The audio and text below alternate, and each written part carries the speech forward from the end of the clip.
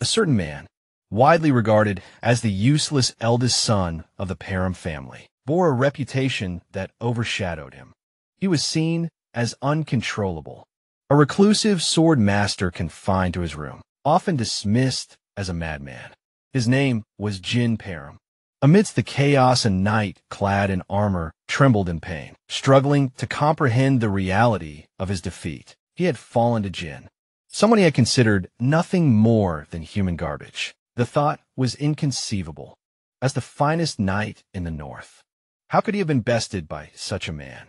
Surrounding him lay the lifeless bodies of several others who had met the same fate. As the injured knight quivered, another figure approached. This newcomer, clad in fine armor and wielding a massive axe, observed the scene with cold detachment.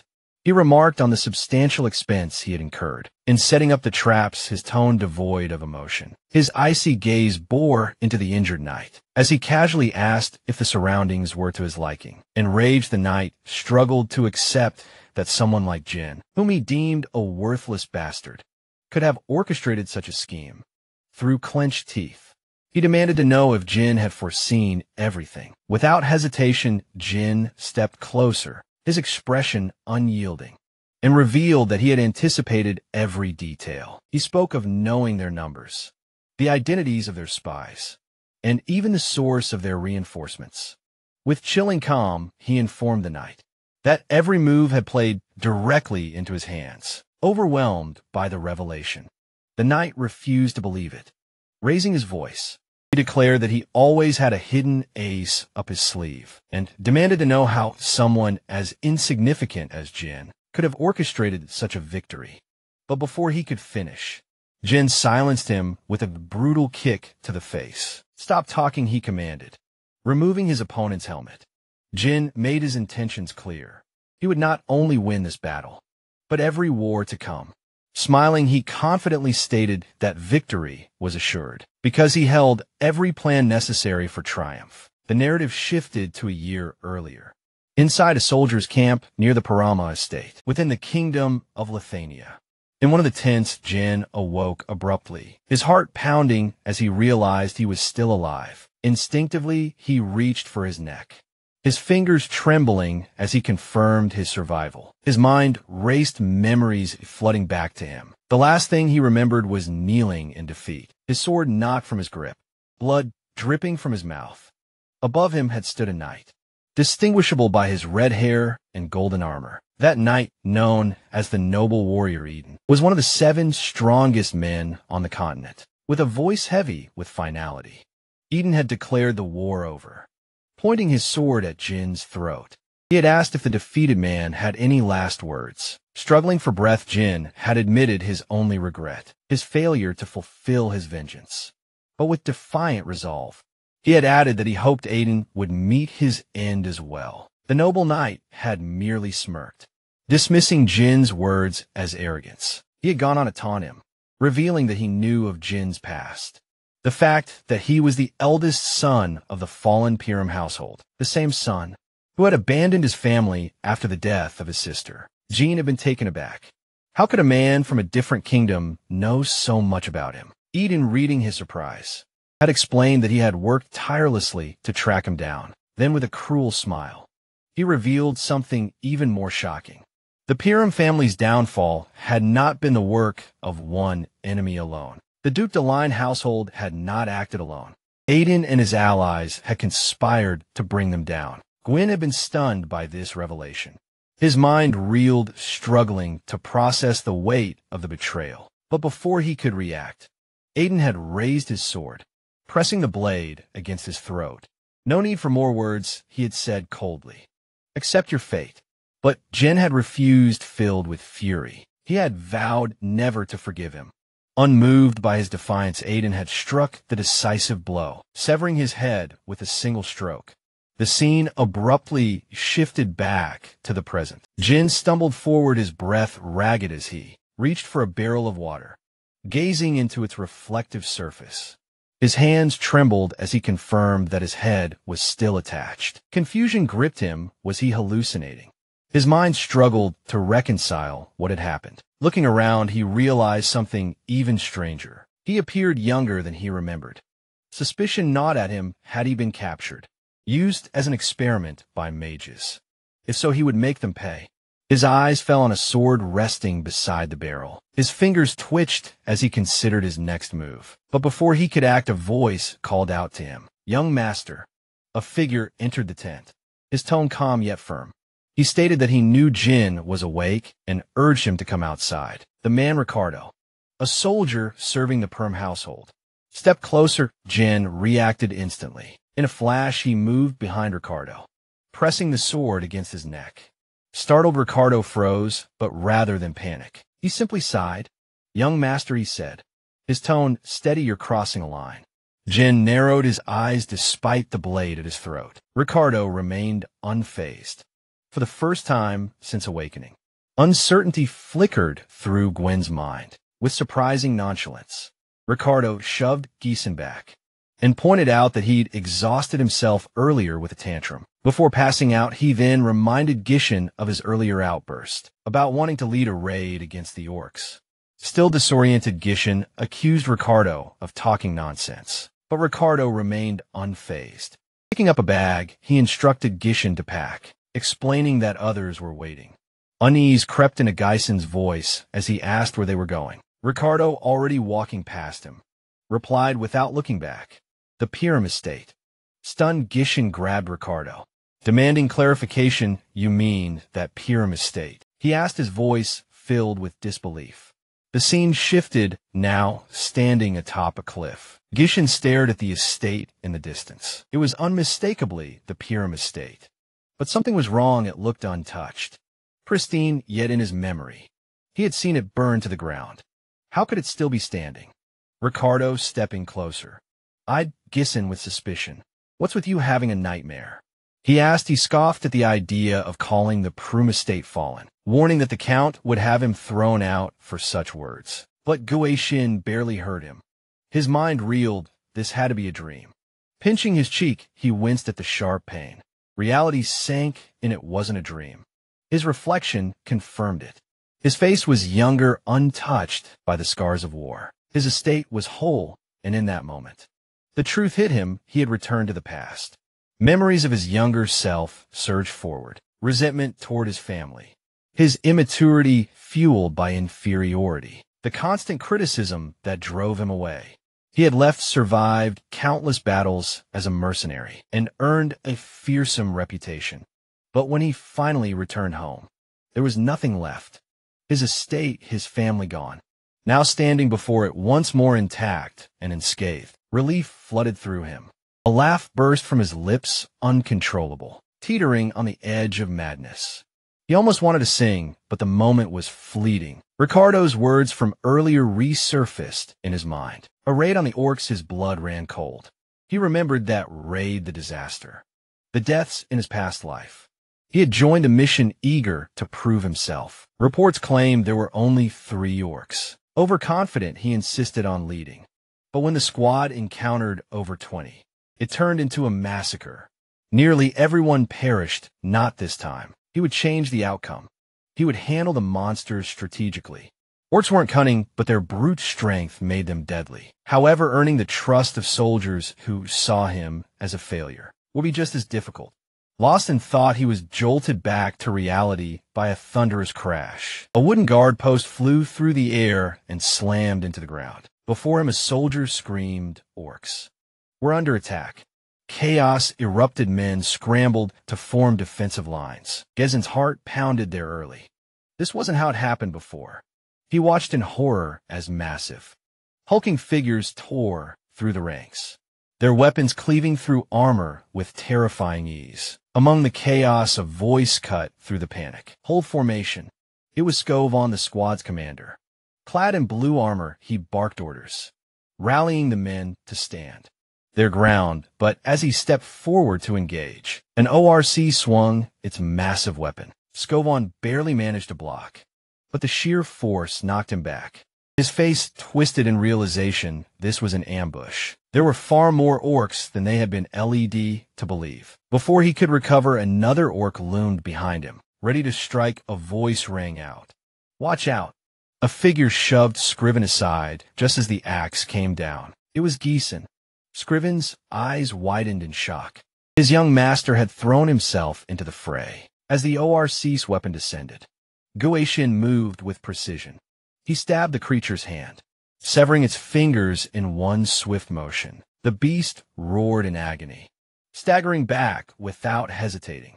Gishin followed up with a sharp slash to its thigh. Halting its advance, soldiers froze, staring in disbelief. The orc collapsed, howling in pain. But Jason wasn't satisfied. His attack had been weaker than he expected. Man, I still can't use it yet. Frustration boiled within him. If only he had returned sooner. Turning to Scoven, his voice was firm.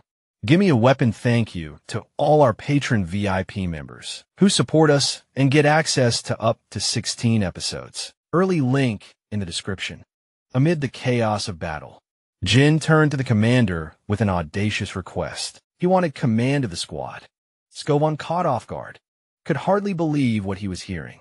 He had always seen Jin as reckless, but demanding leadership in the heat of combat, with soldiers' lives hanging in the balance, was beyond reckless. It was outright madness. Standing his ground, Scoven refused.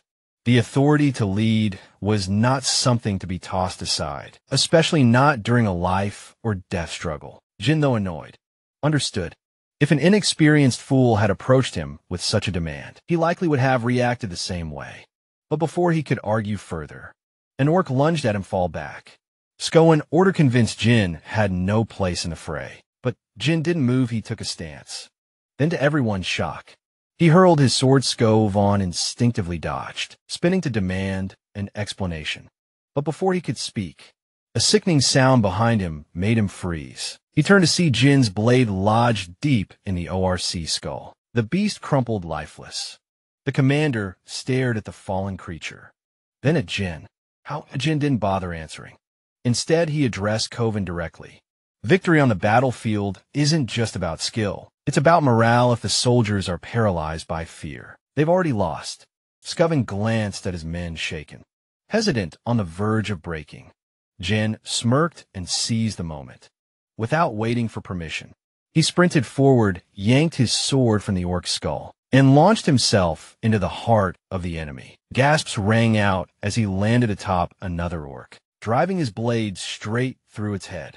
Standing on its corpse, he bellowed, taunting the remaining orcs, daring them to face him. Come on, you pathetic beasts, I'll kill every last one of you. The orcs snarled, their fury ignited. They turned their attention to Jin, rushing him in a frenzied charge.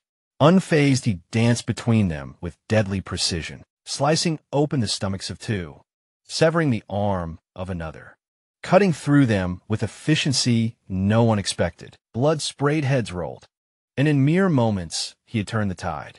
From the sidelines, Scoven watched in stunned silence. Even with his mastery of mana, he found it difficult to take on orcs with such ease. Yet here was Jin, a young man who, as far as anyone knew, lacked mana entirely, cutting them down like a seasoned warrior. But Scoven noticed something else. Jin was tiring his movements. Once sharp and fluid, became smaller, more calculated. He wasn't just swinging wildly. Every strike targeted weak points with surgical accuracy. That's when Scoven realized the truth.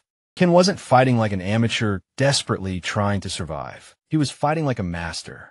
A swordsman who had perfected his craft without ever relying on mana, even as exhaustion set in. Jin didn't stop. He taunted the orcs, laughing, claiming he wasn't even warmed up yet. From the sidelines, Ricardo watched in horror as the orcs, now enraged, charged at Jin in full force. A soldier beside him pointed out what seemed obvious. Jin was retreating. Ricardo's heart pounded. Scoven, he's. Scoven narrowed his eyes, watching the battlefield unfold. No, he muttered, he's drawing them in. Jin's sudden sprint toward the cliff puzzled Scriven. The path led straight to the edge. And as realization struck, Scriven understood his young master's intent. Wasting no time, he commanded his troops to form a shield wall and prepare to follow. At the cliff's edge, Jin braced himself against the relentless assault of the orcs, silently hoping that Scriven, with his keen strategic mind, would discern his plan. Though he would have preferred to handle the orcs himself, His stamina was nearly depleted. With a faint smile, he reassured himself that he had done enough. As if on cue, the orcs turned at the sound of advancing soldiers. Scovon and his men's spears raised their shield wall, unyielding, charged forward. The sight caused the orcs to hesitate. Seizing the moment, Jin grinned and declared the timing perfect. Without hesitation, he leapt off the cliff. The instant Jin vanished from sight, Scovon shouted the order. His troops surged forward, driving their spears into the monsters and forcing them back. Overwhelmed, the orcs tumbled one by one over the edge, their massive bodies crashing to the ground below, staining the earth with blood. As the dust settled, the soldiers stood in stunned silence, marveling at their victory. They had triumphed against overwhelming odds. But Scovon wasted no time in celebration. He rushed to the cliff's edge, calling out for Jin. Relief flooded him when he spotted his young master, clinging to the rock face, his sword embedded deep to hold him steady. Jin, breathing heavily, managed a weak smile. Scriven stretched out his hand to help him up, but Jin's strength had run dry. His fingers slipped before he could grasp Scriven's hand. The sword came loose, and Jin plummeted into the abyss. Scovon and his soldiers could do nothing but watch in horror. Darkness swallowed him, and then a hazy memory surfaced. A familiar voice called his name. He knew it. At once it was Elena. Visions of his sister flooded his mind. Her tear-streaked face when their mother died. Her gratitude for his care. The bitter words she once hurled at him, claiming she hated him. The memories blurred, and suddenly he saw a much younger Elena tugging at his sleeve, begging to go with him. Jin's eyes snapped open. He was lying in a room, a damp cloth resting on his forehead. The realization dawned. His soldiers had managed to save him. Relief washed over him, but the dream's lingering presence unsettled him. Attempting to sit up, a sharp pain shot through him, his body trembling from the toll of battle. The door creaked open, and a white-haired maid entered. Belinda, her face lit up with relief as she spotted him awake. Setting a bucket down, she scolded him gently, reminding him that she had warned him to leave the battle to the soldiers. Before she could say more, Jin suddenly lurched forward, pulling her into a tight embrace. Belinda froze, startled by her master's uncharacteristic display of affection. Confused, she asked if she had done something to offend him, but Jin only tightened his grip, assuring her that he was simply happy to see her. Since childhood, Belinda had been his personal tutor, standing by his side despite his reckless antics. Yet in his past life, after the Piram family fell to ruin, she had vanished. He never saw her again. Belinda, still perplexed, remarked that they saw each other every day. Why was he acting as if they had been apart for years? Jin hesitated. He felt an urge to tell her the truth. His expression grew serious as he urged her to listen carefully. A catastrophe would soon befall their family. Belinda frowned, uncertain of his meaning, and pressed him for an explanation. Jin met her gaze. "I died," he said, "and I came back to life." For a moment, silence hung between them. Then Belinda laughed, assuming he was exaggerating due to his brush with death. Jin shook his head. "I'm not talking about the battle with the orcs." But she dismissed his words, urging him instead to focus on his recovery. Frustration stirred within him. She didn't believe him, sensing his mood. Belinda changed the subject. She playfully asked what he would have done if his injuries had kept him from attending the upcoming festival. Jin blinked. The festival. Belinda reminded him that Elena had been eagerly waiting for this day, to go to the festival with him.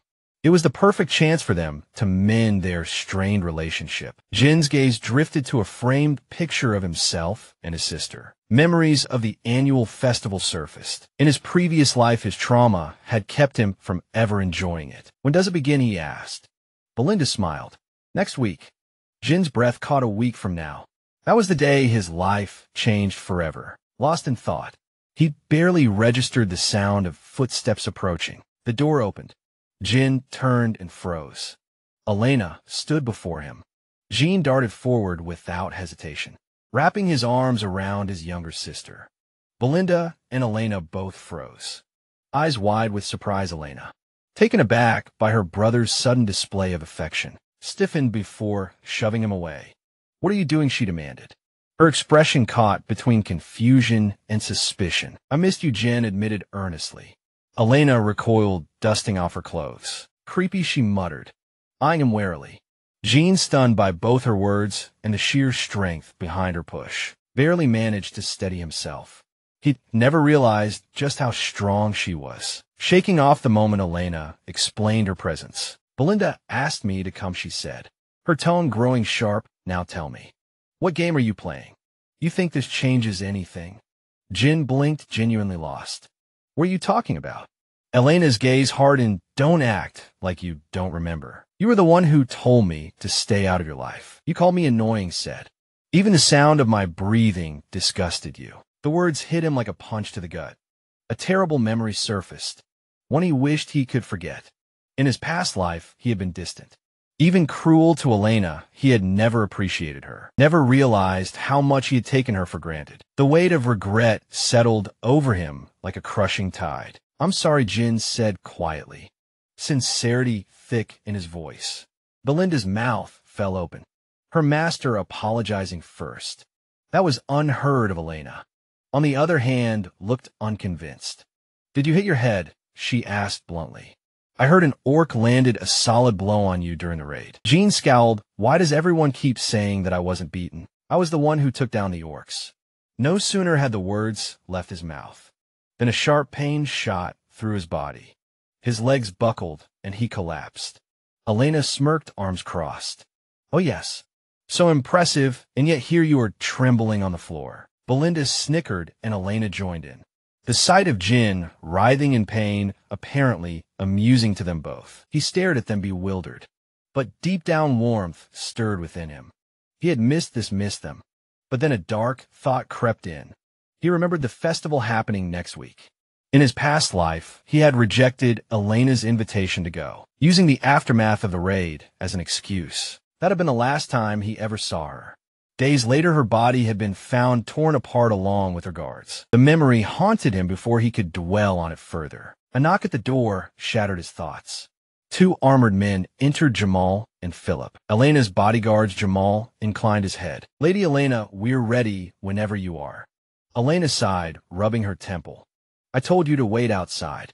Jamal looked sheepish. Apologies, my lady, but the servants have asked for your help, overseeing the festival preparations. Gwen's brows furrowed. Why are the maids asking you to do that? Belinda rolled her eyes. Because you're useless, she said flatly. You spend all your time lazing around while the estate struggles. There's a worker shortage. Genius. Jin stiffened. A shortage that was news to him, but thinking back, it made sense. He had never once paid attention to the affairs of the estate before. Elena exhaled. I need to go. She turned to leave, but Jin took a step forward. I'll help, he said. Both Elena and Belinda stared at him, as if he had just grown a second head. You must have been hit really hard. Elena muttered. Later, as the town bustled with festival preparations, Jin trailed behind Elena despite her repeated protests. You're just going to scare everyone. She huffed. He shrugged. Is that really how you treat someone offering to help? If you really want to help, go back to the manor and stay out of the way. She snapped. Jean barely listened, his mind elsewhere. In his previous life, Elena's body had been discovered near the slums, far from the festival grounds. Someone had lured her there. But who and why if he wanted to prevent history from repeating itself? He needed to know every inch of the estate, every potential danger.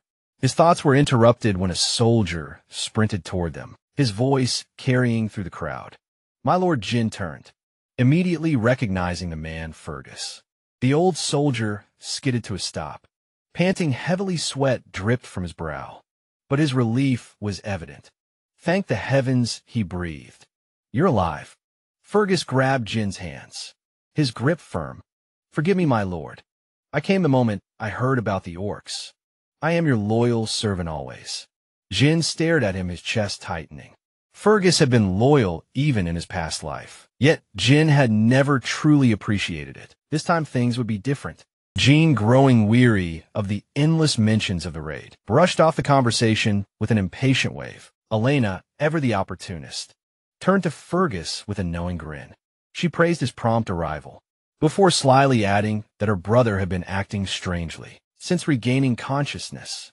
With exaggerated concern, she pleaded with Fergus to escort Jin back to his quarters. The old soldier, seeing no reason to refuse, nodded in agreement. Jin, however, clenched his jaw in frustration.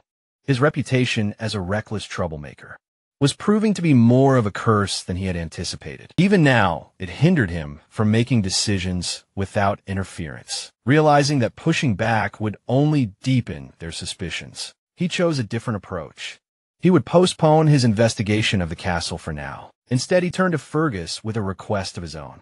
"Take me to the old training grounds," he said firmly. Fergus hesitated, clearly taken aback. "The training grounds?" Wygwen's expression was unwavering. "I want to train." The veteran soldier stared at him, scanning his face for any signs of deception. After a long pause, he finally exhaled and gestured for Jin to follow. Upon arrival, Jin found himself unexpectedly impressed. The training ground was in pristine condition, far better maintained than he had expected. Weapons were neatly arranged. The soil was firm but well kept, and not a single speck of dust marred the equipment. It was a stark contrast to the crude and worn-out facilities he had used during his mercenary years. Fergus watched Jin take in his surroundings before explaining. "It's always been ready in case you ever decided to use it." His voice carried an air of quiet conviction. "I always believed you'd grow out of that reckless phase." Jin was momentarily at a loss for words. The old soldier's unwavering faith in him despite everything struck a chord deep within him. Smiling faintly, he reached out and tapped Fergus's armor. "I don't plan on dying anytime soon," he said, his tone lighter than before.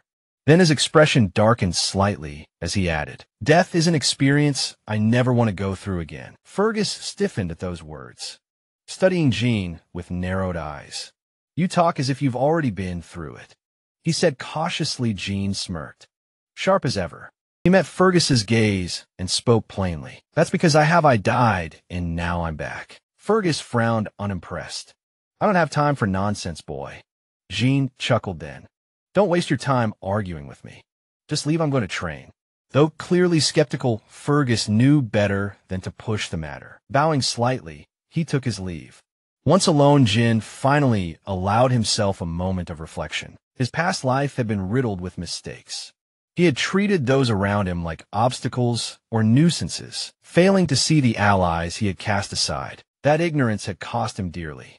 He remembered it all too well.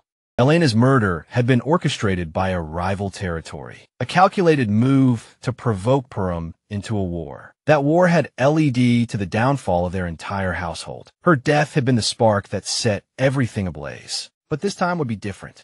Determined to change fate, Jin steeled himself. Strength was the key. His body was still weak, but he had the knowledge and the experience to rebuild it. Time was limited, but he wasn't one to back down from a challenge. Settling into a lotus position, he focused inward. Mana, the mystical energy that allowed humans to transcend their natural limits, was notoriously difficult to sense, let alone control. But for Jin, it was as natural as breathing. Even in the heat of battle, he had always been able to weave mana as effortlessly as spinning thread. In his previous life, forming a single mana core had been a feat in itself. But Jin had gone beyond that. He had uncovered a forgotten technique, a method described in a half-burned grimoire. By forging multiple interconnected cores, he had pushed his strength to new heights. 2, 3, even 5 cores, all linked together in a network, had granted him an explosive edge in battle. He clenched his teeth as he forced the mana through his body, attempting to recreate the process. Agony ripped through him, blood trickled from his nose and mouth, his vision blurring from strain. When the pain finally subsided, he let out a bitter laugh. 3 cores, that was all he could manage. In his past life, he had reached 5. The technique was powerful, but it came with a cost. It demanded an enormous amount of mana, draining him faster than he could replenish it. It had been his downfall in his final battle. He could still remember it vividly. His duel with Aiden, the noble knight. Aiden had arrived with an entire order of warriors at his back. Jin had fought like a demon. But when his mana reserves finally ran dry, he had been overwhelmed. He had always believed he would have won. If the battle had been fought on equal footing, his fists clenched. It didn't matter anymore. He was young again, Stronger than before this time, he would perfect the technique, refine it until it was flawless. A slow, smoldering rage burned in his chest as he vowed to take revenge, not just on Aiden, but on the traitors who had orchestrated the destruction of House Delhi. This time, they would be the ones to fall. He swore that this time it would be him who delivered the final blow. The scene shifted to the day of the festival. Jin donned his gear and made his way to the bustling grounds. His mind focused Elena. Spotting her brother among the crowd, was visibly shocked to see him. "There is something wrong?" she asked, concerned coloring her voice as she approached him. "You've never shown any interest in these events before." Jin gave a calm, measured response. "As a member of the Piram household, it's important to attend gatherings like this from time to time." Elena eyed him with suspicion. "You've been acting strange lately," she remarked, her gaze narrowing. "I heard about your week-long training regimen. That's not like you." Jin hesitated for a moment, then explained with a nervous smile. "There's nothing odd about the air of a noble family training hard. It's just what's expected." Elena's eyes widened as she reminded him. "But you've never cared about any of this before. You even called father annoying, and said you couldn't wait to take his place." Jin's jaw dropped as he heard his own words echoed back to him. A bright smile spread across Elena's face as she continued. "I think I like the changes in you. It feels like you're becoming the brother I used to know." As Jin processed her words, he reflected on the past week. His actions had indeed begun to change the way people saw him, shaping not only how others perceived him, but also what the future might hold. While Jin was lost in thought, he noticed Belinda giving orders to Elena's bodyguards. She told them to handle any potential problems caused by Jin, themselves stressing the need to avoid trouble, especially with so many visitors around. The two guards nodded, assuring her that they could manage, despite the smooth flow of the festival. Jin found it difficult to gauge how his actions affected the smaller details. For him, it became essential to respond to each situation appropriately, using the information at hand to make the right choices. He stayed close to his sister throughout the festival, keeping an eye out for anything suspicious. Eventually, Elena took a seat, a thoughtful look on her face. "I've enjoyed the festival a little," she mused, "but it feels so repetitive. Is there anything new this year?" Jin couldn't shake the feeling that nothing unexpected had happened. He wondered if his mere presence had deterred any incidents. As he pondered this, a soldier approached Elena, suggesting they visit other parts of the festival, where new events were reportedly taking place. His friend had mentioned them, and he invited Elena to join him. Surprised but intrigued, Elena took the soldier's hand, her excitement palpable at the prospect of exploring more activities. Jin, however, noticed something unsettling.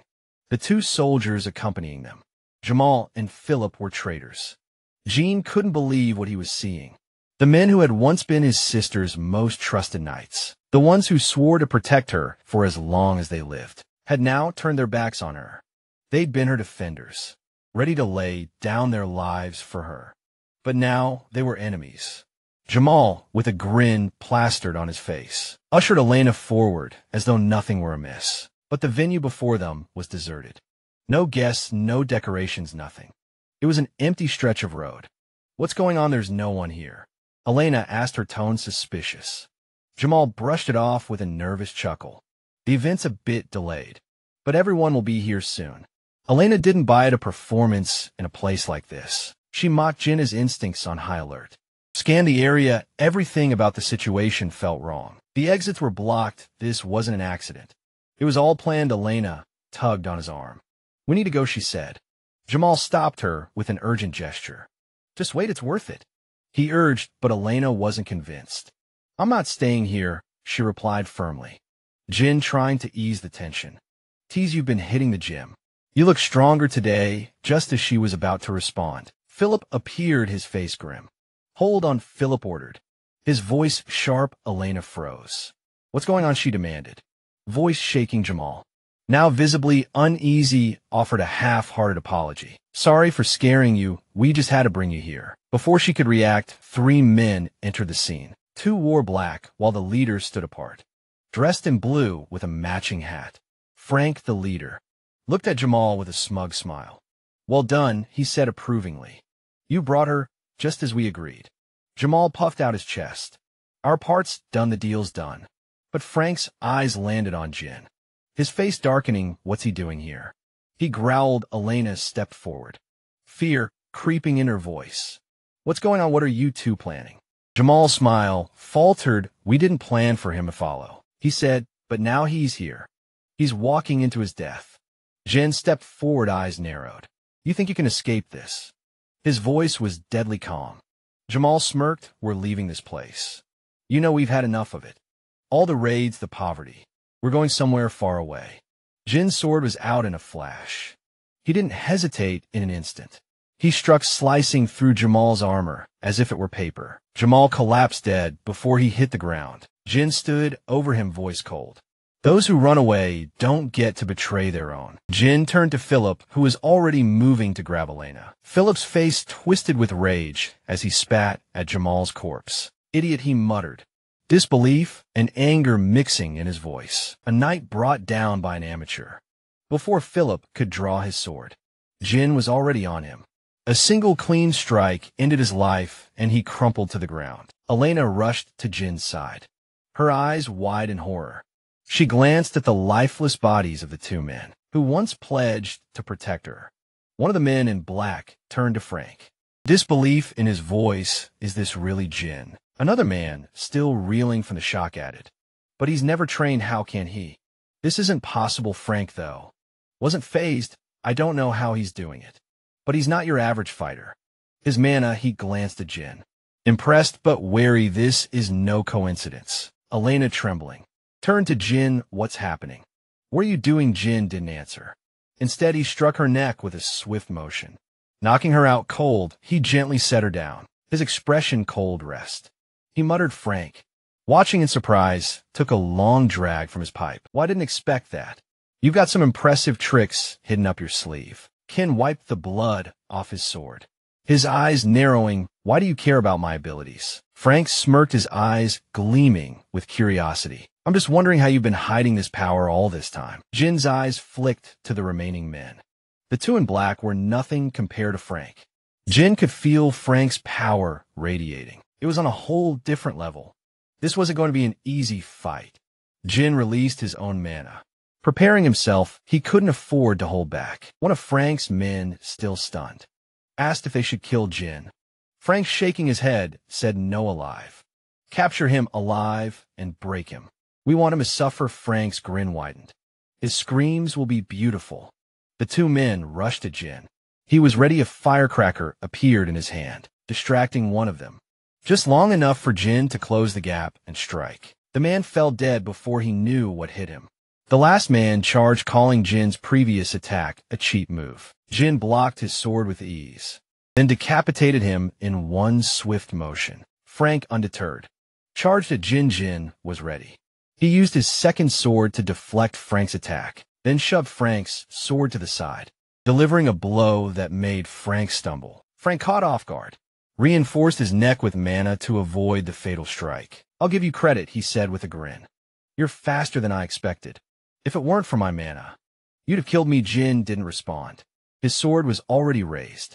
Frank's eyes narrowed, and he charged once again. Jin wasn't backing down. This was far from over. Shoving Jin back, Frank sneered at his feeble mana, arrogantly confident in his inevitable victory. However, Jin's smile in response unsettled him, causing Frank to hesitate in confusion. Seizing the moment, Jin parried Frank's sword and threw off his balance. He followed up with a swift kick to Frank's face, sending him stumbling backward, wiping the blood from his mouth. Frank smirked and reminded Jin that his attacks were futile against his reinforced mana.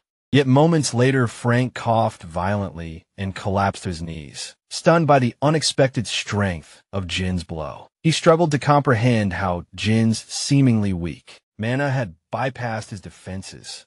Jin slowly closed, and revealing that he had suspected someone of orchestrating his sister's death, but never imagined the true culprit. With a piercing gaze, Jin unleashed his third core, dramatically boosting his mana.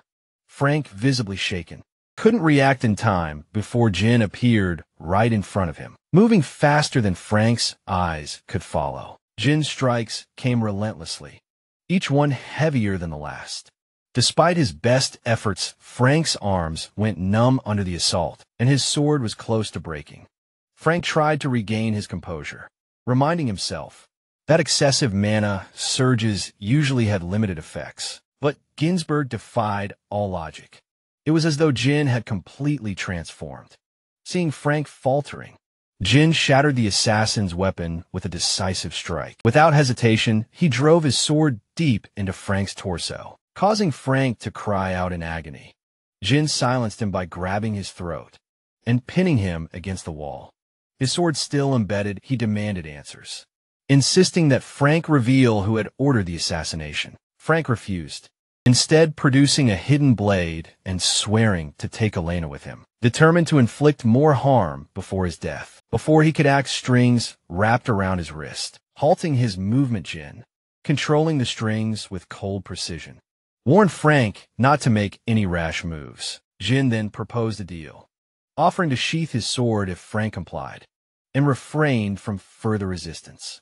Frank, stunned, realized the threads binding him were made of mana, something he couldn't fathom how Jin had created with such precision. Jin drove his sword deeper into Frank's body and remarked that someone of Frank's skill should be able to patch up the injury. His voice was cold, as he warned that once Frank's monocore was destroyed, no amount of healing would matter. Panic flashed in Frank's eyes as he looked down and saw Gwen's sword glowing ominously. The assassin screamed in pain, accusing Jin of madness and claiming the backflow of mana could cause a catastrophic explosion, wiping out the entire area. He questioned whether Jin intended to self-destruct. Jin, with unflinching calm, replied that only the unskilled made such mistakes, and assured Frank that he had complete control over the situation. Frank, realizing Jin wasn't bluffing, accepted his impending death and screamed, revealing that Count Desmond had orchestrated the assassination. The Count, Frank explained, sought to ignite a war between the Piram and Deard families. Jin was taken aback by this revelation. Such schemes were usually carried out by families allied with Duke Dellen. The fact that the Duke was pulling strings from the shadows, remaining uninvolved, infuriated him. Jin demanded to know if this was the reason Frank had targeted his sister, to which Frank confirmed with a grim smile. Without hesitation, Jin drove his sword through Frank's body, causing Frank to cough up blood. Frank, with his last breath, reminded Jin of his earlier promise to put the sword away. Jin smirked and asked why Frank, who had taken so many lives, was now afraid of death. Frank laughed, catching Jin off guard, and moved closer. He declared that his death would change nothing. The Deard family's mission was accomplished, and Piram was doomed to ruin. He sneered, questioning whether anyone would listen to someone like Jin, as Frank taunted him. Jin grabbed his head and slammed it against the wall. With a sinister smile, Jin declared that his rebirth after death meant everything would be different. This time, his sword began to glow brighter, and Frank's screams filled the air. A burst of energy erupted from Frank's mouth, and the explosion lit up the sky like fireworks. Moments later, Frank's lifeless body crumpled to the ground. Skin breathing heavily surveyed the scene. Bodies scattered, his sister unconscious and safe, satisfied that no one else was nearby. He discarded his sword, took a deep breath, and collapsed to his knees, coughing up blood, wiping his mouth. Jin muttered that detonating 3 monacers had once been effortless. For him, stealing himself. He rose, vowing not to fall here, heading to a nearby building. He kicked open the door and found 2 bodies inside. In his previous life, a third body had been discovered here alongside Elena's, this time based on Frank's earlier words. Jin identified one of the bodies as the son of the Degard family. The boy had been murdered alongside his escort knight, their deaths staged to frame Elena. Jin moved the bodies, knowing that revealing them would undoubtedly spark a war. Deciding to eliminate all evidence, he set the building ablaze with a firecracker, watching the flames consume the damning proof. Jin then carried his sister and began walking away, determined to ensure that his enemies would never succeed in their plans. Unbeknownst to Jin, a figure hidden in the trees observed his every move. After watching for a moment, the person disappeared into the shadows. The setting shifted to a round table, where the observer informed a group of high-ranking officials about the failure of the assassination. The members of the council appeared rattled, struggling to understand how Frank and the two knights had failed in their mission. The council members interrogated the spy, accusing him of underestimating the task, assuming it would be an easy success. The spy nervously admitted that their failure was due to Jin, a revelation that stunned the men at the table. They found it hard to believe that the so-called useless bastard of the North could achieve anything noteworthy. One member dismissed the accusation, claiming that blaming Jin was merely an excuse for failure, and demanded the spy stop using him as a scapegoat. However, the spy insisted that Jin was not like the reports and rumors had portrayed him, recalling how Jin had dealt with their men. The spy explained that Jin appeared to be an entirely different person. He reassured his superiors that their plans to eliminate the Dagard family were still intact, and that starting a territorial war would not be difficult, pleading for another opportunity. The spy promised to fix his mistake. The council, unimpressed, silenced him, scolding him for his failure to gather sufficient intelligence. On a single individual, they condemned him for delaying their plans, and were outraged by his request for another chance. After such a failure, the group decided to eliminate the spy. But before the order was carried out, a man sitting on a throne intervened. His voice cut through the noise, and he dismissed the commotion as tiresome, asking the spy to explain what kind of opportunity he was requesting. The spy confidently assured the man that he could eliminate Jin. When asked how the spy proposed arranging a duel, he explained that he had someone in mind for the task, and the council demanded to know the identity of this individual. The spy revealed that his choice was Cain Los, a young man renowned for his strength-based swordsmanship and widely regarded as a paragon of raw power. The spy argued that no one in the North could match Cain's strength, and assured the council that setting up the duel would be easy, as Cain was Jin's cousin. The man on the throne, fixing the spy with a cold gaze, warned that there would be no more chances if he failed again. The spy swore not to disappoint. The scene then shifted to the training hall of the Parham household, where Fergus entered the room to inform his master that it was time for a meal. As soon as he spoke, something flew toward him. Jin, practicing with his moneth thread, had wrapped the thread around the sword near the entrance and pulled it toward himself.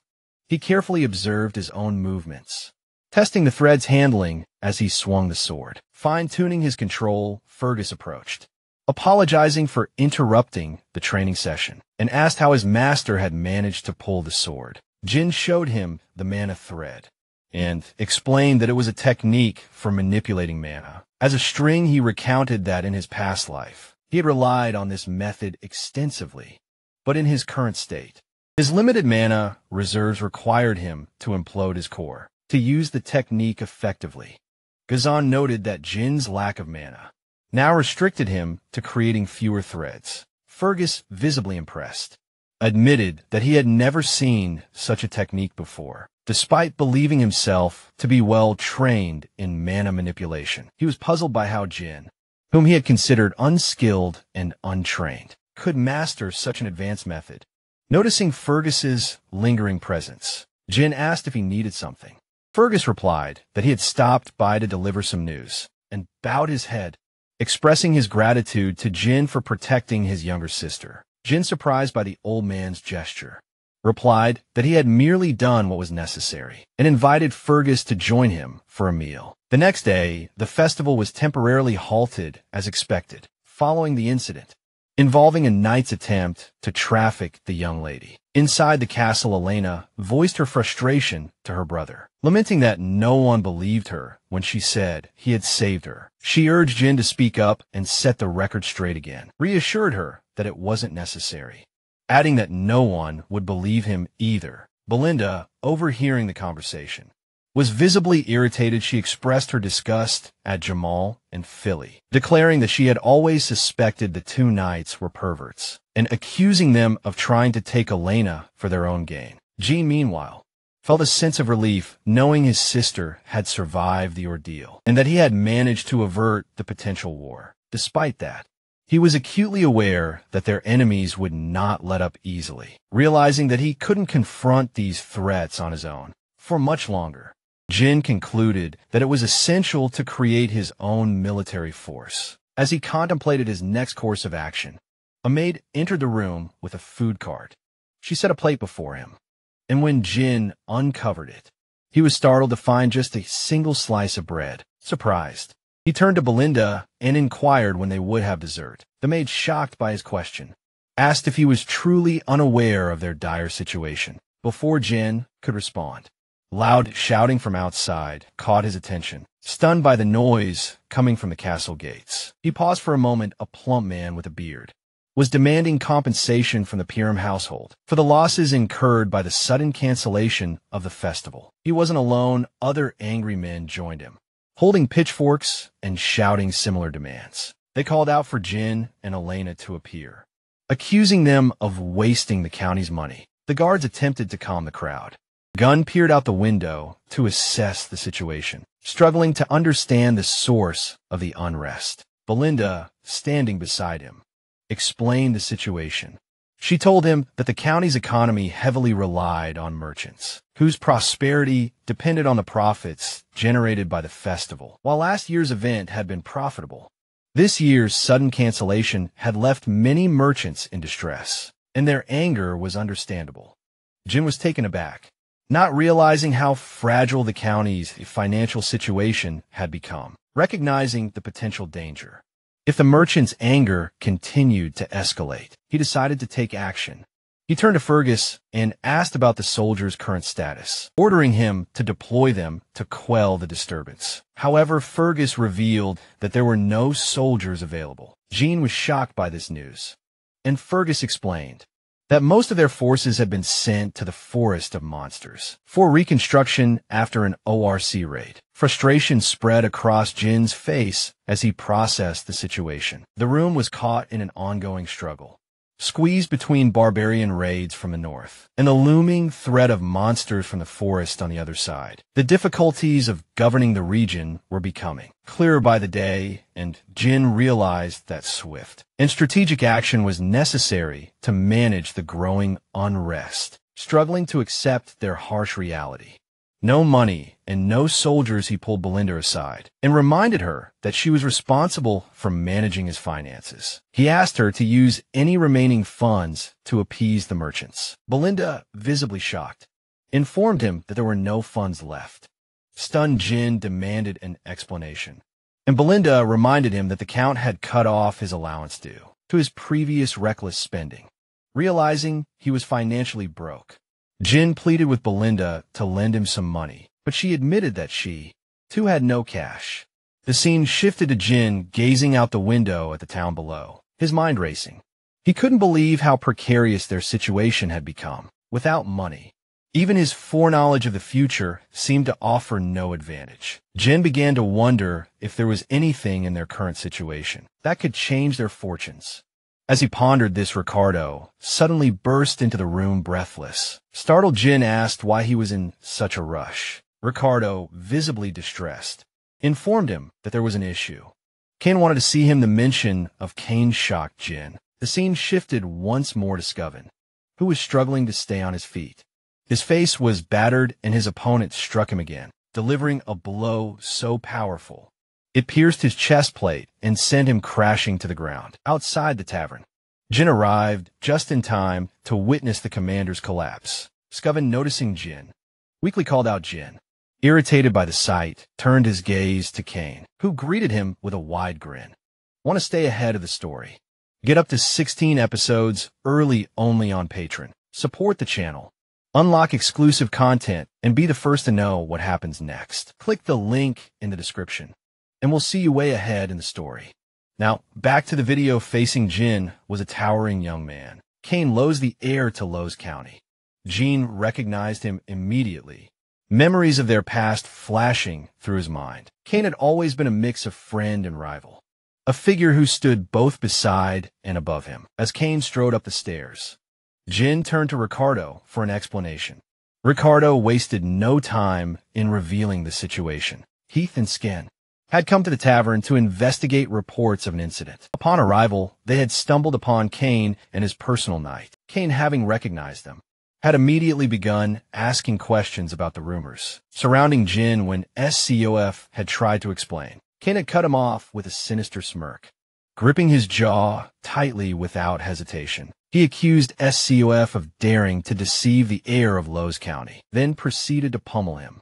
With SCOB subdued, Kane turned his attention to Ricardo. Demanding the truth, the rumors claimed that Jin, a man with no formal training, had somehow managed to defeat an ORC with his bare hands and take down a group of treasonous knights. Single-handedly, Kane scoffed, dismissing the story as absurd. He claimed he had only been trying to teach the commander a lesson, to bring him back to reality. Then his gaze shifted fully to Jin, his lips curling into a sneer. He accused him outright, saying that none of this chaos would have unfolded if Jin hadn't spread lies. Jin's mind wandered back to his past encounters with Kane. His arrogant cousin had always looked down on him, treating him like an underling rather than an equal. Every time Kane visited Prum, trouble followed in his wake. Yet no one dared to challenge him, due to his status, his confidence, and reckless nature were celebrated as signs of a future leader, while Jin's quiet demeanor was seen as weakness. Yet instead of reacting with anger, Jin did something unexpected. He smiled. Kane's expression faltered for a split second. He had been expecting fury, perhaps even an impulsive attack, but certainly not this hours earlier in Lowe's County. A spy had approached Kane with an intriguing proposition. Eliminate Jin initially. Kane had been taken aback, but curiosity kept him listening. The spy assured him that if he succeeded, those in power, the ones who truly mattered, would back his family. Kane had considered the request. Defeating Jin wasn't a challenge, but outright killing the heir of another noble house was no simple matter. He had questioned how such an act could be pulled off without causing an uproar. The spy had reassured him with a simple plan. They would lure Jin into a duel and orchestrate his death to appear as an unfortunate accident. The fight would seem like a mere dispute between noble heirs. Nothing more. Kane had listened carefully, weighing the opportunity. Then, with a slow, wicked grin, he had realized the truth. This wasn't just a chance to defeat his cousin. It was a chance to end him. At this very moment, Kane found himself wondering why the shadowy organization wanted Jin eliminated. He had a strong suspicion that something about his cousin had changed. A smirk tugged at his lips as he turned to Jin and asked why he was just standing there so casually on the stairs. His tone shifted, becoming more demanding. He insisted that Jin bring whatever he had prepared. Jin, confused, tilted his head and asked Kane what he meant. With an amused chuckle, Kane reminded him of the festival's interruption and insisted they should make up for it by having some fun. He spoke as if they were still partners in crime, bringing chaos wherever they went. With a dark gleam in his eyes, Kane asked if he was wrong. Unfazed by his cousin's imposing presence, Jin took a moment to think. Then it clicked. Kane was referring to alcohol and women, the same indulgences he had forced Jin to provide for him during his past visits. Back then, Jin had obeyed without question, fearing the consequences of refusal. He had drained his own funds to meet Kane's demands, which suddenly made Belinda's earlier warning make sense. His father had cut him off due to reckless spending. As the realization settled in, Jin couldn't help but smile. The solution to his financial troubles had been in front of him. All along, Kane's voice snapped him back to reality. Growing impatient, he called out, again demanding what was owed. Jin met his gaze and assured him he'd have what he wanted soon. But there was another matter to settle first. His eyes sharpened as he spoke, making even the spy observing from the shadows flinch. Kane frowned, clearly caught off guard. He asked what Jin, with an eerily calm smile. Jin explained that all the lavish entertainment Kane had enjoyed in the past hadn't come for free. Every luxury had been funded from Jin's own pocket, and now it was time for repayment. A hefty sum of 1,000 gold. Kane's expression twisted with disbelief. He scoffed, arguing that the cost couldn't have exceeded 100 gold. Laughing, he dismissed the demand, calling it nothing more than a token of friendship. Jin's smirk widened. You really are an idiot. He remarked, you've always treated me like a doormat. The mood in the tavern shifted as Jin leaned in slightly. I'll give you a choice, he said coldly. Pay up now, or I'll take it out of you another way. The entire room fell silent. Onlookers gawked at the audacity of Jin's words. Kane's companions bristled, one of them stepping forward and accusing Jin of acting out, simply because Kane had been lenient with him. The noble heir himself scoffed at the idea that Jin had truly gotten stronger. He called him a fraud, claiming he had spread false rumors about defeating knights in battle. With a sneer, Kane went further, labeling Jin a parasite, a disgrace to the north. Then, with a clenched fist, he barked at Jin to pull himself together. Without warning, Kane swung. Jin moved like a shadow, easily sidestepping the blow. The bystanders, including Ricardo and the spy, looked on in shock. Kane, frustrated, adjusted his stance and aimed for Jin's head this time. But once again, Jin avoided it, ducking low before delivering a sharp counterstrike to Kane's ribs. A grunt of pain escaped Kane as he staggered back, disbelief flashing across his face. Jin didn't hesitate. He threw another punch, this time aimed at Kane's head. At the last second, Kane managed to block it with his palm, his lips curling into a triumphant smile. The moment was short-lived. Kane's expression twisted in agony as he collapsed to his knees. Clutching his hand, a scream tore from his throat. The spy rushed to his side. Alarmed, Kane, "Are you all right?" Jin, unimpressed, rolled his eyes. "Quit whining. You blocked the hit, didn't you?" The spy's gaze snapped toward Jin, his expression darkening. "Stay away from him." He warned. The tavern remained deathly silent. No one could believe what they had just witnessed. Kane, once seen as an untouchable force, had been brought low before their very eyes. Kane, however, had no intention of letting this humiliation go unanswered. He shot a subtle glance at the spy and whispered under his breath. Was that convincing? The spy's lips curled into a sly grin. "Perfect," he murmured. "Everything is in place." With that, Kane steadied himself and reached into his coat. From his pocket, he pulled out a blue glove. A symbol of noble duels, he raised it high, voice steady despite the pain. "Jin, you've disgraced the nobility. You struck without provocation." You before he could finish, Jin's own gloves smacked him in the face. The tavern gasped. Jin tilted his head, his smile unshaken. "Kane Lowe's," he said smoothly, "you just insulted an heir and attacked my knight. In doing so, you've tarnished the dignity of the nobility." His eyes gleamed. "Do you intend to deny it?" Kane clenched his jaw, taking a deep breath before letting out a laugh. He had always thought Jin was a fool, but he hadn't expected him to dig his own grave this thoroughly. With a slow, deliberate motion, Kane drew his sword. "Fine," he said, his voice dripping with menace. "If you want a duel, I'll give you one." His eyes darkened with promise. "And I'll make sure you regret it." His grip tightened on his blade. "Even if it cost me my life." Jin called out to Ricardo, who immediately responded to his command. Jin instructed him to bring the merchants, who were protesting outside the castle. Though Ricardo hesitated, clearly taken aback, Jin, now wearing a smile tinged with madness, reassured Ricardo that the merchants would make a substantial profit from this arrangement. Jin had realized that the cancellation of the festival had left both merchants and tourists frustrated, but he was confident that an event like this would reignite their excitement and ease the tension that had built up in the town. The scene shifted to a makeshift stage, where Jin and Khan stood poised for a duel. The crowd around them buzzed with anticipation, eager to witness the confrontation. Many of them were eager to see Jin humiliated, and the atmosphere was charged with excitement. Merchants had reopened their stalls, selling goods to the eager tourists who had returned for the spectacle. Among the crowd, a returned merchant loudly encouraged people to place bets, certain that Khan would emerge victorious. Confident in Khan's superiority, the merchants placed heavy wagers in his favor. Khan, resting his enormous sword on the ground, looked at Jin and questioned why he had turned a sacred duel into some kind of marketplace display.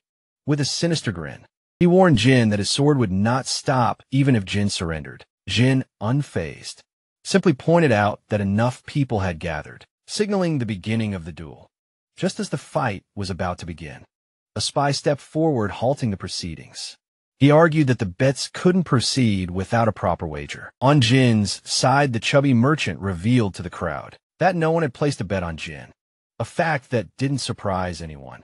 After all, most believed it would be foolish to wager on Jin, considering the odds. Khan mocked Jin, laughing that even his own people didn't trust him. Undeterred, the chubby merchant suggested a different type of bet. They could wager on how long Jin would last against Khan. At that moment, Scovan, supported by Ricardo, stepped forward and placed a heavy bag of gold on the table. Declaring his bet on Jin, the crowd was stunned by this bold move. Elena too approached, dropping an even larger bag of gold, announcing that she was betting on her brother.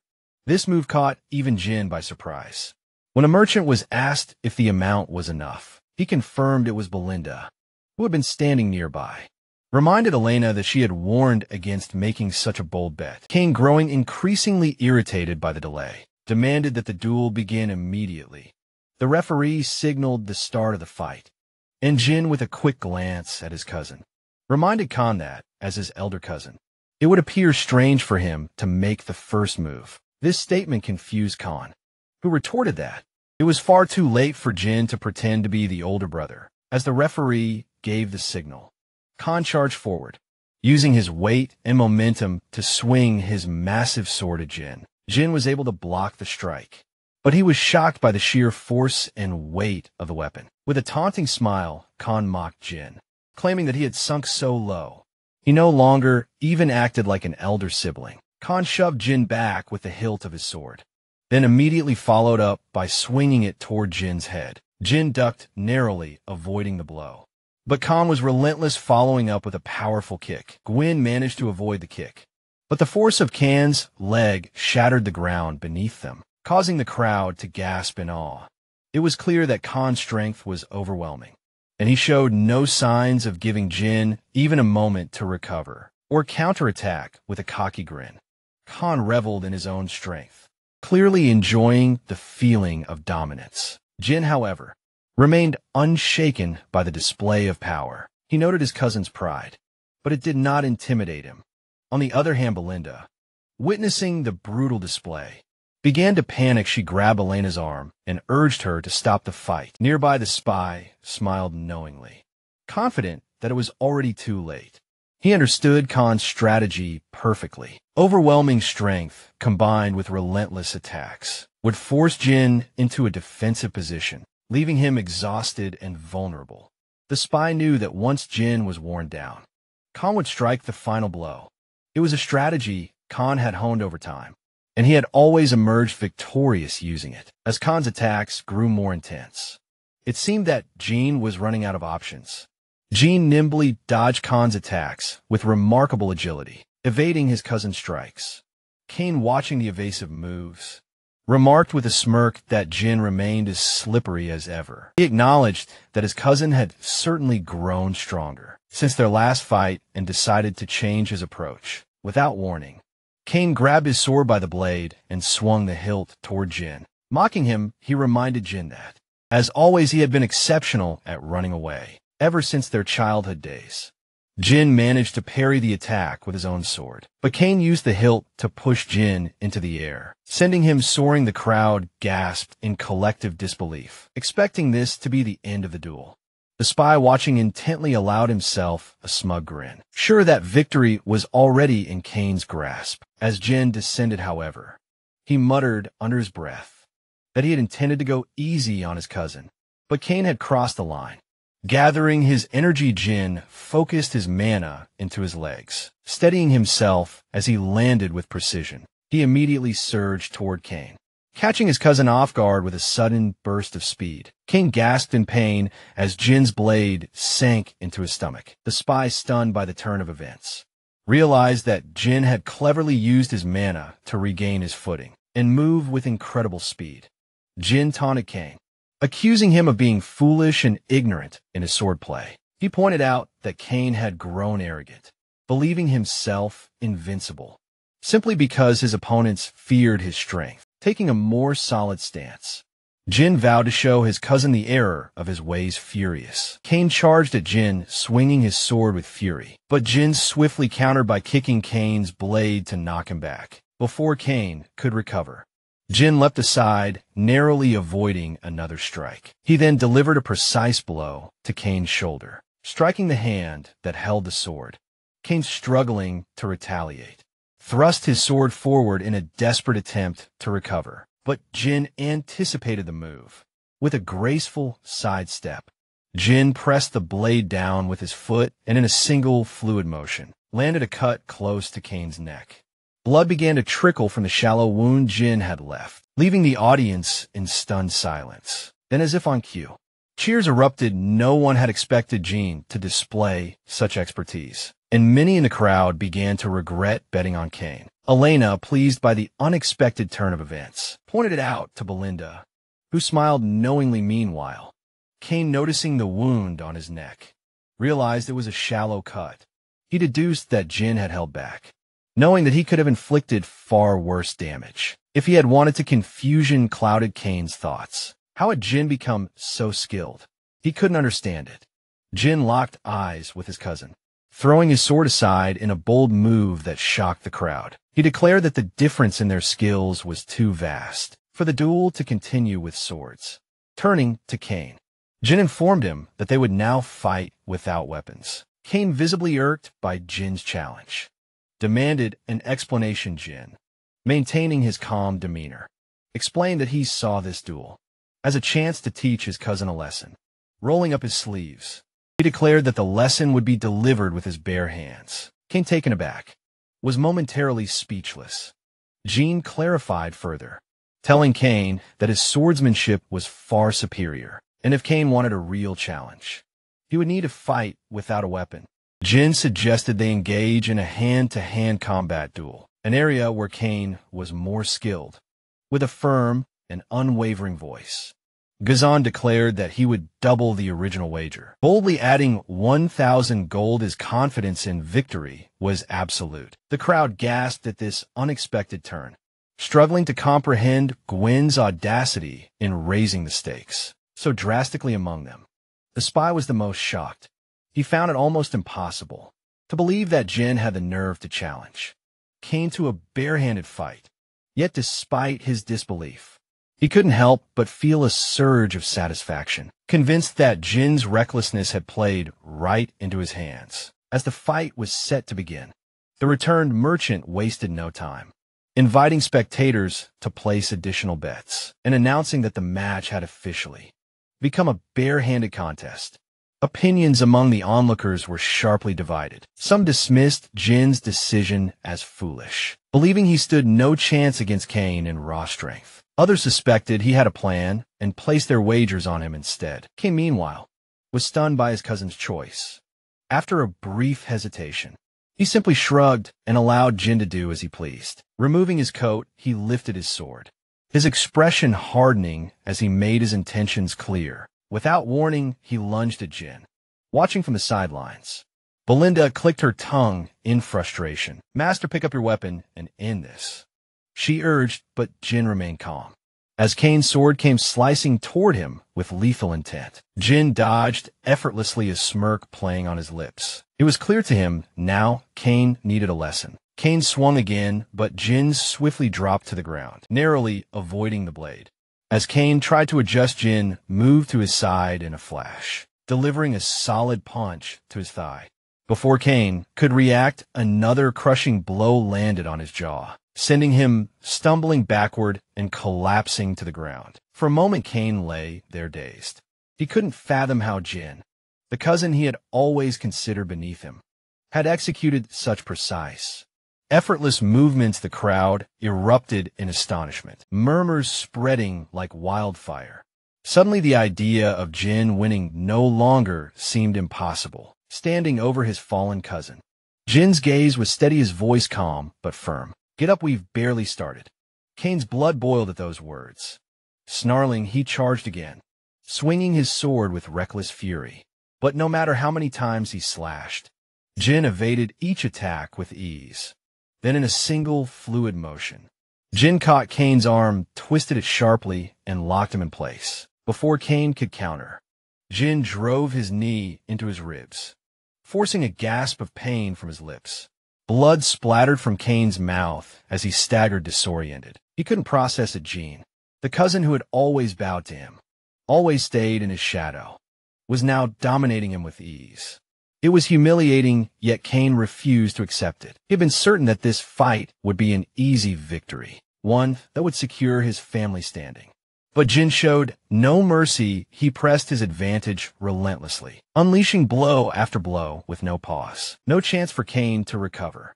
By the time Jin finally stepped back, Cain's face was swollen, his entire body bruised, trembling. He looked up at his cousin, who now towered over him with an air of quiet dominance, and grabbed Cain by the hair. His voice low, "Your father was a man of honor. Count Lo stood by my father through ruin and hardship, all because of loyalty and friendship. But you's grip tightened. You chose a different path." A memory surfaced a moment from years ago. He had stood before his father, seething with frustration as they argued why. He had demanded, "Why do you keep sending aid to Piram? Our own county is struggling." His father had met his anger with quiet resolve. "Because Count Piram is my friend," he had said. Simply, the memory faded as Cain returned to the present, just in time to see Jin's fist flying toward his face. Instinctively, he shut his eyes, but the blow never came when he dared to look. Jin was standing before him, hand extended. "It's over," he said. Cain stared at him for a long moment. Then, head bowed, he exhaled shakily. "I lost." The crowd erupted in disbelief. Jin's name was chanted over and over, his victory sending shock waves through the gathered spectators. Those who had bet on Cain cursed their misfortune, while those who had believed in Jin cheered in triumph. Among them, Elena beamed with pride at her brother's unexpected success. Meanwhile, Belinda and the two soldiers beside her stood frozen, unable to comprehend what they had just witnessed. Then, in the midst of the celebration, the spy stormed onto the stage, his face contorted with rage. He approached Cain, his voice a furious snarl. "Why did you surrender?" he demanded. "You were barely at a disadvantage." Cain didn't even lift his head. "I'm done," he said simply. "Let go." The spy fumed, his fists clenching, but before he could say more, Jin's voice cut through the tension. With a confident smirk, Jin turned to the crowd. "A round of meat and drinks for everyone," he announced, "courtesy of our generous friend here." The crowd erupted in cheers, celebrating their young master's generosity. The spy's eyes widened in horror. "What? I never agreed to that." Jin clapped a firm hand on the man's shoulder, his grip tightening just enough to send a message. "Consider it the price of losing," he said smoothly, "and don't worry. This isn't coming out of the betting pot. This is an additional contribution." His voice turned cold. "And if you try to run, you won't like the consequences." Shudder ran through the spy. He hesitated for only a moment before dropping to his knees. Fine, he muttered. "I'll pay the following day." In the quiet of his room, Jin placed a large box on the table. As he lifted the lid, his breath hitched slightly at the sight. Stacks of gold coins, his winnings from a bet. The sheer amount was staggering. This could fund an entire mercenary corps, he murmured to himself. Yet he knew the difficulty of amassing such wealth again. His enemies wouldn't wait. He had to act, and he had to act fast. As he sat in contemplation, Elena and Belinda entered, exchanging glances before hesitantly stepping forward. Jean noticed their nervous expressions and raised an eyebrow. "Something wrong?" Elena's lips curled into a bright smile. "Brother, what are you going to do with all that money?" Jin chuckled. "Why do you want some?" Elena shook her head, just curious. Belinda, however, smirked knowingly. "I already know what you're planning." She teased. "Lady Amelia's birthday is coming up. Isn't it this whole grand display? You did it just to buy her an extravagant gift, didn't you?" Jin blinked. Taken aback, Elena gasped. "Wait, you're working this hard just to impress your fiancé?" Jean froze. "Fiancé?" For a moment, he looked completely lost, as if he had no idea what they were talking about. Jean turned to his sister for clarification, but Belinda, clearly amused, urged him to drop the act. There was no need to feign ignorance out of embarrassment. Elena then stepped in, reminding him that they were talking about Amelia from Rail County. The mention of the county's name caused Jin's expression to darken. He vividly recalled Amelia Rold, a noble woman he once likened to a spider. Amelia Rold had been widely admired for her kindness and selflessness, winning the unwavering support of her people. Yet in time, she would become infamous for leading a rebellion, earning the title the Witch of the North, aligning herself with the line. She played a crucial role in the downfall of Pam. To Jin, she was nothing less than a traitor. A faint smirk crossed his lips as he turned to Belinda, casually asking when their father was expected to return. She informed him that their father, the Lord, would be back in a week. That time frame was sufficient. Rising from his seat, Jean announced his intention to visit Rold County. Belinda, surprised, pointed out that Amelia's birthday was still some time away and asked why he planned to go. Jean simply stated that he needed to secure funds from the county. The scene shifted to a striking noblewoman stepping onto the ground, her shoes left behind. She had piercing red eyes and a small spider tattoo near her mouth. It was Amelia. She handed her shoes to a ragged young girl, who stared at them in disbelief, struggling to comprehend that Amelia was gifting them to her. With a serene expression, Amelia remarked that only she deserved to walk barefoot on this land. Then, turning to her soldiers, she instructed them to provide food and shelter for the people gathered around. Without hesitation, her men set to work distributing provisions, leaving the crowd in awe as Amelia departed. Grateful voices rose in thanks for her generosity. Scene transitioned again, this time to the lush garden of Rold Manor. A man knelt before Amelia, carefully washing her feet. This was Bernard, her loyal escort knight. As she idly stroked a cat lounging on the table, Amelia recalled her father's strict philosophy: absolute obedience from their people.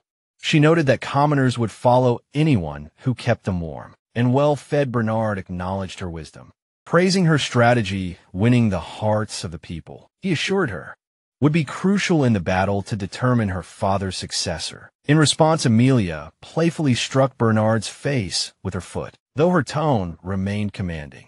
She then inquired about a duel between the North's greatest swordsmen. Bernard, bowing his head, explained that he had deliberately avoided participating. Drawing attention too soon could disrupt their plans. He reminded her that the time had not yet come for her to reveal her true strength with unwavering devotion. Bernard pressed his lips to her foot, pledging his blade to her cause.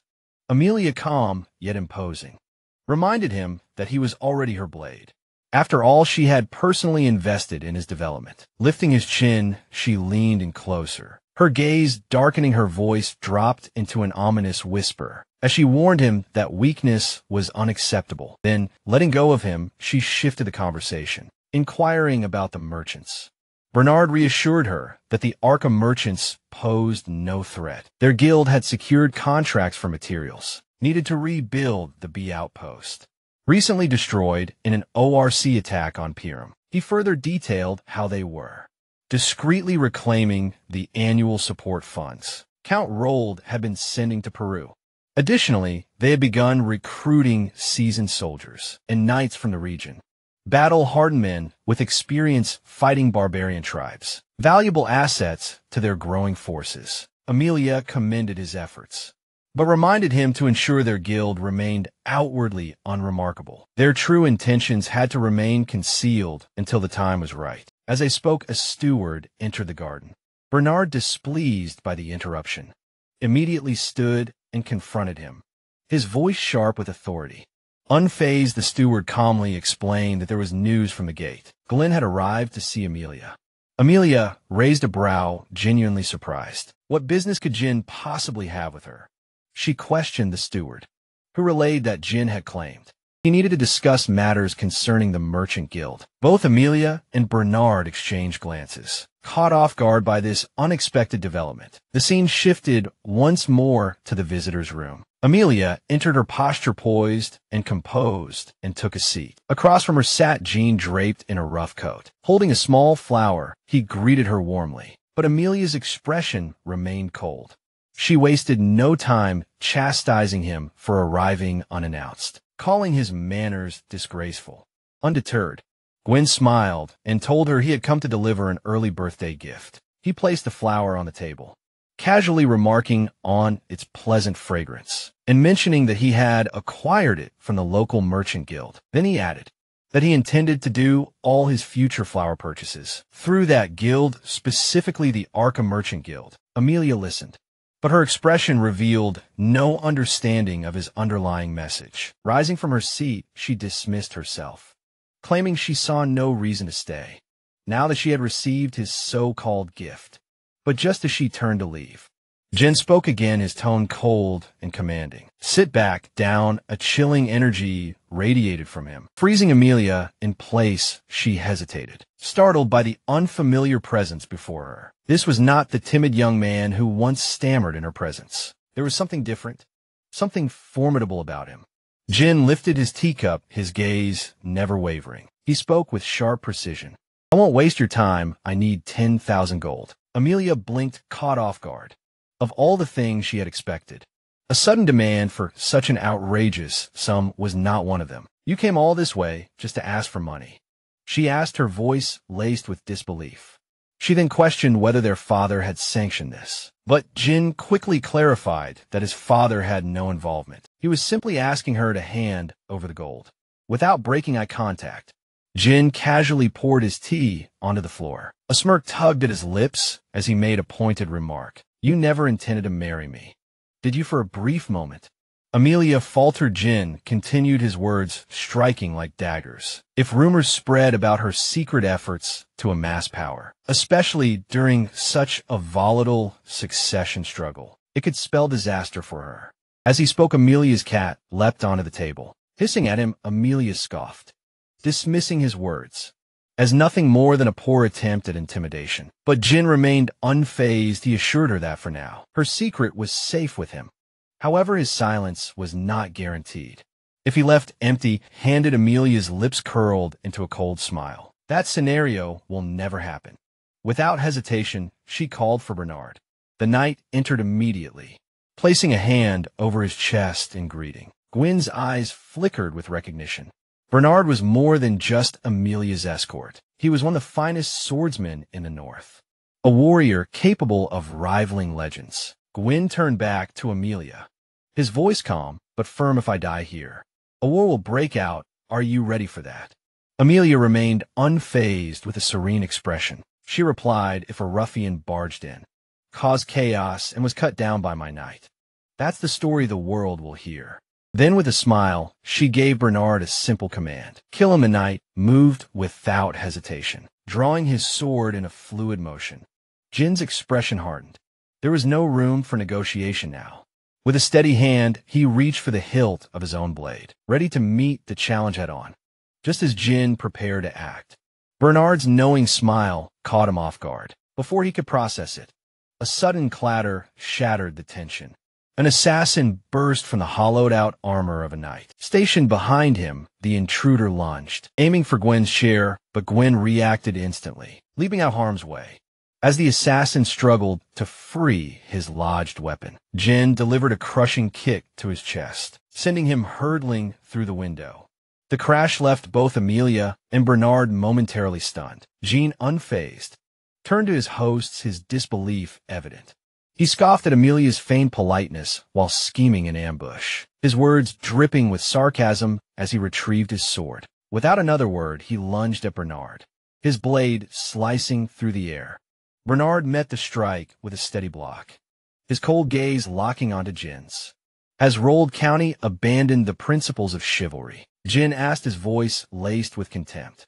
Bernard remained unmoved, responding with a mocking apology. He pointed out that it was Jin who had first shown disrespect, arriving uninvited and disturbing his mistress. With a sharp twist, Bernard trapped Jin's sword within his arms and declared that etiquette was wasted on someone like him. Seizing the opportunity, Bernard launched his own attack. But Jin was quicker. He stepped effortlessly, then vaulted into the air, delivering a powerful kick that forced Bernard back. The knight steadied himself, reassessing. Rumors had painted Jin as a braggart with little actual skill, but the man before him told a different story.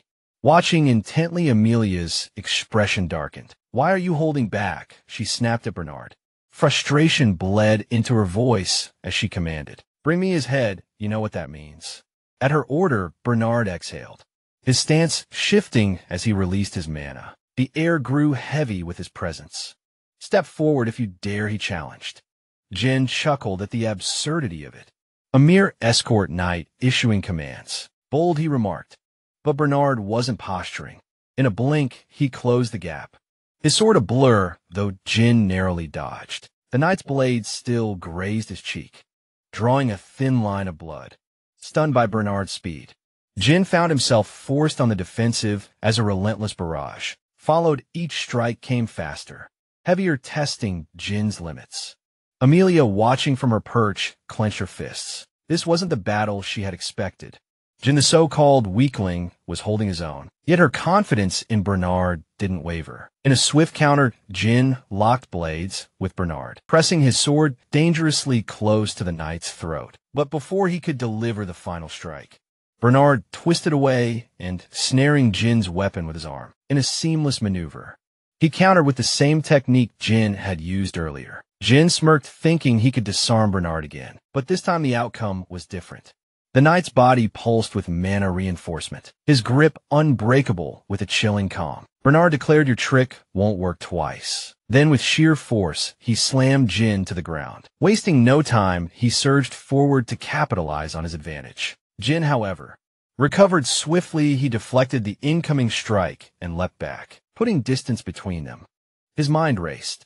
Bernard's mana infusion was giving him an undeniable physical edge. Bernard, too, was re-evaluating. "You're not the man the rumors spoke of." He admitted one couldn't truly know an opponent's strength until clashing blades with them. He studied Jin's movements, noting the lack of formal technique.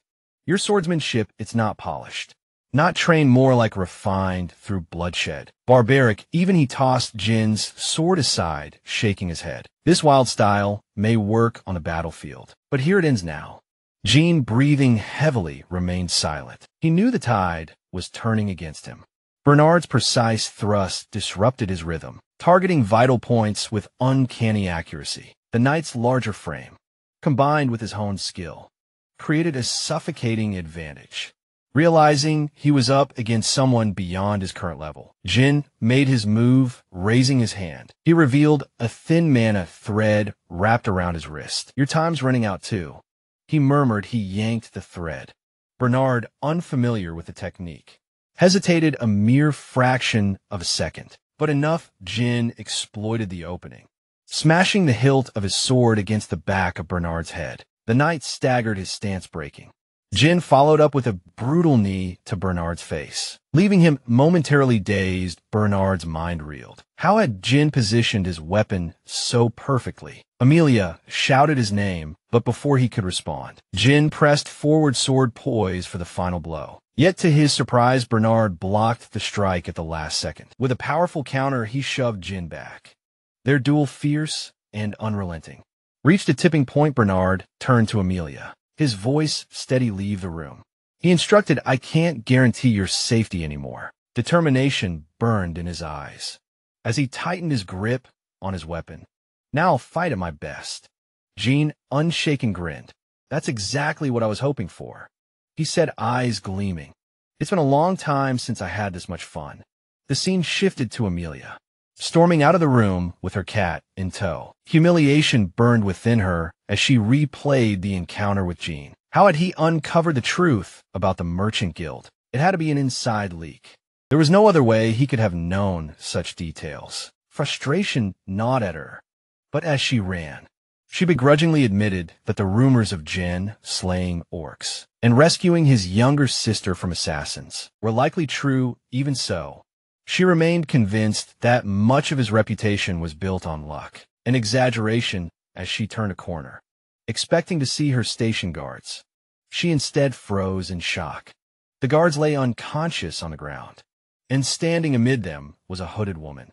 The stranger turned, a faint smile playing on her lips. "It's been a while, hasn't it?" The hood fell back, revealing Belinda. Startled, Amelia demanded an explanation, but before she could react, Belinda moved with lightning speed. In an instant, she was beside Amelia, a blade pressing against her throat. "Silence," Belinda commanded, her tone calm but unyielding. Amelia stiffened, unable to believe what was happening. Melinda's gaze flickered to the spider clinging to Amelia's lips. With practiced ease, she plucked it away, her expression unreadable. "I overheard Count Piram and Count rolled during the engagement ceremony. She mused, your siblings always mocked your love for spiders. Didn't they? You raised them to get revenge. Yet you still wear one."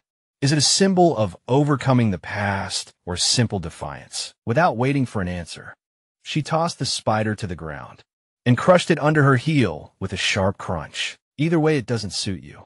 Her tone remained unsettlingly composed as she leaned in. Now cooperate back in the room.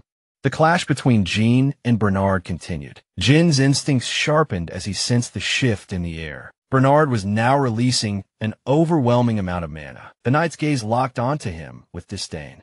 You called me entertaining. Bernard sneered. Only a lowly mercenary would speak like that. He tightened his grip on his weapon. You are unworthy of calling yourself a noble, let alone one who serve a mistress. Gwen's eyes narrowed. You're an escort. Knight Bernard, don't overstep. With that, Bernard lunged. His strikes came in a blur, rapid, precise, relentless. Jin barely managed to parry each impact, growing harder to deflect. The knight's expression remained firm. A noble must carry dignity. He stated his attacks, intensifying. Jin gritted his teeth. This was getting dangerous. Enough of this, he growled. Summoning his strength, he twisted his sword to deflect Bernard's blade and aimed a decisive thrust toward the knight's head. But Bernard reacted instantly, redirecting the attack and forcing Jin to retreat. Then, with blinding speed, Bernard drove his sword forward, his blade slicing into Jin's shoulder. The knight's confidence wavered when he realized what had happened. Jin had deliberately taken the hit, using the impact to knock Bernard's blade aside and create an opening. Without hesitation, he struck back. Bernard barely blocked in time. The narrow escape, making him reassess his opponent. Tightening his stance, Bernard locked down Jin's sword, then delivered a brutal kick, sending him backward. This is the difference between a true warrior and someone who treats battle as entertainment, he said coldly. Jin, breathing heavily, couldn't help but smirk. Despite the pressure, the fight exhilarated him. Bernard had the upper hand. His speed, reach, and relentless strikes kept Jin on the defensive. Every attempt to counter was shut down. Then, in a deceptive maneuver, Bernard locked their swords together. On the surface, it appeared they were evenly matched, but Jin knew the truth. His current mana reserves weren't enough to overpower Bernard's superior strength. The situation was dire. As Bernard surged forward again, Jin made his decision. This fight needed to end. Bernard had accounted for nearly every variable except one. Drawing upon his third mana core, Jin unleashed an explosive surge of energy. The room trembled as his strength skyrocketed when their blades met again. The force of his strike sent Bernard's sword crashing downward, wrenching it from his grip. The knight froze, stunned beyond belief. Impossible, he muttered. Before he could recover, Jin raised his sword, ready to end the fight, but then stop. Jin turned his head. Amelia stood nearby, fury radiating from her expression. Take the 10,000 gold and leave, she snapped, irritated. Jin lowered his weapon and took a step back. Would have been easier if you just handed it over when I asked nicely, he remarked, drilly. Belinda, watching from the sidelines, chuckled Jin. This is way past a lover's quarrel. Jean shrugged, just a difference of opinion. With a deliberate stride, he approached Amelia, resting his sword on his shoulder. His voice was calm but firm. There's been a change of plans. The fee has doubled. His gaze locked onto hers. 20,000 gold. Amelia hurled a vase against the floor, the sharp crash echoing through the room as shards scattered in every direction. Bernard stood beside her, his head bowed slightly in apology. He admitted his failure. Jin was far stronger than expected. The rumors had vastly underestimated him. Bernard explained that Jin had unleashed mana, surpassing even that of an advanced knight. Amelia's expression darkened. He's changed, she said grimly. When Bernard cautiously suggested reporting this to Duke Deli's faction for development, Amelia reacted instantly. A sharp slap landed across his face. Grabbing his collar, she pulled him close, eyes blazing with fury. Do you have any idea what kind of terror the Duke inspires? She snapped. Exposing this incident would mean their doom. The alliance with Duke Deli was a dangerous secret pact, one her father knew nothing about. The Duke had pledged his support for her rebellion, but only in return for her help in toppling Perm. If word of this deal ever got out, her own siblings would not hesitate to kill her. Her anger deepened as another thought crossed her mind. Jean might already know. He had inside knowledge of the Merchant Guild's secrets. If he had even a hint about her arrangement with the Duke. No, she couldn't take that risk. She turned to Bernard, her voice cold and resolute. Jin must be eliminated no matter what. Bernard nodded without hesitation. Accepting the command, Amelia then inquired about Jin's injuries. Bernard explained that, while he had inflicted minor cuts across Jin's body and a deeper wound on his shoulder, the explosive burst of mana Jin had used would likely leave him weakened for some time. However, using knights from their own forces would be too risky. It would leave a trail. Amelia acknowledged the problem. That's why I trained them. She murmured. Bernard immediately understood. The Wildcats, she nodded. This elite group was composed of war orphans, outcasts, and those without noble status. Only the most naturally talented in mana control had been selected. Amelia placed a flag on the map before her, marking a specific location. Sent a dozen of them here. Only those with mastery over mana. Bernard studied the map. The ravine she marked was the only narrow passage between Rail territory and Pyram County, a remote, treacherous landscape. It was the perfect place for an ambush. Understood, my lady. He said. Amelia's eyes burned with determination. Jean will pay for what he did to me. Meanwhile, inside a carriage, Jin sat quietly, wrapping a cloth around his injured arm. His mind churned with thoughts. He could feel it. Amelia was already planning her next move. Across from him, Fergus studied his face. You all right? Jin offered a small, reassuring smile. Just surface wounds reflecting on his recent battle. Jin acknowledged he had pushed himself to his limits, but it was worth it. The 20,000 gold he had taken from Amelia was more than enough. It would serve as the foundation to rebuild her room for his struggling territory. It was the equivalent of years of savings. Despite his anger toward Amelia, he had chosen not to kill her. That would have sparked a war, and Pyram was in no position to handle that right now. Not with the looming threat of Barbarian's retreat was the wiser choice, besides the information he had on the arm. Merchant Guild was already a heavy burden for Amelia, as he shrugged on his jacket. Belinda, his ever-watchful maid. Observe him closely. So, is everything going according to plan? She reminded him of his previous orders, how she and Fergus were to subdue the guards upon hearing fighting noises, and to take Amelia hostage if she stepped out of the room. Jin smirked. I left that part to Fergus. Before he could say more, sharp pain ripped through his body. His vision blurred, and suddenly he coughed up blood. Jean, Belinda, and Fergus rushed to his side. Ben gritted his teeth. He recognized the sensation. This was the recoil from opening his third mana core. Though the pain wasn't as crippling as before, it was still significant. He needed a solution. He couldn't afford to be incapacitated every time he accessed his full power. Belinda wasted no time grabbing his hand. She pulled out a long mana-infused needle. Your mana flow is chaotic. She observed, her tone sharp with concern.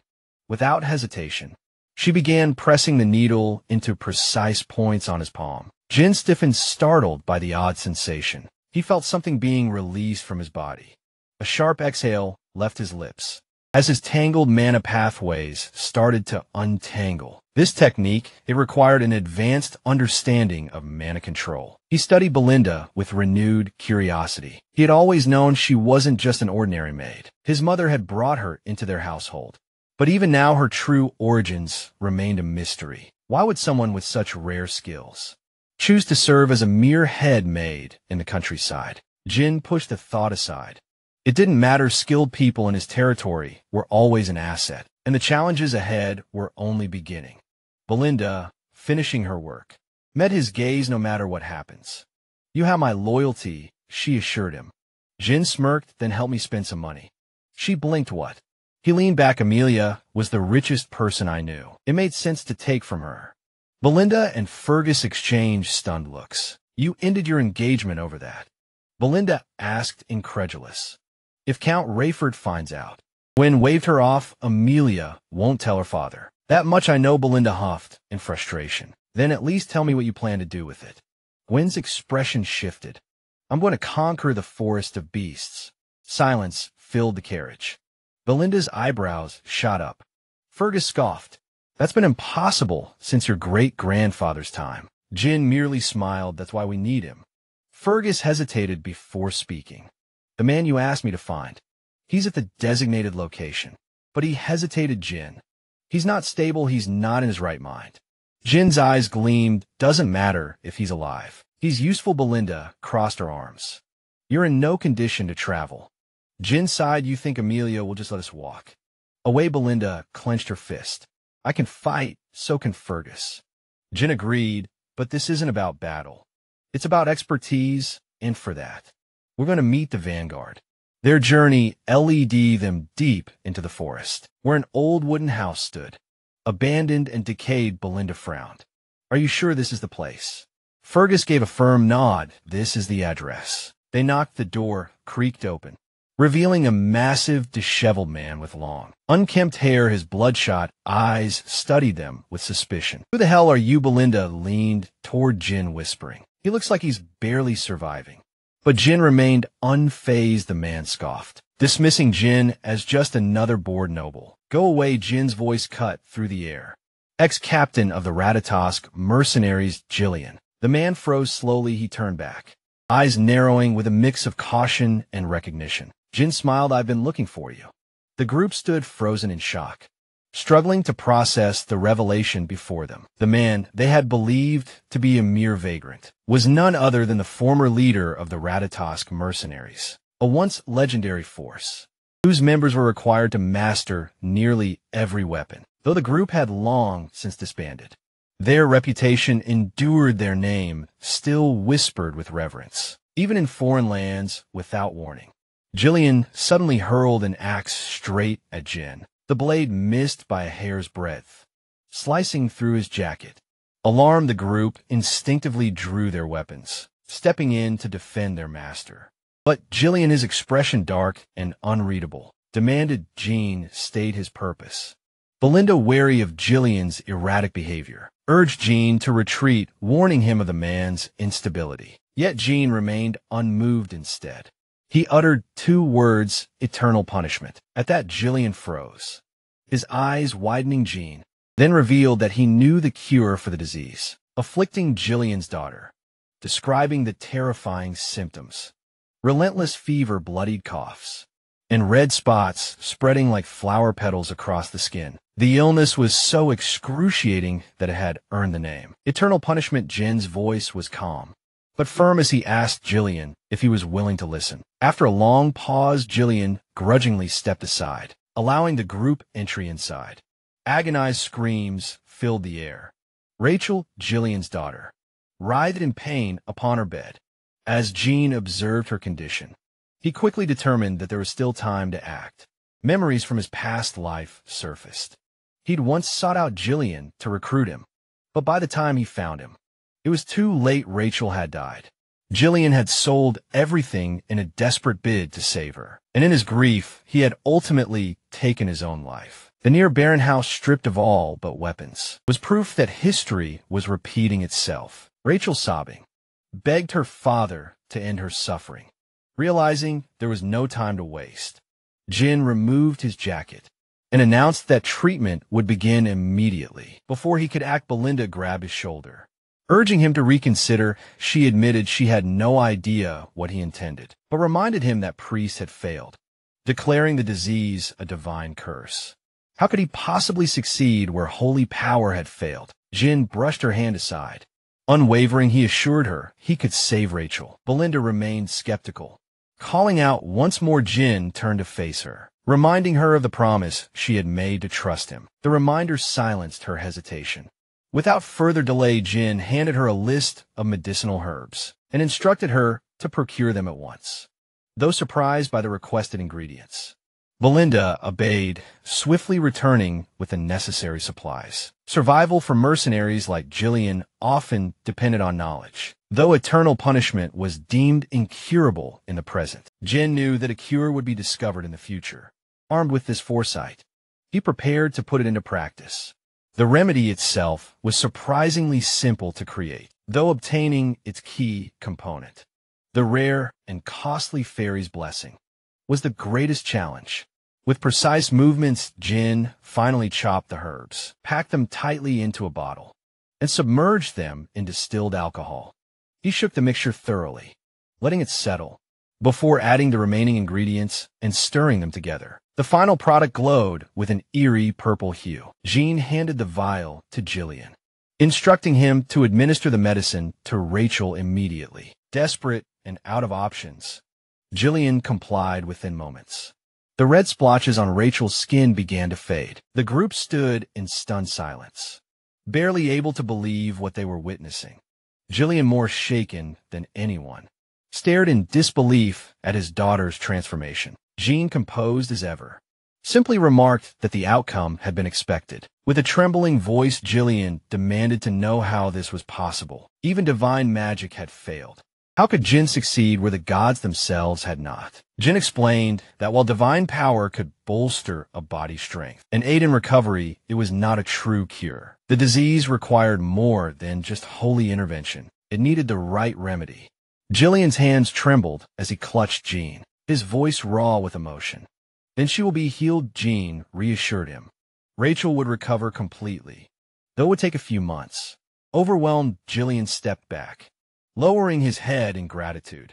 He understood now Jean had come to this place with a purpose. Stripped of everything, Jillian had nothing left to offer but himself. He dropped to his knees and swore his loyalty, pledging to become Jin's servant, or even his dog if that was what was required. But Jin shook his head. I don't need a servant. He declared, I need the captain of the Ratatosk mercenaries. Jillian lifted his head for the first time. He truly saw Jin not just as a healer, but as a man filled with unshakable ambition. Something within him stirred. Without hesitation, Jillian seized an axe and severed his long ponytail. As the strands fell to the ground, his entire demeanor shifted. He no longer looked like a broken man. He was reborn, exuding an aura of strength and determination. Moving toward his weapons, Jillian asked if Jean had brought others. Jean confirmed that his group was the only one present. Jillian then asked if Jean had enemies. Jean smirked, plenty. And I'll be making more. Jillian picked up a spear, expertly tying a rope around its shaft. Without hesitation, he hurled it straight through the wooden wall of the house, sending it deep into the forest beyond. A sickening crunch followed. The wall splintered, revealing an unseen assassin pinned to a tree, impaled through the chest. The room fell into stunned silence. Jillian yanked the spear back with a swift tug of the rope, dragging the dying man into the house. He seized the assassin by the throat, his grip unyielding. Who sent you? He demanded. The assassin, barely able to speak, recognized Jillian instantly. He was a member of the Wildcats, a group not easily taken by surprise, and yet Jillian had detected him with ease. Jillian turned to Jean, awaiting his command. Jean, already suspecting the source of the attack, rested a hand on his sword. He sighed, I really don't feel like drawing my blade again today. At that, Jillian grinned, placing a hand over Jin's sword hilt to stop him. He nodded, leave it to me. Without hesitation, he snapped the assassin's neck. Belinda, witnessing the scene unfold, could barely contain her shock. The sheer ruthlessness, the swift and effortless way Jillian had executed his target, she struggled to understand. Why her master wanted someone this dangerous by his side. Yet Jin had no doubts. Jillian, dropping to one knee, pledged his life to Jin, vowing absolute loyalty. In recognizing the power of having such a formidable ally, for the battles ahead, smiled good. He said there was much work to be done. Sorry for the interruption, but if you're loving this series, you don't have to wait. Get up to 16 episodes ahead right now on Patreon. Support the channel, unlock exclusive content, and stay ahead of the story. Links in the description. Now back to the video. Deep within a secluded cabin in the woods, a group of Wildcats traffickers had gathered. A tense silence filled the room, as a member of their ranks delivered grim news. One of their own had been killed. The revelation sent a ripple of shock and unrest through the group. Vigo, their leader, swiftly demanded silence, apologizing for the disturbance. The traffickers explained that Bernard had assured them Jin would neither discover their reconnaissance unit nor possess the strength to eliminate them. Doubt crept into Vigo's expression as he questioned whether the team had erred, or if they had been misled with false intelligence. A subordinate, trembling, hesitated before revealing a shocking detail. Jillian had joined Jin's group, Startled Vigo seized the man by the neck, demanding confirmation, struggling for composure. The subordinate insisted he had seen it with his own eyes. Upon hearing this, Vigo's lips curled into a smirk. He expressed his satisfaction, remarking that his former captain had finally decided to act. The scene then shifted to Jillian, traveling through the forest alongside Jean and the others. In a carriage inside, Belinda groaned about the sheer number of weapons Jillian had brought along, complaining that they had even been forced to buy another carriage to fit his entire arsenal. Turning to Jin, she questioned whether all of it was truly necessary, remarking that a sword or two should have sufficed. Jin, unbothered, reminded her that an extra carriage had already been needed to ensure Rachel's comfort. He assured Belinda that it wasn't an issue and urged her to endure it for now, emphasizing that their primary focus was escaping the ravine. Curious, Belinda then inquired about the assassin they had captured, suspecting Amelia was behind the attack. Jin confirmed her suspicions. At this, Belinda revealed that the assassin's mask bore the symbol of the Wildcats, an infamous and highly dangerous trafficker guild enrolled. Jin, intrigued, pressed for more information. According to Belinda, the Wildcats were not just traffickers. They specialized in smuggling, assassination, drugs, and human trafficking. Former mercenaries made up their ranks, granting the guild formidable combat prowess. Their reputation as a shadowy, ruthless organization made them fear to cross the land. Jin was surprised that Belinda knew such details, given her time spent mostly in the castle. She admitted that before becoming the head maid, she had learned about such matters. She urged him to be cautious, warning that the Wildcats were relentless.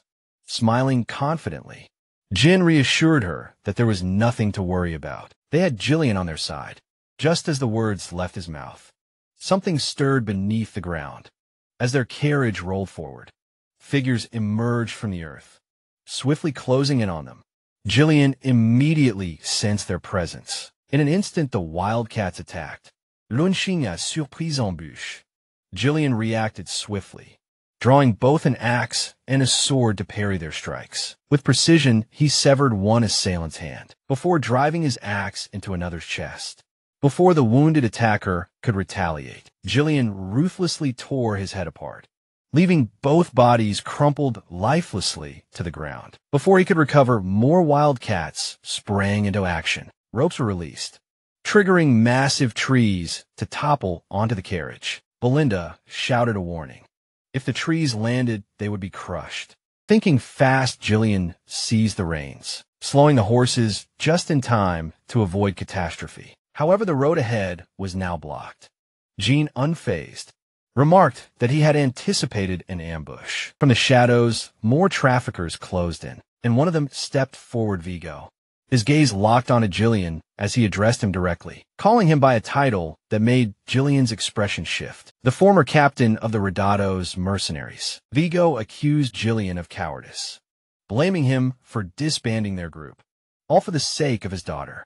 Stepping down from the carriage, Jillian denied any knowledge of what Vigo was claiming. Vigo's irritation flared. He scoffed, insisting that Jillian had forced him into the life he now led. He questioned whether Jillian had grown senile, or was simply pretending not to remember his past comrades. Jillian remained silent. Vigo's smirk widened. If Jillian refused to remember, then he would make him remember.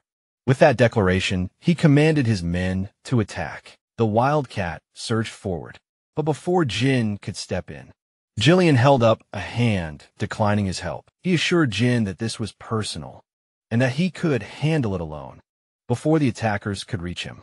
Jillian infused his axe with mana and swung with devastating force, instantly cutting down 4 enemies in a single strike. The sight stunned the remaining attackers, but they quickly regained their resolve and rushed him. Drawing his short sword, Jillian swiftly dispatched the first enemy who lunged at him. He then spun, plunging his axe into the neck of another, before cleaving a third assailant in half.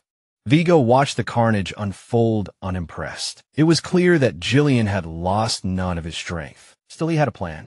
Ordering his men to split into 2 groups, he commanded them to encircle Jillian. As they moved into position, Jillian leaped onto a horse, wielding a larger axe with a mighty swing. He unleashed a mana-infused strike that cut through several foes in a single blow. The remaining wildcats hesitated, realizing their direct approach would be suicide. Instead, they shifted their focus to Jillian's horse, hoping to take away his mobility. But before they could act, Jillian secured a rope to his axe and swung it in a deadly arc, carving through their ranks. Belinda watched in astonishment as Jillian tore through his enemies like a force of nature. With his forces nearly wiped out, Vigo made his move, lunging forward. He launched a direct attack. Sensing it, Jillian swiftly equipped a shield, blocking the strike. Vigo's eyes burned with fury as he accused Jillian of ruining his life. Vowing to kill him with 3 blades in hand, Vigo hurled them at Jillian's horse, bringing the beast crashing down.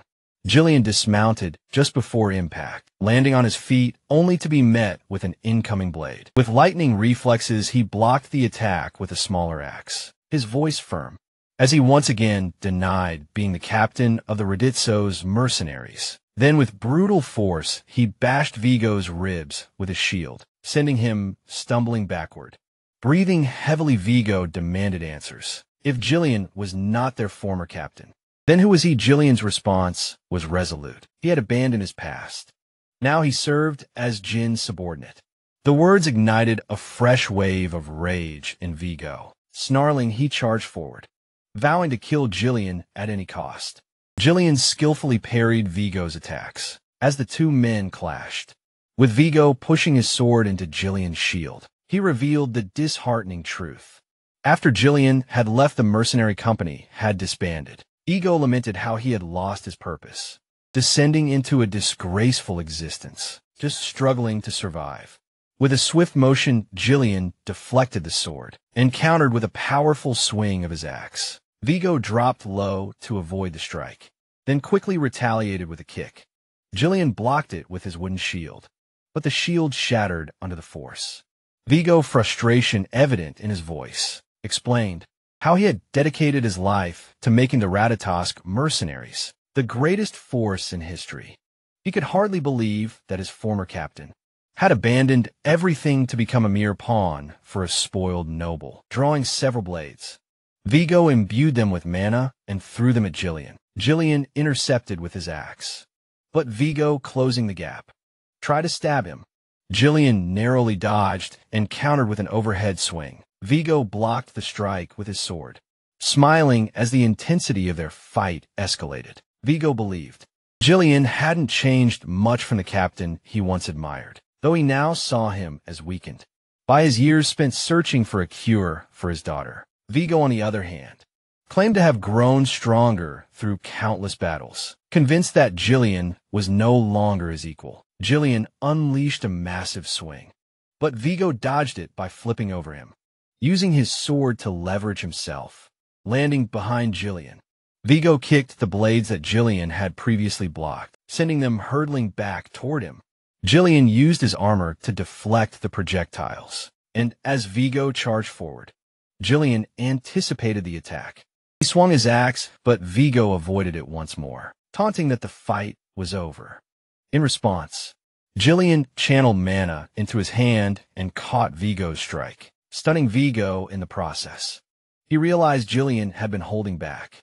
Jillian then asked if Vigo's pursuit of vengeance was driven by hatred. Vigo, still stunned, didn't answer. He just stared at Jillian's display of mana, unable to comprehend the shift in his former comrade. With a swift motion, Jillian slammed the head of his axe into Vigo's face, sending him flying into a nearby tree. Standing over his fallen opponent, Jillian questioned why Vigo had waited so long to act. Vigo bitterly admitted that he had already visited Jillian's former residence, only to find a feeble old man unworthy of death. Anger filled Vigo's voice as he demanded to know what had become of the Jillian he once revered. Jillian threw Vigo's dagger to the ground and ordered him to pick it up.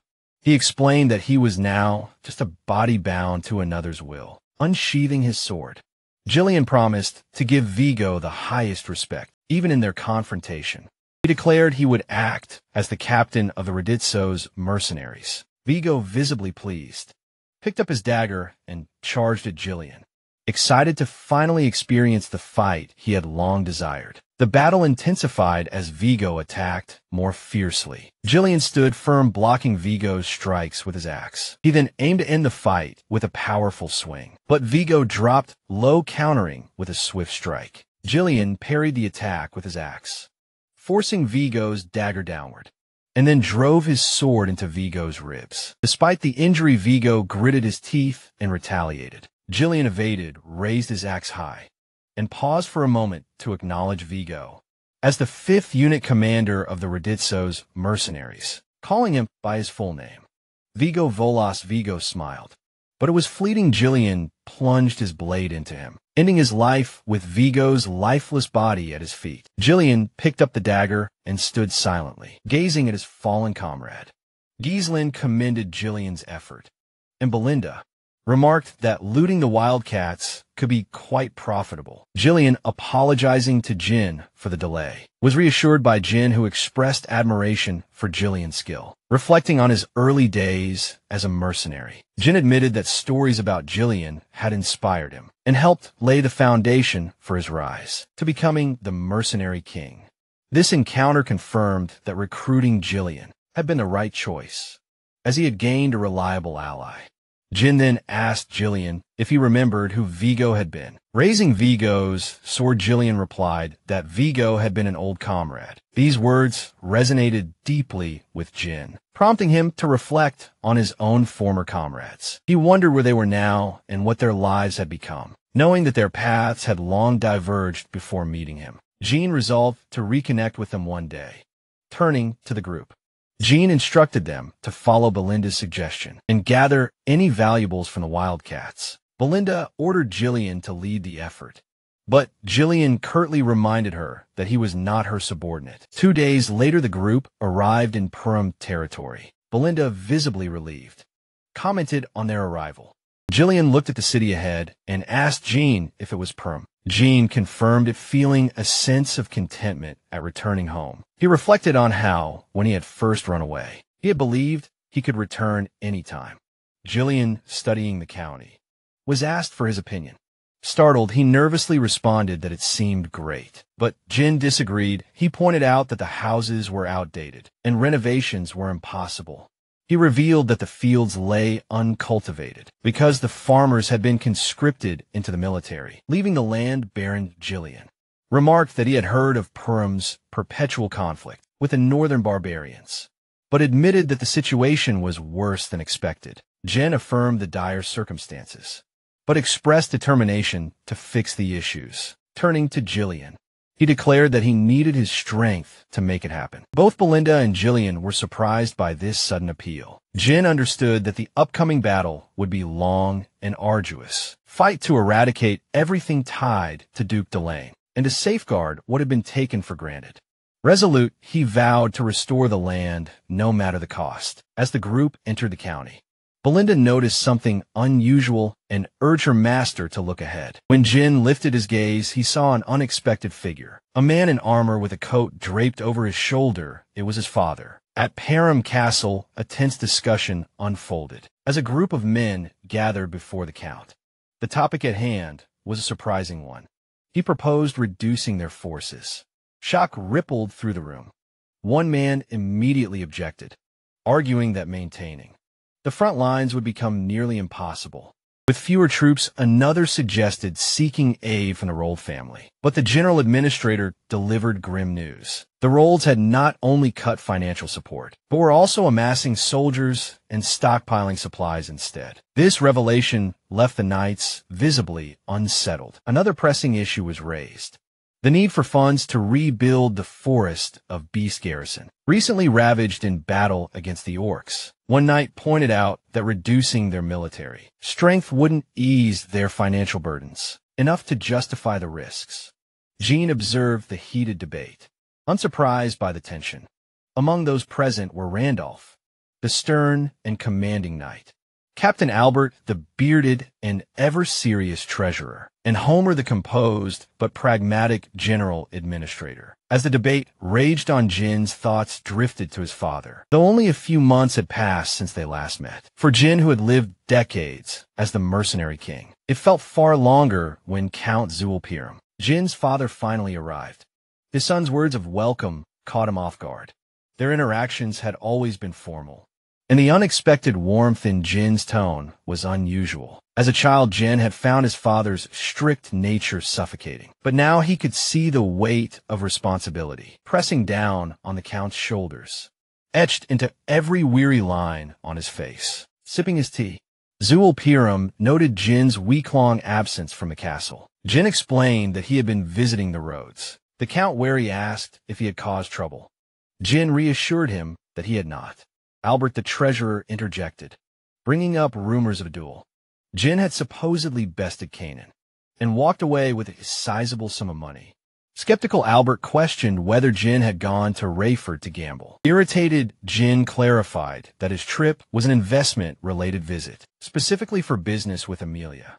Homer, ever the voice of caution, reminded Jin of his responsibilities as Param's future ruler, urging him to conduct himself with care. Jin, maintaining his composure, acknowledged the advice but dismissed any need for concern. Homer, however, grew more frustrated, sensing that Jin was disregarding his words entirely. At that moment, Zul set down his tea, instructing his subordinates to drop the subject. He then turned to Jin and, with a curious expression, mentioned hearing about some good trouble his son had caused. Jin, puzzled, waited for an explanation, while then asked if it was true that he had executed Jamal and Philip for attempting to sell Elena. The mention of those disloyal knights surprised Jin. Before he could respond, Randolph, the knight captain, scoffed at the idea that Jin could have single-handedly defeated them. He speculated that they must have turned on each other, and Jin had simply delivered the final blow.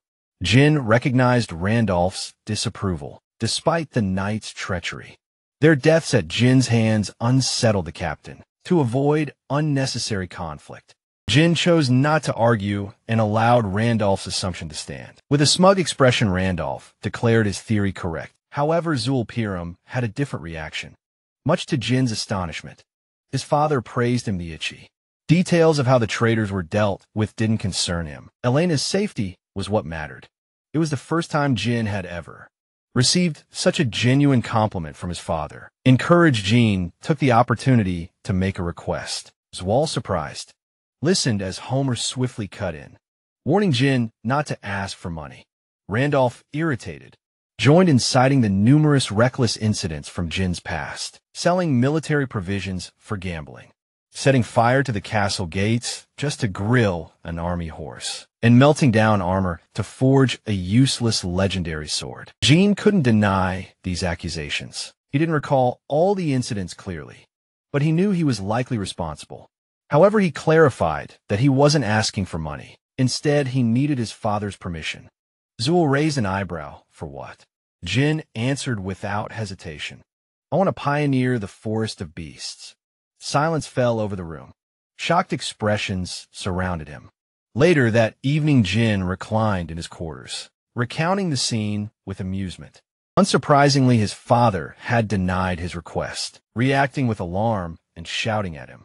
Belinda, unfazed, remarked that such a response was inevitable. The forest was infamous, teeming with monsters and offering nothing of value in return. Turning to Jillian, Jin asked if he had heard the plan. Jillian nodded, recalling that Jin intended to use the money from Amelia to fund the venture. However, he warned that the Forest of Beasts was no ordinary danger zone. It was a death trap no one who entered had ever returned alive. Its terrifying reputation stretched far beyond Piram. But Jin was unfazed with a calm smile. He assured his guard that he knew exactly what he was getting into. Then why risk it? Belinda pressed. Jin merely smirked because waiting any longer would be a waste of time. Rising to his feet, he walked toward the door, signaling that it was time to depart. Belinda, arms crossed, reminded him that the Count hadn't granted permission. Jin glanced over his shoulder, his eyes unwavering that was just a courtesy. I don't need his permission. Belinda frowned. Then what are you hoping to find in that forest? Jean didn't answer right away. The truth, if revealed too soon, could be disastrous. Buried near the entrance of the forest lay something invaluable, a hidden vein of runestone. When infused with mana, it produced runestones, an extremely rare mineral. Sought after by mages for crafting magical tools, barriers, alchemy devices, and powerful enchantments. In his previous life, Duke Deline had discovered this treasure trove, but in this lifetime, only Jin knew of its existence. Belinda, still unable to understand her master's determination, sighed and chose to trust him. Fine, she relented. You must have a plan, Jillian.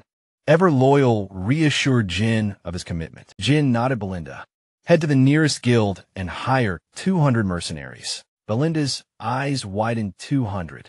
You're willing to spend that much after nearly dying to earn it. Jillian frowning.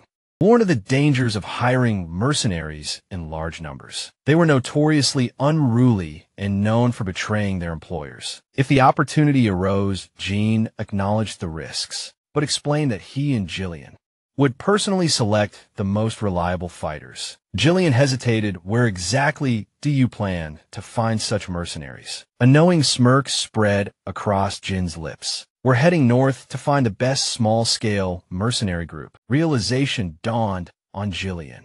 His expression darkened. The Mad Dogs. He asked warily. Jean nodded. Jillian grimaced. The Mad Dogs, also known as the Curious Mercenaries, were notorious skilled, yes, but they had a reputation for turning on their employers the moment things went south. Yet Jin remained confident. We're going to put a leash on the Mad Dogs. Soon after, Jillian led Jin's horse toward the outskirts of Zimbabwe territory, where the Curious Mercenaries were based. From a distance, a mercenary spotted them approaching and alerted his companion. The second man laughed. Poor bastards. They have no idea what they're walking into. He took a second look through his spyglass and realized one of the approaching figures was a noble. His grin widened. A noble, huh? This will be easy money. His amusement was cut short as a hand suddenly grabbed him. A scream of pain erupted, startling the camp. Jillian had seized the mercenary, lifting him effortlessly with one hand. The man cursed, demanding to know what was happening, until Jillian hurled him into the ground with bone-crushing force. Remaining mercenaries erupted in outrage. One stepped forward, swinging a spiked chain. You must be feeling brave with a noble behind you. He sneered, but you won't be leaving here alive. At that moment, another voice cut through the commotion. Jean, still seated on his horse, gazed down at them with cold authority. Shut up and fetch your captain. The mercenary scoffed at the demand, spinning his chain in a show of defiance. With a sneer, he taunted Jin, calling him a pampered, noble brat who needed a lesson in responsibility. Without hesitation, he hurled the spiked chain toward Jin, only for something to intercept it midair. A dagger struck the chain, halting its momentum, and sending the spiked ball crashing to the ground. The one responsible was Jillian. His blade lodged firmly between the links. The mercenary's eyes widened in shock as Jillian twisted the dagger, further entangling the weapon.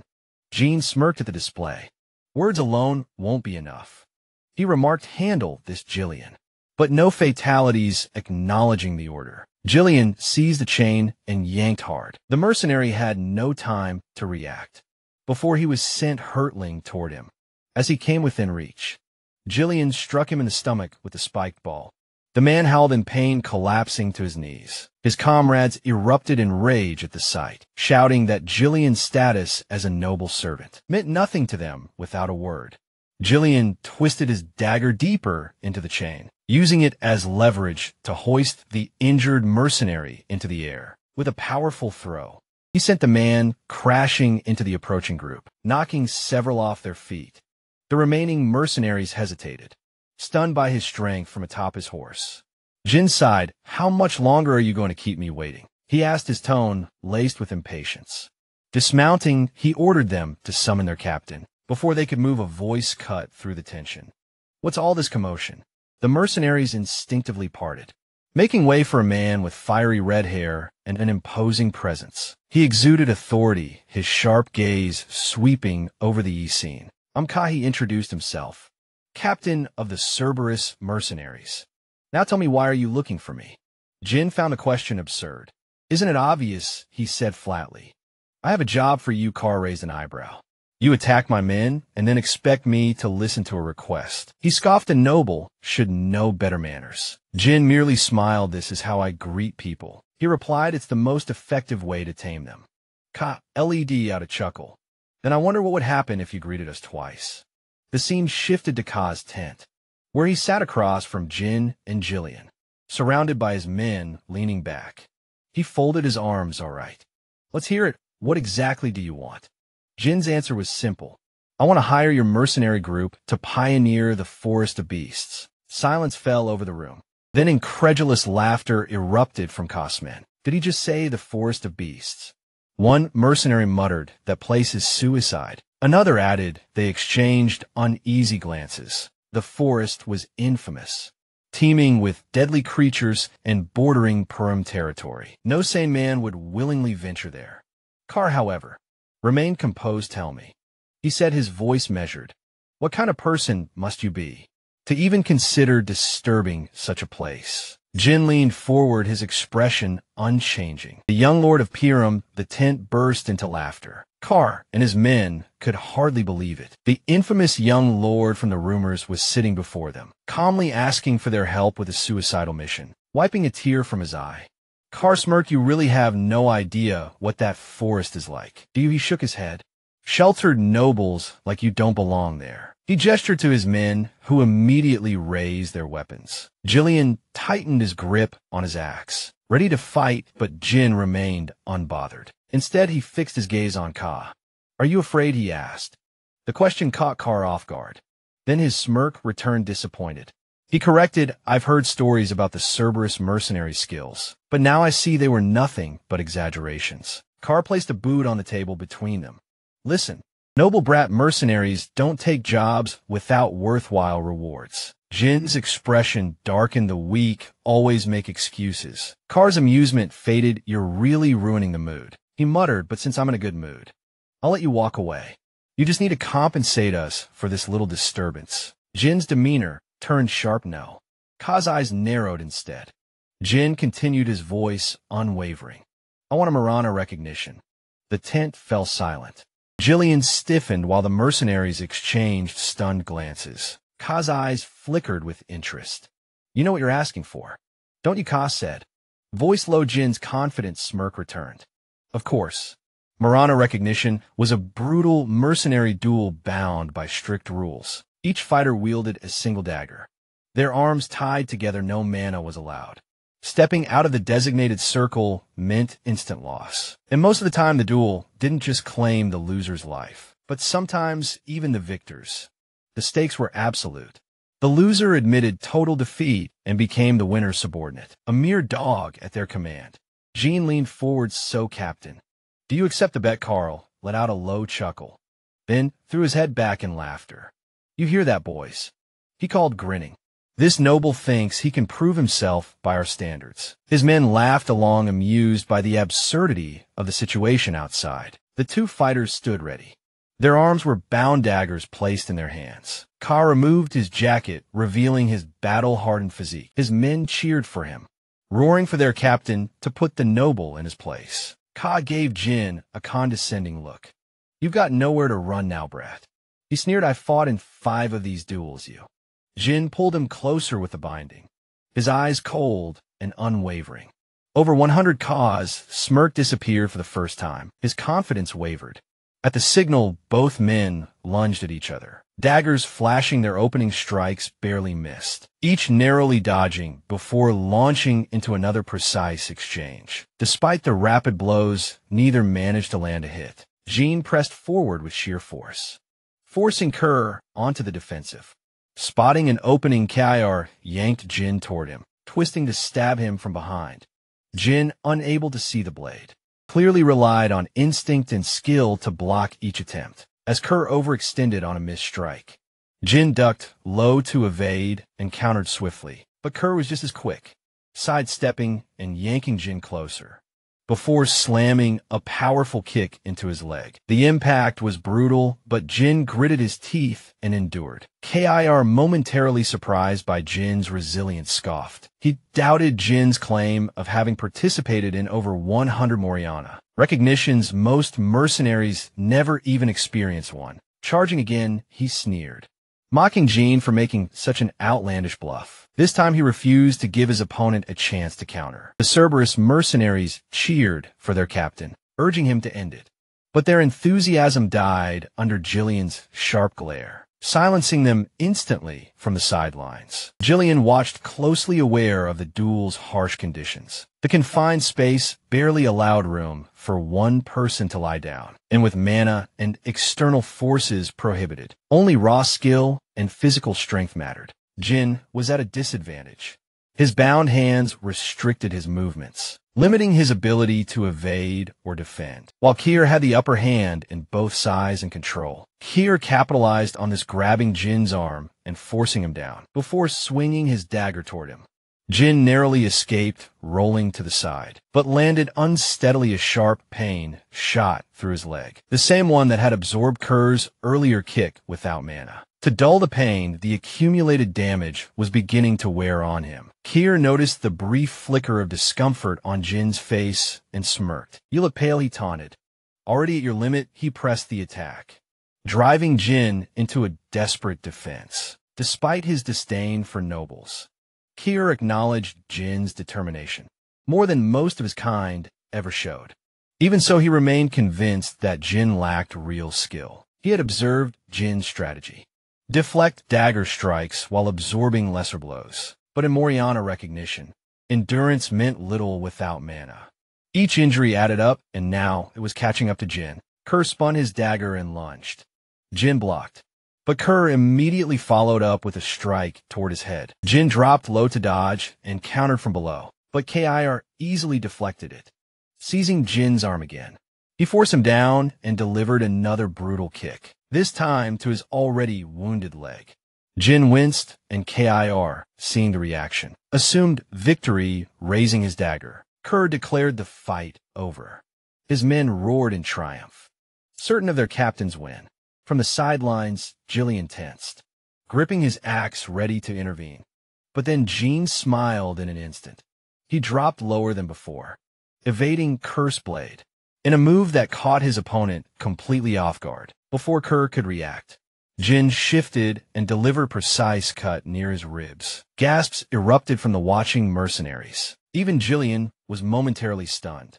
Enraged Kerr charged blindly, but Jin was faster, moving low again. He weaved past the attack and struck, this time slashing across Kerr's chest. The gathered mercenaries fell into stunned silence. Moments ago, their captain had dominated the fight, tossing Jin around like a plaything. Now he was the one bleeding. The men shouted for Kurt to prove his strength, demanding he finish the fight. Meanwhile, Jillian watched intently, now realizing that Jin's skill was far greater than he had anticipated. Kerr lashed out, aiming for Jin's head. But Jin ducked, then rose swiftly, ramming his shoulder into Kerr's face. With his dagger clenched tight, he delivered a rapid barrage of strikes. Before Kerr could recover, Jin twisted his grip and drove his blade into Kerr's hand. Yet despite the injury, Kerr did not cry out. Instead, he roared in defiance and charged once more. But Jin sidestepped easily. The shift was undeniable. Kir, who had once dominated, now struggled. Jillian's eyes narrowed in understanding. Kerr had relied too much on brute strength, stiffening his body with every swing. His movements had become predictable and sluggish. Meanwhile, Jin had never tried to match him head-on. Instead, he remained fluid, letting Kerr's own momentum turn against him. Recognizing the inevitable outcome, Jillian quietly rested his axe back in its sheath. Kir panted, his stance unsteady. His men jeered, telling him to stop playing and finish it. Jin, watching his opponent struggle, nodded in approval. "I'll give you credit. You didn't break the rules and resort to mana," he said. "Most would have." Kerr, smirking despite his exhaustion, replied, "You talk like someone who's actually fought in 100 Moriana recognitions." He admitted his disadvantage in a straight fight, but reminded Jin That victory wasn't just about overpowering an opponent. There was another way. Jin's eyes narrowed as Kerr suddenly grabbed him and hoisted him into the air. Stepping out of the circle meant automatic defeat, and Kerr intended to throw Jin out. With confidence, he flung Jin toward the edge, certain of his win, but just before Jin's foot could touch the ground, he twisted midair, tightening his grip on Kerr's arm. Using Kerr's own legs as leverage, he reversed the momentum, pulling his opponent toward him instead. Gasps rang out as Jin maneuvered behind Kerr and locked his arm around his neck. Then in one swift motion, he slammed Kerr's head into the ground, just outside the circle's boundary silence. The mercenaries stood frozen, unable to believe what they had just witnessed. Kerr, realizing his loss, glared at Jin in frustration. Jin smiled. "I win." Kerr, still in disbelief, turned to him. "Who are you?" he demanded. The skill Jin had displayed didn't match the image of a noble. Jin's expression turned cold. "That attitude of yours," he said, his piercing gaze unwavering. "You're speaking to your new master now." Pulling Kir to his feet, Jin looked him straight in the eye. "So what now?" Kir assumed the fight was over, but Jin, calmly clenching his fist, corrected him. "I haven't stepped out of the circle yet." The realization hit, and Kir's breath hitched. Jin smirked. "It's time to discipline my subordinate." Jin's actions made it clear the fight was far from over. He drove a powerful punch into Kerr's face, sending him sprawling to the ground. Dazed Kerr quickly raised a hand. Signaling for a pause, he reminded Jin that the duel was decided the moment a fighter stepped outside the designated circle. Rather than acknowledging his words, Jin struck him again coldly, demanding to know if Kerr truly intended to follow battlefield etiquette. Seething with anger, Kerr spat out a curse, calling Jin a bastard, and insisting that nobles weren't supposed to behave this way. His outburst was met with a stern command from Jillian, who warned him not to speak disrespectfully to his master. Kid Kingiturd scoffed and branded Jichayan a madman. That insult earned him yet another punch. Blow after blow followed, until Gin's knuckles were slick with Kerr's blood. Watching from the sidelines, the mercenaries shifted uneasily. They had assumed their captain would be spared after losing the duel, but Jin showed no signs of stopping Kerr, his face swollen beyond recognition. Finally begged for mercy instead of relenting. Jin hauled him to his feet and, with a chilling calm, reminded him that he had yet to leave the circle. Panic seized Kerr as he turned to his men, shouting for them to intervene and kill Jin. The mercenaries hesitated, hands tightening around their sword hilts. But before they could move, Jillian unsheathed his axe.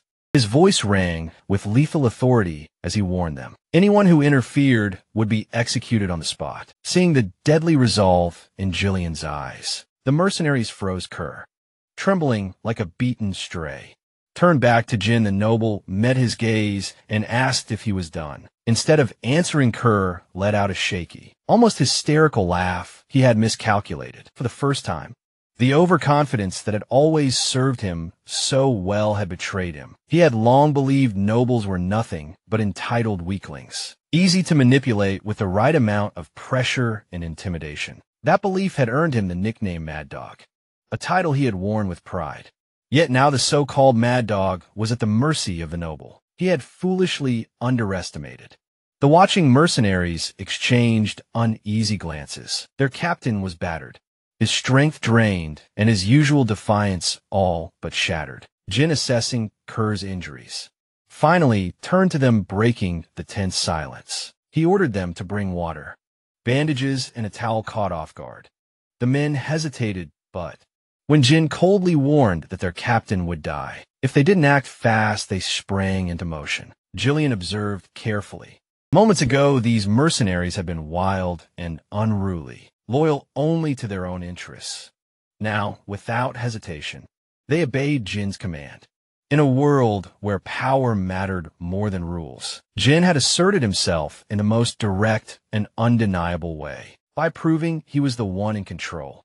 Later, Kerr sat slumped in a chair, his body wrapped in fresh bandages.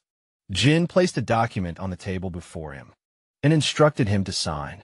Defeat weighed heavily in Kerr's eyes as he picked up the pen, knowing he had no other choice. He signed his movements slow and reluctant. As he handed the paper over, he muttered a nervous request for Jin to take it. Jin, his gaze icy, ordered him to repeat himself, visibly shaken. Curse swallowed hard and forced out a trembling declaration. He looked forward to working together. Jin gripped his hand, causing him to flinch. His tone was calm, but firm as he stated that they were now family, whether Kerr liked it or not. This was their new reality. A few days later, on the outskirts of Pyram's territory, a group of mercenaries had gathered in the early morning light. One of them, rubbing sleep from his eyes, asked why they had been summoned so early. A bald man with a shield chimed in, mentioning a rumor that their new employer was none other than the young lord of Pyram. The news was met with disbelief. One mercenary scoffed, calling Jin nothing more than a brat, incapable of leading seasoned fighters. He was certain this job would be easy. At that moment, a towering, muscular mercenary clapped his hands to draw their attention, known as Gordon the Muscle. He grinned and addressed the group. If their employer was just a rich kid, then they needed a representative to deal with him properly. His imposing presence made it clear he saw himself as the best choice. The others murmured in agreement. Nodding along, Gordon smirked, praising them for their quick thinking and finding ways to profit with minimal effort. But he warned them that if they wanted to succeed, they needed a unified front. The mercenaries agreed, recalling past failures caused by poor coordination. The bald man asked how Gordon planned to handle things, and Gordon explained that knowing one's boundaries was key. He opened a bag of coins and declared that he would act as their spokesperson. Pressuring their employer is needed in exchange for his efforts. He expected contributions from a group. Impressed by his confidence and size, the mercenaries saw no reason to argue. They tossed coins into the bag, believing Gordon was the perfect man for the job. But their scheming was interrupted when one of them spotted someone approaching. They turned to see Jean riding toward them alone, surprised. One mercenary remarked that the noble might turn tail and flee once he laid eyes on Gordon. Smirking, Gordon instructed the group to move forward as one, creating an intimidating presence. It was time, he declared, to teach the young lord a lesson about how the real world worked. But as Gil drew closer, Gordon's confidence wavered. Behind the noble, another group emerged from a distance. As they approached, the mercenaries recognized the newcomers instantly. The infamous Cuss mercenaries, distinguishable by their signature dog snout helmets. A wave of shock rippled through the group. Gordon, his smirk faltering, muttered a stunned question. How had Jin managed to recruit the feared mad dogs? Jean finally reached them, his expression unreadable. Instinctively, the mercenaries stepped back. He turned his gaze to Gordon. Are you their representative? He asked Gordon, suddenly less certain of himself. Nodded stiffly. Jean studied him for a moment before continuing. Your name? Swallowing, Gordon answered. Gordon the Muscle. Jean smiled, faintly. Interesting name, he remarked, tapping Gordon's broad chest. Pretty cool. Then his expression hardened. I am Jin, young lord of Pyram, he declared. His voice left no room for argument. Gather the mercenaries. We begin the pioneering of the Forest of Beasts today. Belinda fastened the last piece of Jin's armor, ensuring he was fully equipped. The expedition was finally ready. Their temporary base had been established, supplies secured, and most importantly, the troops had been gathered. Before moving out, Gunn instructed Belinda to conduct a final head count. She promptly reported the numbers. 148 mercenaries contracted through the office, and an additional 41 he had personally recruited. Their total force stood at 192. Jin nodded in approval, commending her efforts, then asked if SCOF had been properly informed. Belinda reassured him SCOF had not only been notified, but had also taken an unexpected initiative. Despite her concerns that he might resist, the knight had stepped in to ensure their passage through the Forest of Beasts remained undetected as the commander of the forest post. Scarf's involvement put her at ease. She urged Jin not to worry, and her confidence brought a slight smile to his face. Without further delay, Jin summoned the mercenaries and addressed them. The land ahead is ours to claim, he declared. I know you've heard the rumors about this forest. It's a place of unknown dangers, filled with creatures beyond imagination. But I refuse to let fear stop us. "We will conquer," and a murmur spread through the ranks. The mention of the forest of beasts unsettled the mercenaries. Whispers of dread filled the air. Some claimed they hadn't been warned about such dangers. Others feared for their lives. Belinda stepped forward and silenced them with a sharp glare. "Do not interrupt your leader," she commanded Jean. Unfazed, offered an ultimatum. Anyone unwilling to proceed could withdraw. No questions asked, however. If they succeeded in this mission, he promised to pay them triple their current wages. A stunned silence followed. The offer was almost too good to be true. Belinda, stepping closer, leaned in and whispered, "Master, we've already spent everything on preparations. How do you plan to pay them?" Jin remained composed. "A promise like this is necessary to keep morale high." He said he was confident in their success. The rewards would come in time. "Do you trust me?" he asked. She exhaled, knowing she had no choice. "I do." Nearby, Kurt turned to Jillian. "Our master's lost his mind." He muttered, "How does he expect to pay up?" Jillian smirked. "He always has a plan with that." Gunn officially named them the Forest of Beasts Expedition Team and ordered the march forward. As they advanced, the group wasted no time cutting through the dense foliage. Even Jin worked alongside them, wielding an axe with precision. When he finally felled a tree before him, sunlight broke through the thick canopy. Raising his hand, he directed the men. "Clear the path ahead," he commanded. "Chop the fallen trees into logs. Load them onto the carriages and dig out the stumps." Jean had prepared well in his past life. He had obtained a Forest of Beasts developmental journal, a rare resource detailing the land's hidden potential. If properly managed, this forest could be transformed into a thriving region. But for now, his priority was clear: securing the quickest route to the runestone vein. The wealth from this expedition would be crucial in stopping the conspiracy surrounding Pyram. As they worked, Kay observed their employer's unusual dedication. "Strange," he mused. "Why is he working so hard?" One mercenary shrugged. "Probably just putting on a show to maintain his noble dignity." Another scoffed, "Nah, they'll give up soon enough." Belinda overheard and shot them a withering glare. Enough gossip, get back to work. Though they obeyed their dismissive attitude irritated her, she approached Jin. "Master, you went through great trouble hiring these men. Why do this yourself?" Jin wiped sweat from his brow. "The faster we finish, the better. Staying here longer than necessary is a risk." She studied him for a moment before sighing. "You speak as if you already know what's ahead." Kay, watching their interaction, chuckled. "Imagine that our employer has someone worrying about him, while I'm willingly walking into danger. Like a loyal dog." Jillian, overhearing, smacked Kay with a log. "Hey, you trying to start something?" Kay grumbled. Their bickering continued, but the expedition pressed on.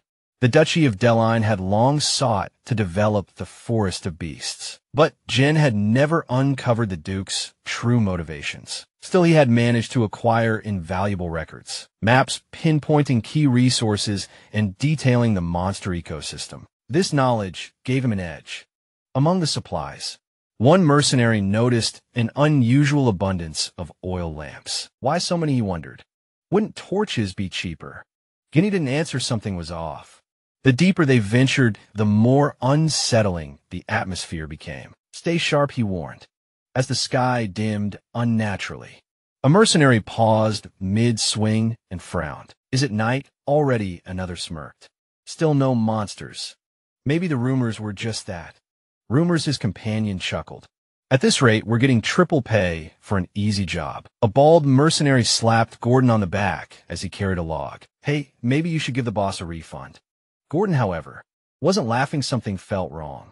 Turning, he scanned their surroundings and spoke slowly. "We've cut down a lot of trees, right?" The others nodded. His face darkened. "Then why is the path behind us blocked?" Silence fell. The mercenaries turned in unison. Their escape route had vanished. Thick trees now stood where they had just cleared moments ago. Panic spread. Jin's voice rang out firm and commanding. "Stay together, weapons ready." Tension thickened as the realization sank in. The mercenaries who had mocked the dangers now gripped their swords, eyes darting through the eerie gloom. Jean turned to Gordon. "Move slowly." "Come back toward us." Gordon obeyed, but his foot caught on a root, sending him sprawling. "Idiot." Someone muttered. He turned back. Nothing happened, no monsters. No attack, confused glances were exchanged. A bold mercenary let out a laugh. All this panic for nothing. The trees just look similar. That's all, he scoffed at Jin. You're overreacting, boss. This forest is nothing but dense trees and scary stories. Jin's expression remained unreadable. Step forward, he ordered. If you want to live, the mercenary sneered. You're trying to scare us. And then, without warning, something coiled around his waist. His breath hitched, and in an instant he was gone. Before he could react, the vines coiled around him and yanked him upward, lifting him high into the air.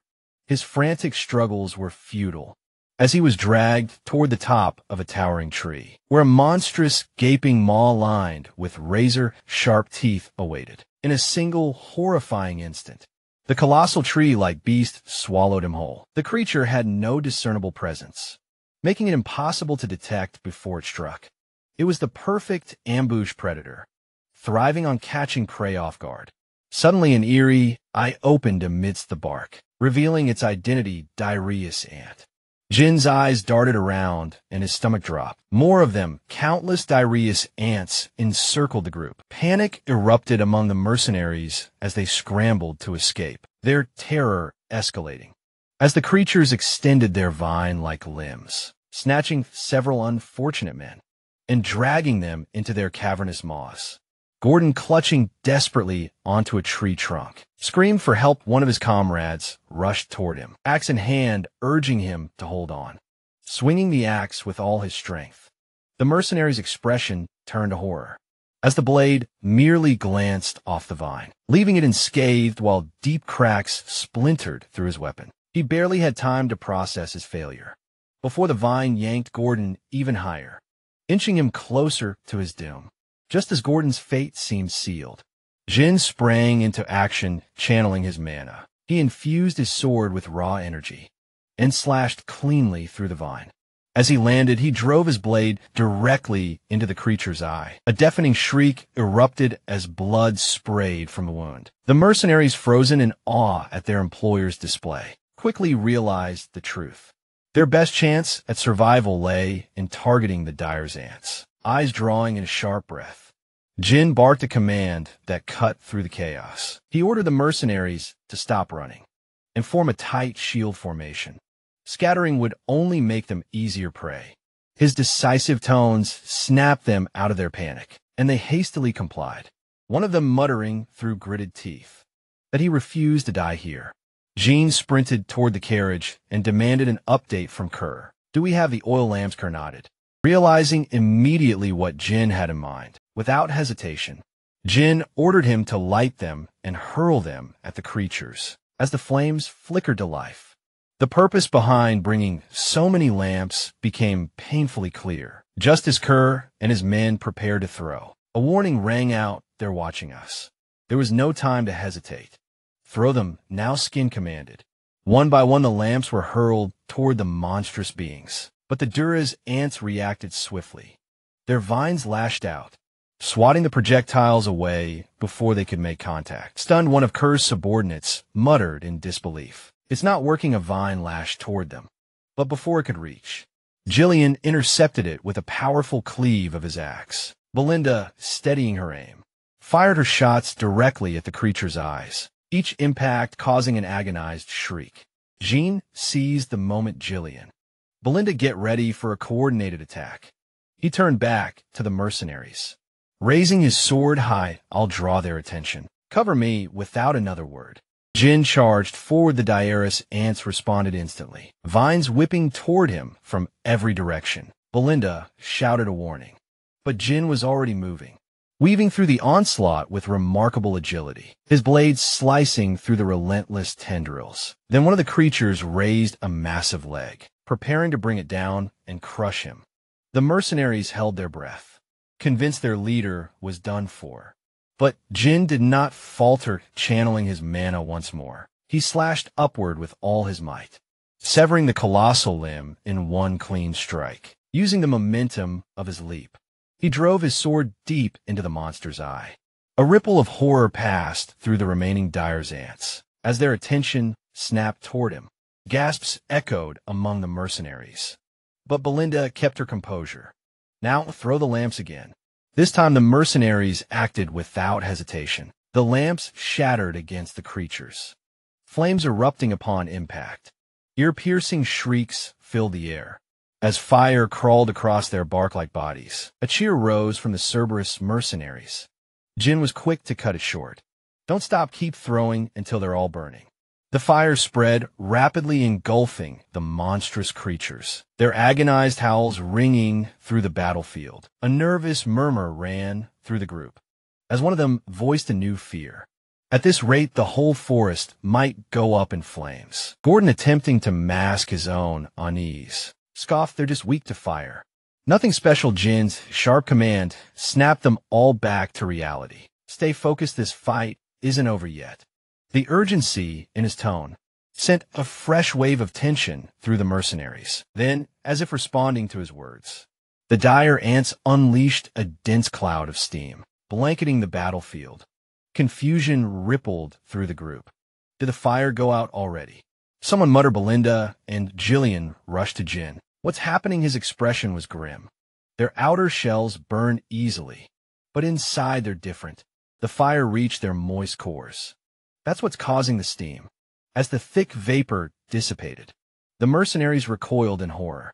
The direst ants stood transformed, their grotesque, true forms emerging from the burnt husks of their previous appearances. The creatures released guttural, bone-chilling screams, more terrifying than before. Disbelief spread like wildfire among the men. They're still alive. Jin wasted no time raising his sword high. He called out with unwavering resolve. Ready your weapons, we're taking this fight to close quarters. With a battle cry, he launched himself toward the creatures leading the charge, his unshakable determination igniting the will of those who followed. The true battle had only just begun. Jin advanced alone with unwavering confidence, while the mercenaries behind him hesitated, the weight of their task pressing down on them. Fear was evident in their eyes. One voiced his disbelief. Attacking such a colossal beast at close range seemed beyond reason. Another muttered that a single mistake would mean certain death, while a third admitted outright that facing such creatures felt impossible. Yet Kerr didn't hesitate. He sprang forward, shouting for Kerberos to advance, his energy bursting forth as if he had been waiting for this moment. The others followed, drawn by his fearless charge. Melinda, worried for her young master, moved after him while Hurley kept close. Jillian turned to the frozen mercenaries, his voice cutting through their fear. What are you waiting for? He demanded. His tone sharp, he reminded them that the order had come directly from their young master Jin. Trust him, obey him. His words carried reassurance, promising safety if they followed Jin's lead. The sight of Jin standing alone against the advancing Darius rekindled their courage. A mercenary raised his weapon, rallying the others with a defiant cry. What would happen would happen. Another added that if disaster struck, the young master would find a way to save them. Gordon roared a battle cry, and the group surged forward, forming squads to take on each dais. Jin's instructions rang clear. Strike the creatures' burned shells without mana. They were now vulnerable. They're nothing but oversized scarecrows, he said, dismissing their fear. At the front, Kerr, Jillian, and Belinda took position. Weapons ready. The battlefield erupted into chaos, yet their attacks were systematic. Mercenaries struck wherever they could. Jean soared into the air, his superhuman strength allowing him to land powerful blows on their weak points, while Belinda stayed close, guarding his back. Jillian met the herd head-on, unwavering, while Kerr darted between the creatures, felling them one after another. Jean steeled himself. Hesitation meant death. With unshakable resolve, he lunged toward the gaping maw of Adius and delivered a devastating upward slash, splitting its jaws apart. His final strike signaled the end of the last creature in their path. For a moment, silence hung in the air. The mercenaries stood tense, scanning for more threats. Then realization set, and they had one. Heavy breaths filled the clearing. Jean stepped forward, addressing the group. He acknowledged the dangers of the forest of beasts. They had barely crossed its threshold, and had already faced such formidable foes. A somber tension settled over them. But Jin's voice was resolute. I'll always be at the front. He assured them, trust me. Follow me. Their previous hesitation vanished, replaced with a unified affirmation. They pressed on not long after. They came across a massive boulder containing a runestone. Jin glanced at it, but chose to ignore it. For now, clearing the path forward was the priority. Their journey brought them into battle once more, facing herds of orcs and swarms of flying monsters. Kerr fought with reckless enthusiasm. But even in the chaos, he felt a sting of jealousy at how Belinda fussed over Jin. Then they encountered a new threat. A towering rat-like monster. 3 meters tall, its razor-sharp teeth gleaming as it screeched. Eyes fixed on them as prey. Gordon stepped forward, taking the vanguard. Frustration rippled through the group. Another monster, how many more lay ahead? Before they could react, the beast lunged. Kerr and Jillian moved instantly. Kerr struck first, severing one of its legs with a powerful swing, but the creature still charged. Jillian stood his ground, an immovable force intercepting the attack. Jean seized the moment, driving his blade into the monster's gaping mouth. Silencing it for good, a quick head count confirmed no losses. As they moved forward, the mercenaries shared an unspoken understanding. Survival hinged on following their master's command. Together, they could overcome anything. Jillian noted their progress. They're starting to look like a real unit. He observed, nothing teaches better than real combat. Kerr added. Jean nodded. Then let's move clear the path ahead. Without hesitation, the mercenaries got to work, chopping down trees and forging their way forward. Not all shared their resolve. One mercenary privately thought the forest had driven them mad. By nightfall, they reached a pristine lake. The exhausted mercenaries rushed to wash their faces and fill their water pouches. Ever watchful Belinda stayed close to Jin. Her worry-clear Jin surveyed the area and determined the lake would serve as a crucial waypoint. They would camp here for the night. As fires were lit and food was shared, tension simmered among the group. Some whispered doubts about the mission, wondering what greater horrors lay ahead.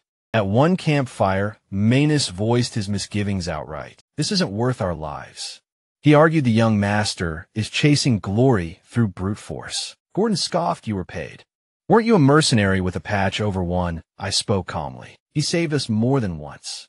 Manus wasn't convinced nobles see mercenaries as expendable. His words planted seeds of doubt, though Manus himself secretly planned to use the others as cannon fodder for his escape. But then the one-eyed mercenary gestured toward Jin. Look. Manus turned and scowled. Jin was tending to an injured mercenary, carefully applying medicine.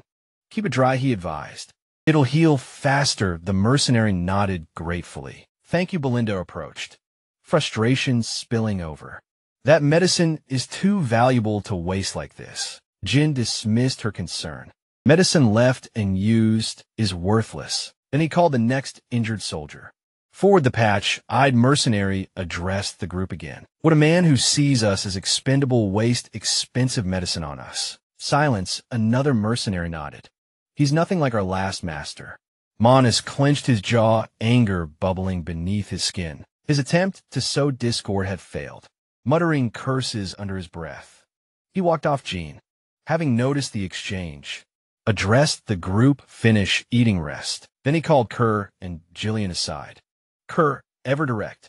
Wasted no time. Are we just going to let Manus do as he pleases? Jin remained calm. The forest will deal with him. He glanced toward the night-darkened trees. There are bigger concerns. Belinda frowned. Like what? Gwen's gaze darkened. How many lamps do we have left? Kerr answered instantly. 24. Jin's expression turned grim. Supplies were dwindling, and yet something was off. The monsters attacked constantly. He murmured, but the past 2 nights have been quiet. Realization dawned on them. Jillian's voice was serious. We've entered a territory ruled by something stronger. Jean nodded, and whatever it is, it's watching us. A hush fell over the group. They had survived the forest of beasts so far, but the real danger was still ahead. Wait before we continue. Did you know you can watch up to 16 episodes ahead right now? Join our Patreon to unlock exclusive early access and support the series. Don't miss out the links in the description. All right, back to the action. Jean carefully placed several lanterns around the camp, their warm glow flickering in the darkness. The mercenaries, unaware of his intentions, slept soundly exhausted from the day's journey. Even Gordon, bare-chested and leaning against a tree, drifted into deep slumber. Then a faint sound broke the silence.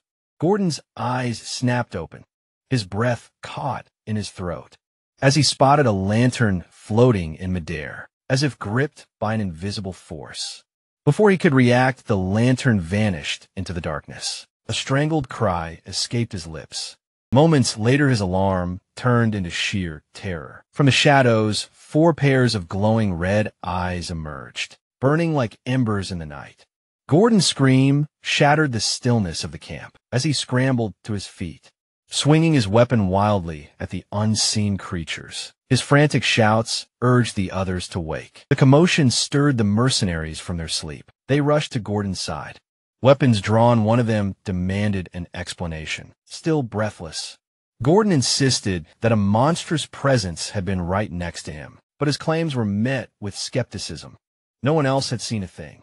Some exchanged confused glances, while others groaned, convinced that he had been dreaming. Gordon's pulse pounded as he scanned the darkness. He knew what he had seen, but as his eyes adjusted, the creatures were gone. One mercenary grumbled about the needless panic, while another suggested cutting Gordon some slack. After all their recent encounters with monsters had been unnerving, then a voice cut through the doubt. A third mercenary admitted, waking up to see a lantern vanish before their eyes. Murmurs spread through the group. Someone mentioned hearing a chilling laugh. Unease tightened its grip on the camp, as more mercenaries shared similar eerie experiences. A one-eyed veteran finally spoke. His tone graved something his ear. He said with certainty, his words, calm yet firm, steadied the rising panic. At that moment, Jean stepped forward. The mercenaries instinctively parted to let him through, their respect for him evident. At his side stood Jillian and Kir. Without hesitation, Jean issued a command regroup. The mercenaries obeyed, forming a defensive circle. The high-ranking members gathered inside a tent to hear Jin's explanation. Gordon, still shaken, demanded to know if they were truly surrounded by monsters. The one-eyed mercenary voiced his concern. The creatures were invisible, and if they couldn't see them, how could they fight? Jean nodded grimly. They're shadow hunters, he explained. Powerful beings that thrive in darkness. Physical attacks won't harm them. They steal light, turning it into a hunting ground where they control the fight. A heavy silence fell over the group. Gordon swallowed hard. How many are there? Jin's gaze darkened. Hundreds. Gasps rippled through the tent.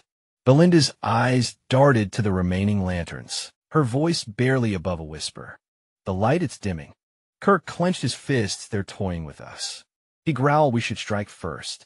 Jin shut the idea down immediately. Attacking blindly will only escalate their harassment. We need to wait for the right moment to counterattack. Belinda frowned, but if we wait, the light will be gone if we act recklessly. Jin countered, they'll force us into a battle we can't win. We need to strike all at once and decisively. Skepticism flickered in Jillian's eyes. How do you fight something you can't see? Jin's expression remained steady. With ease, he reached into his pack and produced several magic scrolls. Belinda, you've prepared them. She nodded, distributing the scrolls to each mercenary. As Jean knelt, he drew a plan in the dirt. The mercenaries crowded around, listening intently. The creatures are circling us from 3 sides, using stolen light to tighten their grip. He explained, we can't defend the entire camp. We'll be flanked, but the lake at our backs keeps them from surrounding us completely. Jillian nodded, grasping the tactical advantage. So we use that to our benefit. Wen's lips curled into a smirk. Exactly, we hold the initiative. Belinda hesitated. How? We'll divide into 3 units. Jin continued, a shield unit to absorb their attacks, a crossbow unit for range suppression, and an elite assault unit LED by me. The shield and crossbow units will form a tight formation at the center, while the assault team will break through their left flank. Once we regroup, we'll encircle them and wipe them out in one decisive strike. Gordon furrowed his brow. Will that really work? Kirk clapped him on the back. As long as the center holds, we can pull it off, Belinda. Eversharp raised a critical point. But we can't even touch them in the dark. For once KIR had a reasonable suggestion. What about Mana Jin nodded approvingly. That's where the magic scrolls come in. As night deepened, the mercenaries braced for battle. Shields locked into formation. Crossbowmen took aim, ready to unleash a volley. At a moment's notice, a voice rang out. A mercenary reporting the loss of the final lantern. Darkness closed and Jean remained calm. Recalling an entry from the pioneering journal of the Delini. Ducal House, the Shadowhunters had one weakness: light. He pulled a scroll from his belt. With a sharp motion, he tore it open. A surge of magic erupted. Light flooded the camp. Turning night into day, a collective gasp followed. For the first time, the mercenaries saw their enemy. The Shadowhunters, eel-like creatures with shifting, grotesque forms, screeched as they were exposed. Gordon's face twisted in a mix of horror and resolve. They were here all along. The creatures, now fully visible, launched their attack. Chaos erupted. Hold the line, Gordon bellowed, rallying the shield unit as the first wave struck. The crossbowmen loosed their bolts, their projectiles slicing through the monsters, now stripped of their camouflage. Jin's sword flashed in the artificial daylight. Assault unit with me, Jillian charged at his side. Without hesitation, Kirk grinned, relishing the battle ahead. Belinda, ever vigilant, stayed close to Jin, ready to watch his back. With a single commanding motion, Jin raised his sword. Now, we end this with a war cry. The mercenaries surged forward, determined to turn the tide. Kerr's desire for battle burned brighter with every strike, his passion for combat igniting with each blow. His heart raced as he fought fiercely, his blade cutting through the air like a whirlwind. Jillian, with her tactical brilliance, moved fluidly across the battlefield, her weapons held with purpose. With a swift thrust, she pierced through several monsters in one motion, and with a quick swing, her blade swept through more foes in a wide arc. The pale creatures, adept at blending into the darkness, were no match for her sharp precision. Their fragile bodies crumpled under her strikes, unable to withstand her relentless assault. Jean, observing the situation, quickly assessed the battlefield. With this formidable team, he knew they could break through the enemy's defenses in the blink of an eye. He raised his hand, signaling his forces to press on and reduce the number of monsters in their path. Jillian, skilled as ever, engaged in battle with both her sword and axe, drawing the monsters' focus while expertly deflecting their attacks. Meanwhile, KRM moved with fluid precision, disrupting the enemy's formation, cutting through their ranks with his blade. His every strike intentional and decisive. Despite his strength, the sheer number of monsters soon began to overwhelm Kor. Sensing the danger, Melinda acted quickly. She hurled 8 daggers with deadly accuracy, each one finding its mark and clearing a path around KIR. Once she had done her part, she called to Jin, signaling it was time for him to step in. Jin responded without hesitation, leaping high into the air, his sword moving in a dance of deadly grace. As he descended, his blade cut through the monsters with brutal efficiency, each strike leaving a trail of fallen foes. The strength of Pum's elite force was on full display, as magical light illuminated the chaotic battlefield. The mercenaries, steadfast behind their shields, held firm, firing arrows without pause. The monsters had yet to break through their defenses, but the pressure was mounting. One mercenary cursed the overwhelming numbers, while another anxiously reported that they were running low on bolts. Situation grew more desperate with every passing moment, and the mercenaries began to fear the oncoming assault, just as things seemed to take a turn for the worse. The assault squad arrived, charging in from the flank. Their weapons slashed through the masses of pale monsters. With ruthless efficiency, Jin paused briefly, silently acknowledging the efforts of the shield and crossbow units, who had held the line until now. The tide of battle was shifting in their favor. One of the mercenaries called out with relief. The boss has arrived. Another, equally relieved, shouted, "We're safe, Gordon." Observing the battlefield with satisfaction, nodded. Jean, however, remained focused. He ordered his forces to spread out and encircle the remaining monsters. Tightening the noose, the mercenaries moved forward with precision, charging at the remaining enemies in an organized fashion. But then something unexpected happened. A horned pale monster issued a loud, eerie scream, signaling a retreat. The mercenaries hesitated, confused by the strange turn of events. The pale creatures were not known for their intelligence, and it was unusual for one to give orders to retreat. Jean quickly deduced that the horned monster was their leader, and immediately ordered Belinda to track it down. Find the one with the horns. Jean commanded. That's the one calling the retreat. Kerr, watching the pale monsters begin to pull back, asked should we continue the chase.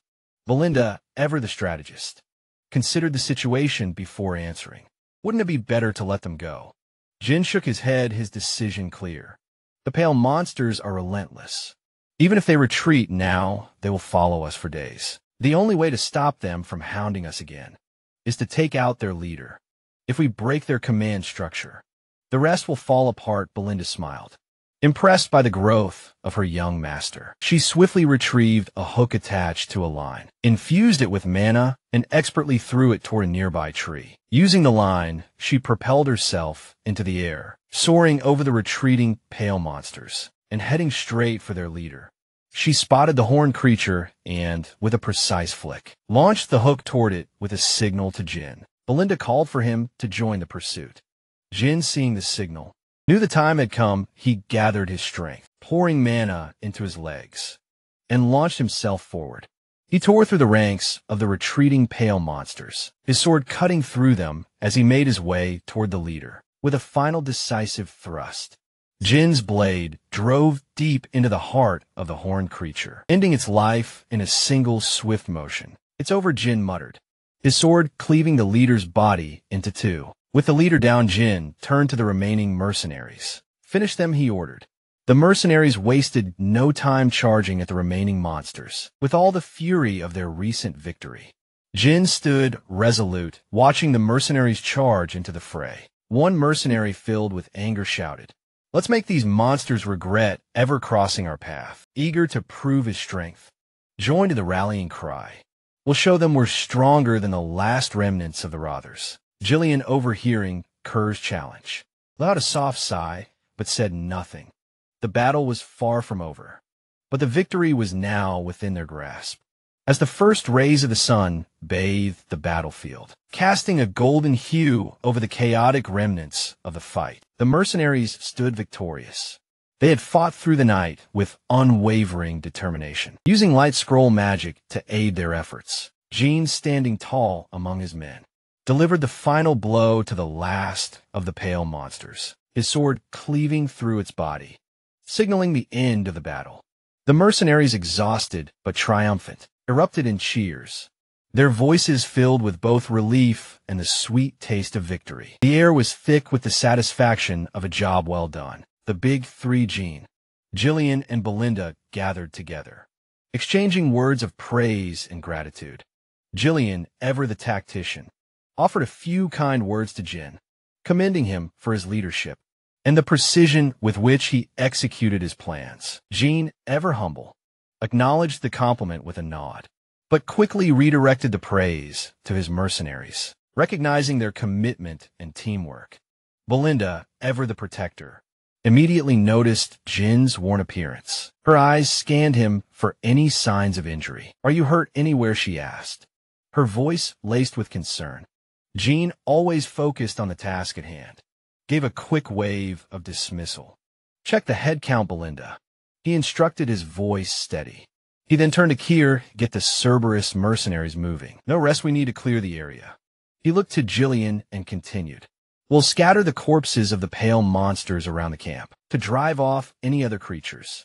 Kier, confused by the plan, asked what's the point of scattering the bodies. Jean, with his usual calm demeanor, explained the scent of these corpses will repel other monsters. The pale are high-ranking creatures, especially around the forest of beasts, and their remains will act as a natural deterrent. Jillian, with a mischievous glint in her eye, added, "And it'll keep this camp safe. I wouldn't want to sleep in a place full of these monsters. Would you care?" she teased, calling him kid in her usual playful manner. Kerr, always ready to rise to the challenge, shot back with a grin, "You want to settle this today?" Jillian, his posture was ready for a challenge, but it was clear that he relished the banter more than the fight. Jean, relieved to be distracted from his heavy thoughts, allowed a long sigh. Couldn't help but reflect on the time spent in the forest of beasts. 10 days, he realized. 10 days of constant danger and uncertainty. Now that the pale threat was neutralized, only the task of mining the runestone veins remained. As the sun climbed higher, Jin couldn't shake the feeling that the worst was behind them. Belinda approached him with her report. The Cerberus Mercenary Corps has 41 members. 3 contracted mercenaries were lost, leaving us with 126. Jin nodded thoughtfully, noting that Cerberus had suffered no casualties. Kier, clearly pleased with his leadership, puffed out his chest and smugly declared, "No surprise there, who else could lead such a fine group of mercenaries?" He shot a pointed glance at Jillian, almost daring her to disagree. Jillian, always calm and composed, merely raised an eyebrow, her lips curling into a faint smile. Jean, more focused on the task at hand, asked about the 3 mercenaries who had perished. Belinda was quick to answer, though her news wasn't as straightforward. "Their bodies are missing. We don't have confirmation of their deaths." Gordon added grimly, "Manus is also unaccounted for. Some speculate he perished in the fight, but there's no evidence of that." Another mercenary offered an alternate theory, suggesting Manus had sneaked off during the battle. It wasn't surprising to anyone familiar with Manus's track record. Seemed likely that Manus had convinced 2 other mercenaries to abandon the group and leave. As Jin processed this, 2 of Manus's former followers began talking. One mercenary, shaking from the intensity of the battle, remarked, "We would have died if Manus hadn't urged us to run." The second one added, "Now that we're safe, we can afford to slow down." But Manus, ever the pragmatist, snapped back at them, "Keep moving. The monsters are distracted, but we need to get as far away as possible while we can." It was too late when Manus turned to check on his companions. He saw them frozen in fear, their eyes wide in terror. The 2 mercenaries pointed behind him, and Manus, still unaware of the danger, turned around. What he saw made his blood run cold. Looming over them was a gigantic serpent, its crimson eyes glowing with hunger. Its massive body was coiled, ready to strike, and Manus realized far too late that they had provoked something far beyond their ability to escape. The 3 mercenaries stood frozen, knowing they had no chance against the terrifying creature. The blood python, instead of devouring the 3 fleeing mercenaries, carried them in its powerful coils. It tossed them carelessly into a massive heap of corpses at the heart of its lair. Nestled within the runestone vein, Jean had been searching. Origin had been right all along. His journal, the one he had retrieved from his memories, proved accurate. The runestone vein lay just a short distance deeper into the forest, as he had suspected. The mercenaries, once grumbling and irritable, now worked with surprising discipline. As they forged a path through the dense woods, they began by cutting down trees and carefully trimming them into manageable logs. Kerr stood back in astonishment, watching them work with no need for instructions. It was the first time he'd seen these mercenaries display such focus and efficiency. They had always been lazy, but today they were methodical and determined. Jillian muttered under his breath, sensing that this moment had been inevitable. Curry nodded in agreement. Noting the irony, he then voiced a thought aloud, wondering if the mercenaries would disband once the mission was over. It would be a waste to use them only for this one expedition. Jin, focused on chopping through a tree, casually replied that he planned to hire them all as his personal soldiers. The mercenaries, through their experience on this journey, had shown potential beyond their usual roles. Jin believed they could form the core of a new force that could help him expand his influence. Gazelle approached with a report, informing Jean that monster corpses had been scattered near the clearing. As per his orders, Kerr acknowledged the report and nodded in approval. The tactics had worked. There hadn't been any signs of monsters between their camp and their current position.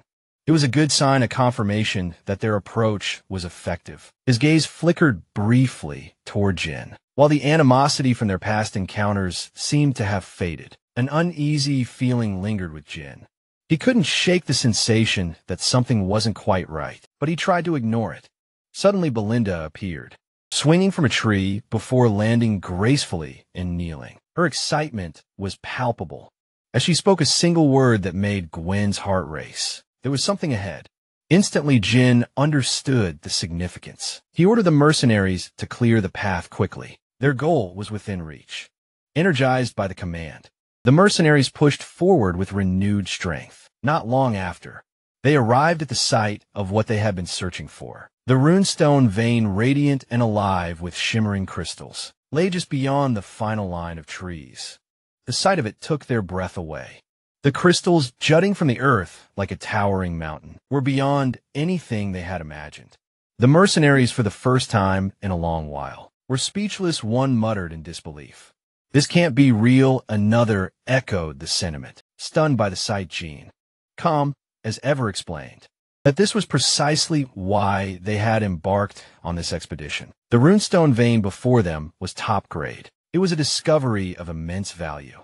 Kerr marveled at the sight, realizing that the forest had hidden something far more valuable than he had expected. Nearby, Jillian couldn't help but smirk, offering a rare compliment to Jean for his foresight. But before anyone could celebrate further, Belinda, ever the enthusiastic one, sprang to Jin's side without hesitation. She threw her arms around him in a tight embrace, asking excitedly how he had known about the vein. One of the mercenaries, still in awe, wondered aloud if the scattered crystals were truly runestones. Another mercenary, filled with excitement, shouted that they had stumbled upon something most people could only dream of finding.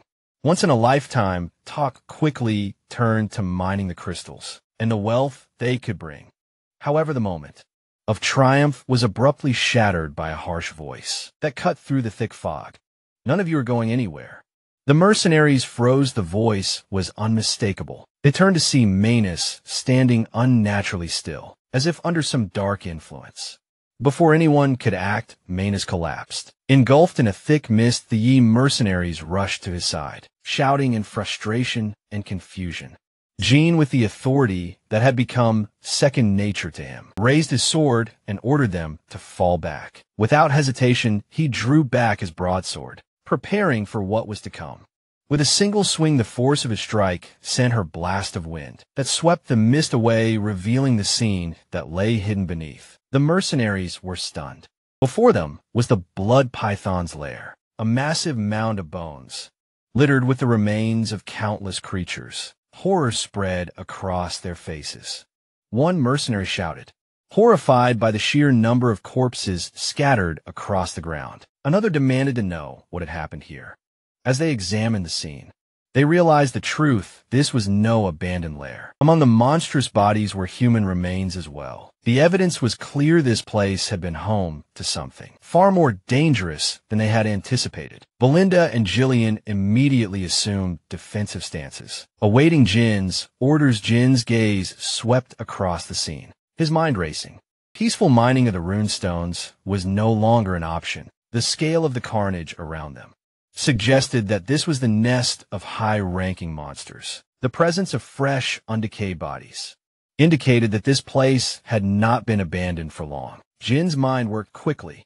The discovery had shifted from an opportunity to mine valuable resources to a deadly confrontation. They were no longer the hunters, they were the hunted. The toxic gas from the scattered corpses had merged with the mist, clouding the area in an invisible danger that went unnoticed, until it was almost too late. Jin cursed under his breath, remembering that no special threats had been recorded near the vein. Realizing the imminent danger, he quickly commanded everyone to be alert, his voice firm and steady as he sensed something drawing near. His instincts proved correct. The massive blood python materialized out of the mist, like a nightmare come to life. Its movement so quiet it was almost impossible to track. Without warning, the serpent opened its gaping maw, preparing to strike at Jin. His mind raced as he shouted for the mercenaries to scatter. Belinda, Kerr, and Jillian instantly positioned themselves, while Jean himself stepped forward as the vanguard, unfazed by the looming threat. He leaped into the air, his sword raised high and ready for combat. As the python lunged toward him, Jin deftly dodged its strike, swinging his sword in a smooth arc. His momentum from the leap carried him closer to the serpent's body, and with a surge of mana, he thrust his sword toward its skull, even with the power of 2 attacks. The sword only left a shallow mark on the python's scales. Watching from the sidelines, Jillian muttered in disbelief, astonished at how little effect the strikes had, despite the mana infusion. Kier equally stund voiced his confusion, unable to understand how such a creature could withstand such powerful blows. As Jin attempted to retreat, the python immediately countered, opening its mouth wide and spraying venom from its fangs. Still in midair, Jin twisted his body and used his cape to shield himself from the poisonous spray. But the attack didn't end there. The serpent's tail came crashing down, aiming to strike Jin with a brutal force. Jin, anticipating the move, swung his sword with all his might. Meeting the tail head on the impact was overwhelming, sending him crashing to the ground with a force that rattled his bones. Belinda's frantic voice cut through the chaos, filled with worry as she called out to her young lord. The ground trembled as the python's body writhed in fury, causing utter mayhem around them. One mercenary, caught in the chaos, screamed for everyone to watch out for the snake's rampage, while another demanded to know what kind of beast could possess such immense size. A third mercenary screamed in terror as the snake's overwhelming power began to tear through their ranks, crushing everything in its path. With the mercenaries in disarray, the experienced trio swiftly sprang into action. Jillian moved with precision, pulling 2 mercenaries out of harm's way. Belinda, with a swift motion, used a rope to help several others climb to safety, throwing them clear of the python's crushing force. Kier, ever the leader, barked orders commanding his group to scatter and avoid the destructive rampage of the serpent. The snake's fury seemed unrelenting. The mercenaries, overwhelmed by its monstrous strength, could do little but scream in terror as they fought to escape its crushing wrath. Still on the ground, Jin focused, forcing his body to circulate mana, preparing for his next strike. As the python's deadly gaze remained locked on him, he knew this creature was the true master of the runestone vein. Jin's mind raced as he assessed the situation. The blood python was one of the legendary creatures within the forest of beasts, beasts that were deemed nearly impossible to hunt. It resided deep within the forest, far from human reach, yet here it was, and Jin had not expected to encounter it so soon. The chances of victory seemed slim. The option to retreat crossed his mind, but there was no time to waste. He clenched the runestone tightly in his hand, steeling his resolve. If he turned back now, everything he had done thus far would be meaningless. He had come too far to give up now. Jin's mind was made up. He was not just fighting for himself. He was someone burdened with far greater responsibilities, and he would not back down. With a determined breath, Jin activated the 3 mana cores in his upper body, his sword raised in defiance of the monstrous creature before him. His eyes blazed with unyielding resolve as he summoned all the power he could muster. Considering his next move, Jin opened his 3rd monocle, wondering if he could muster enough strength to defeat the blood python. The serpent, having already wreaked havoc on the mercenaries, set its sights on him once again. Sensing the rising power within the seemingly insignificant human, the creature's mouth opened wide as it charged toward Jin, its massive form bearing down on him. Jin's sword flared with the mana he infused into it. With a quick sidestep, he deflected the python's strike, sending the creature's attack to the side. Without hesitation, Jin ran his blade along the serpent's head, but its scales proved far too tough to penetrate. Adapting his stance, Jin swung his sword upward like a dancer with a broadsword, before bringing it down with precise force, managing to gouge out one of the serpent's eyes. But the battle was far from over. The blood python retaliated, swinging its massive tail down to crush Jin. Standing firm, Jin blocked the attack with his sword, the force of the blow reverberating through him. As if he were a fortress, mana surged through his veins, pushing him beyond his limits. Meanwhile, the serpent opened its mouth again, preparing to devour him whole. The blood python unleashed a rapid barrage of attacks, each strike made heavier by its colossal weight. Jin, relying on both his strength and the power of his third monocle, managed to hold his ground, refusing to yield with a fierce scream. Jin pushed back against the overwhelming odds, determined to stand his ground. The odds of survival were slim, but Jin knew there were some battles that had to be fought, just as his father had borne the weight of their family's territory. Jin now carried the burden of his estate and its future core Belinda. Jillian and the rest of the mercenaries stood in awe as they witnessed their young lord fighting with everything he had. It was the first time they had seen Jin unleash all his strength in battle, and they couldn't help but marvel at the sheer intensity of his will. Jin moved closer to the snake's head, raising his sword to strike at its open mouth. This was the moment he had been waiting for, the moment he would fulfill his responsibility. After putting some distance between himself and the python, to catch his breath, Jin observed the creature closely. It showed no signs of faltering.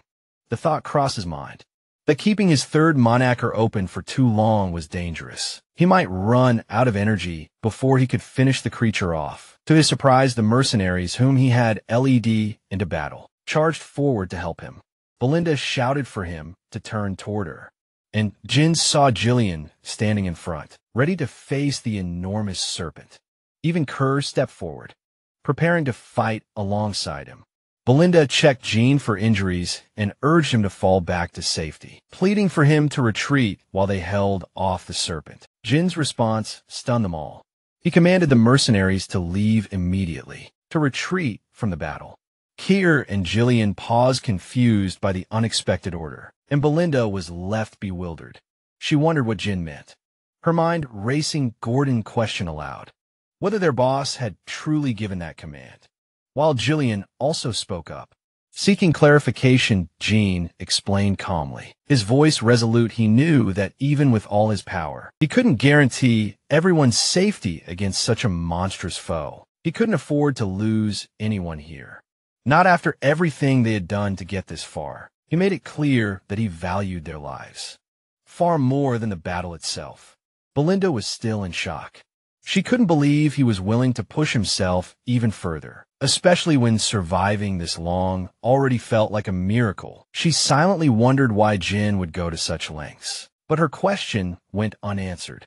Jin's aura fled once again, mana surging through his veins and into his sword. The blood python responded by releasing a cloud of poison, aiming to overwhelm the group with a deadly spray. Jin shouted for the mercenaries to flee immediately, but instead of retreating, they moved forward, raising their shields to protect him from the onslaught. Jin was taken aback by their unexpected response, unable to comprehend why they had chosen to fight rather than run. One mercenary shouted, expressing their willingness to fight alongside him. Another declared that they had never met an employer like him before. Gordon chimed in, affirming their loyalty, saying that they had survived countless battles thanks to Jin, and they would do so again.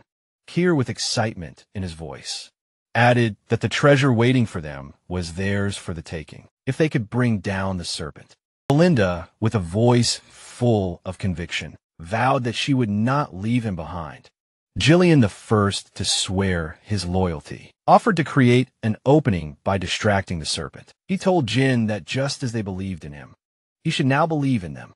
Jin steeled himself, fully understanding the risks. He knew that he might lose one of his men in this fight, but retreating was no longer an option. He warned them of the blood python size, its poison, and the impenetrable scales that could deflect even mana-imbued blades. If the serpent landed even a single blow, one of them would surely die. But Jin was resolute. This battle was his, and he would finish it, no matter the cost. Belinda was still in shock, struggling to comprehend why Jin was so determined to defeat the serpent. Her mind raced, but then Jin's gaze shifted toward the blood python's mangled right eye, an exposed wound in that moment. The opportunity became clear to him. He knew he could strike, raising his blade. Jin called out to the mercenaries with authority, commanding them to fall into formation and act as one. His voice rang with determination as he ordered them to heed his command. Without hesitation, the mercenaries rallied together. Their resolve, unwavering, the blood python towered before them, a terrifying force of nature. But the mercenaries were undeterred, its gaping mouth open wide, ready to strike. But the mercenaries raised their shields in preparation. Belinda, dagger in hand, positioned herself behind Kerr, who held his oddly shaped blade, both preparing to strike the serpent's right eye. Jillian, axe raised, aimed for the creature's vulnerable mouth, while Jin carefully moved his blade, searching for an opening together. They restricted the serpent's movements, using every ounce of strength they could muster. Kerr thrust his blade into the serpent's right eye, drawing its attention furious. The snake reacted swiftly, swinging its head and opening its jaws in a deadly snap, aimed directly at him, but Belinda was quick to act, yanking Kerr out of harm's way with a forceful pull that saved him from the serpent's lethal bite. Jillian saw his opening and leapt forward, his axe crashing down with tremendous force. Though the blade couldn't penetrate the serpent's tough scales, the sheer strength behind the strike drove the creature's head to the ground. Seizing the moment, Jin darted in from the side, heading straight for the remaining eye. The snake attempted to stop him, but it was too slow with precise accuracy. Jin plunged his blade into the serpent's eye, causing it to shriek in agony. Jin's mind raced as he carried out the strike. He knew what would happen next, but the thought of standing by while others perished was unbearable. He had no choice but to finish the fight. The mercenaries, seeing their young master's resolve, attacked with everything they had, Jillian continuing to pin the serpent down. In its final moments, the blood python's remaining strength surged, and it jerked its head upward, sensing Gil's powerful mana rising above it. With fury, the serpent charged. Jin leapt into the air, his blade raised high, determined to end the battle once and for all. He had no choice but to finish it now. He was the only one who could protect the estate, and failure was not an option. As the serpent's massive jaws opened wide, it surged toward Jin, ready to swallow him whole. The mercenaries and Belinda watched in stunned horror, convinced that the young master had been devoured. But then, in a shocking turn of events, Jin's blade emerged from the serpent's head, piercing through its skull from the inside. He split the serpent's upper head in two, emerging from the wreckage drenched in poison but victorious. The blood python was dead. Kerr and Jillian couldn't hide their smiles, relief flooding over them at the sight of their young master, standing tall and unharmed. Belinda, overwhelmed with joy, was just as relieved Jean had survived the impossible. He had done it for them, for the future of Pyram. Jean knew that he couldn't allow the expedition to fail. As the mercenary king, he couldn't let those who followed him die without purpose. With the blood python defeated, the expedition to the runestone vein was a success. But back at Pyram Castle, Albert was in a fury. He raged about Jin's defiance, condemning the young lord's actions as nothing short of treason. Entering the forest of beasts without permission was a direct challenge to authority. Walter, the Count of Pyram, and Homer both tried to calm Albert's rising anger. Homer, knowing full well the young lord's reckless nature, mused that if Jin thought he was now the ruler, they'd have to handle it. Albert's accusations were sharp, his voice full of frustration. Homer sighed, trying to reason with him, explaining that there was no point in getting worked up now. Jin had been in the forest for over 2 weeks. If SCOF had not falsified his report, they could have intervened earlier. Homer still couldn't understand why SCOF had risked his knighthood to help Jin. Though he understood the young lord's impulsiveness, Albert, growing more furious, insisted that they could no longer ignore Jin's actions. The lord had to act swiftly before Jin caused even more chaos. Homer reluctantly agreed, adding that once Jin returned, he would need to be imprisoned and severely punished. Walter remained silent, his mind racing. He couldn't fathom why his son had stirred up so much trouble. Suddenly the door swung open and Rand, the captain of the Pyram Knights, rushed in with urgency. The atmosphere shifted immediately, and everyone in the room sensed the weight of his words. Rand revealed startling news. The young lord had returned. Outside, Jins strode confidently toward Pyram Castle, fully aware that meeting his father would come with consequences. But as he walked, He was certain that once his father saw the results of his actions, everything would be fine. He had secured the future of the estate, and no matter the consequences, he would stand by his choices. Jin walked into the room, his expression calm as he approached the seat before his father, Zvaltev, and the other officials, including the knight Captain Albert. Though Albert was seething with fury, he remained silent, waiting for the Archduke to speak. Even Randall and Homer were at a loss, unsure of what the young man had planned. Zvaltev, though visibly relieved that his son had returned safely from the forest of beasts, couldn't conceal his displeasure. Jin had blatantly disobeyed his orders, and that was not something easily overlooked. Jin, unbothered by the tense atmosphere, spoke first, his voice light and almost childish as he explained his return. He casually reminded his father that he had done what was necessary. Walter, his face hardening calmly, reminded Jin that he had explicitly told him not to go into the forest. Jin in turn apologized, but stood firm in his reasoning, stating that it was something that had to be done. Homer, still confused, demanded clarification. What exactly did Jin mean by it had to be done? Randall quickly followed up, pointing out the gravity of the situation and questioning whether Jin truly believed it was worth disobeying orders. He reminded Jin of the perilous risk, not just his own life, but to the estate itself. If monsters had emerged from the forest and attacked the estate, it could have led to a catastrophic outcome. Jin, unfazed by their scolding, simply replied that he was still alive, and that no monsters had attacked the estate. His calm response seemed to only fuel Homer's frustration, and Randall, his voice rising, demanded to know how Jin could be so reckless. Albert, who had been silent until now, spoke up, his voice tinged with frustration. He sarcastically asked if Gwen found the situation amusing, simply because no incidents had occurred in the forest. His tone suggested that while angry, he might be willing to let this pass. However, Albert quickly put a letter on the table, signaling that this matter was far from over. Jin immediately recognized the letter as coming from Count Rayford. Albert confirmed it, explaining that he had suspected something might go wrong. When Jin visited Rayford without warning, the situation was even worse than he had feared. Jin had extorted 20,000 gold from Lady Amelia, who had been sending support funds to Piram.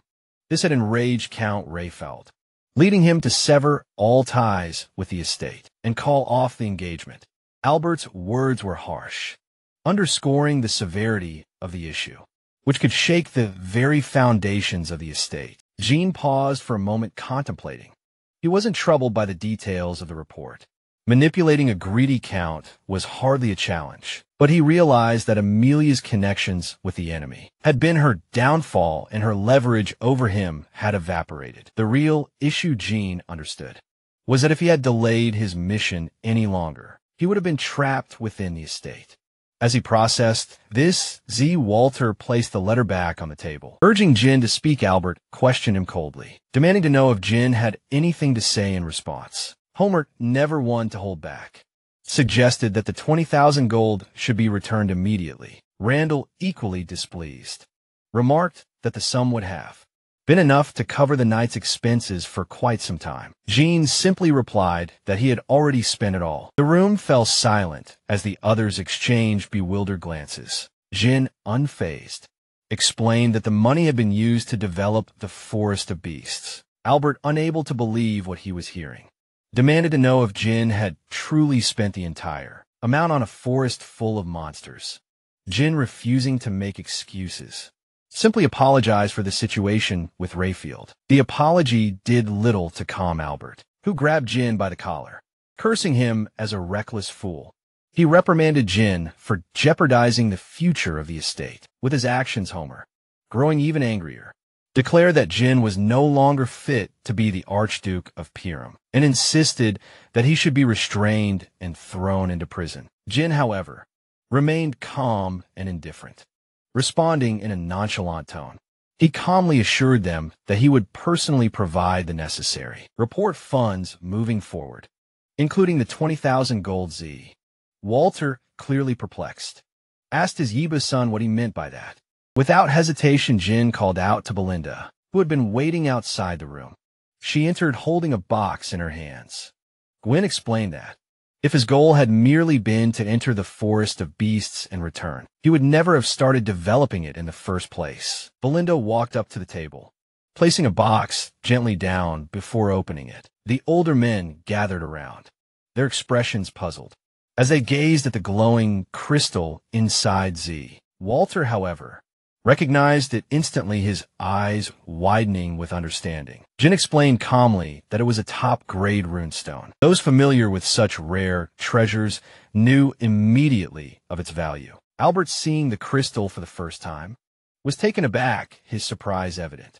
Homer, intrigued, picked it up and examined it closely, his voice full of curiosity, as he asked Gwen where he had found such a valuable item. Randall, still processing the discovery, quickly shot a skeptical look at Jin, accusing him of trading the 20,000 gold for it. Jin, unfazed, shrugged and explained with a casual tone that he had minded himself from the forest of beasts. Belinda, standing nearby, shot an exasperated glance at the older men for doubting Jin's word. Albert, still recovering from surprise, commented that while the runestone was indeed precious, it wouldn't be nearly enough to sustain the estate on its own. Jin nodded, thoughtfully agreeing with Albert, but assured them that this was only a small part of the haul. With that, he led them outside to the estate's outskirts, where the full extent of his expedition was laid out before them. Massive piles of high-grade runestone were stacked up, with more being brought in by carriage. The bodies of various monsters, valuable for their remains, were being sorted by the mercenaries Jin had hastily gathered for the mission. Homer, astonished by the sheer scale of the operation, asked Jean how much of this had been collected in just 15 days. Randall, his eyes wide with disbelief, questioned whether he was seeing things correctly. Zvaltev, equally surprised, turned to Belinda, seeking confirmation that all of this had indeed been gathered during the expedition. Belinda nodded, firmly stating that Gunn had personally led the effort and secured everything himself. Jean, his voice full of pride, explained that the haul included the remains of dangerous creatures, like the Dirus INT and the blood python, though the runestones were just a fraction of what had been mined from the vein. He stressed that the goal of all this was to benefit the estate, and as such, everything collected should be used for its advancement. Albert, taking in the situation, estimated that, with this much material, they would no longer have to worry about financial support. The realization hit Randall and Homer, leaving them both stunned and impressed. Their expressions softened, and they approached Jin, offering praise for his outstanding success. Randall, acknowledging Jin's exhaustion from the expedition, spoke first, offering his admiration. Homer quickly followed suit, adding his own compliments. Both men even massaged Jin's shoulders in gratitude. However, before he could fully accept their praise, Jin outlined his conditions. The first was that Scovon and Ricardo, who had only followed his orders, be immediately released. His second condition was that access to the forest of beasts remain restricted to prevent harmful rumors from spreading about the estate. Homer, after a brief moment of thought, agreed that these requests seemed reasonable. But Jin's third condition was more contentious. He insisted that he should personally recruit and manage the mercenaries and security forces, arguing that any interference with troop movements would only cause delays. Alarmed by this, Homer immediately raised his objections, demanding to know if Jin was suggesting the formation of a private army. Randall, equally concerned, questioned what Jin might do with such a force. Albert, maintaining a calm demeanor, intervened to clarify the situation. He reminded Jin that his current position required him to seek forgiveness, not make demands. Jin, however, remained unfazed, calmly explaining that his conditions were necessary to replace the financial support previously provided by Rayford. He added that any delays in these operations would only hurt the estate's finances.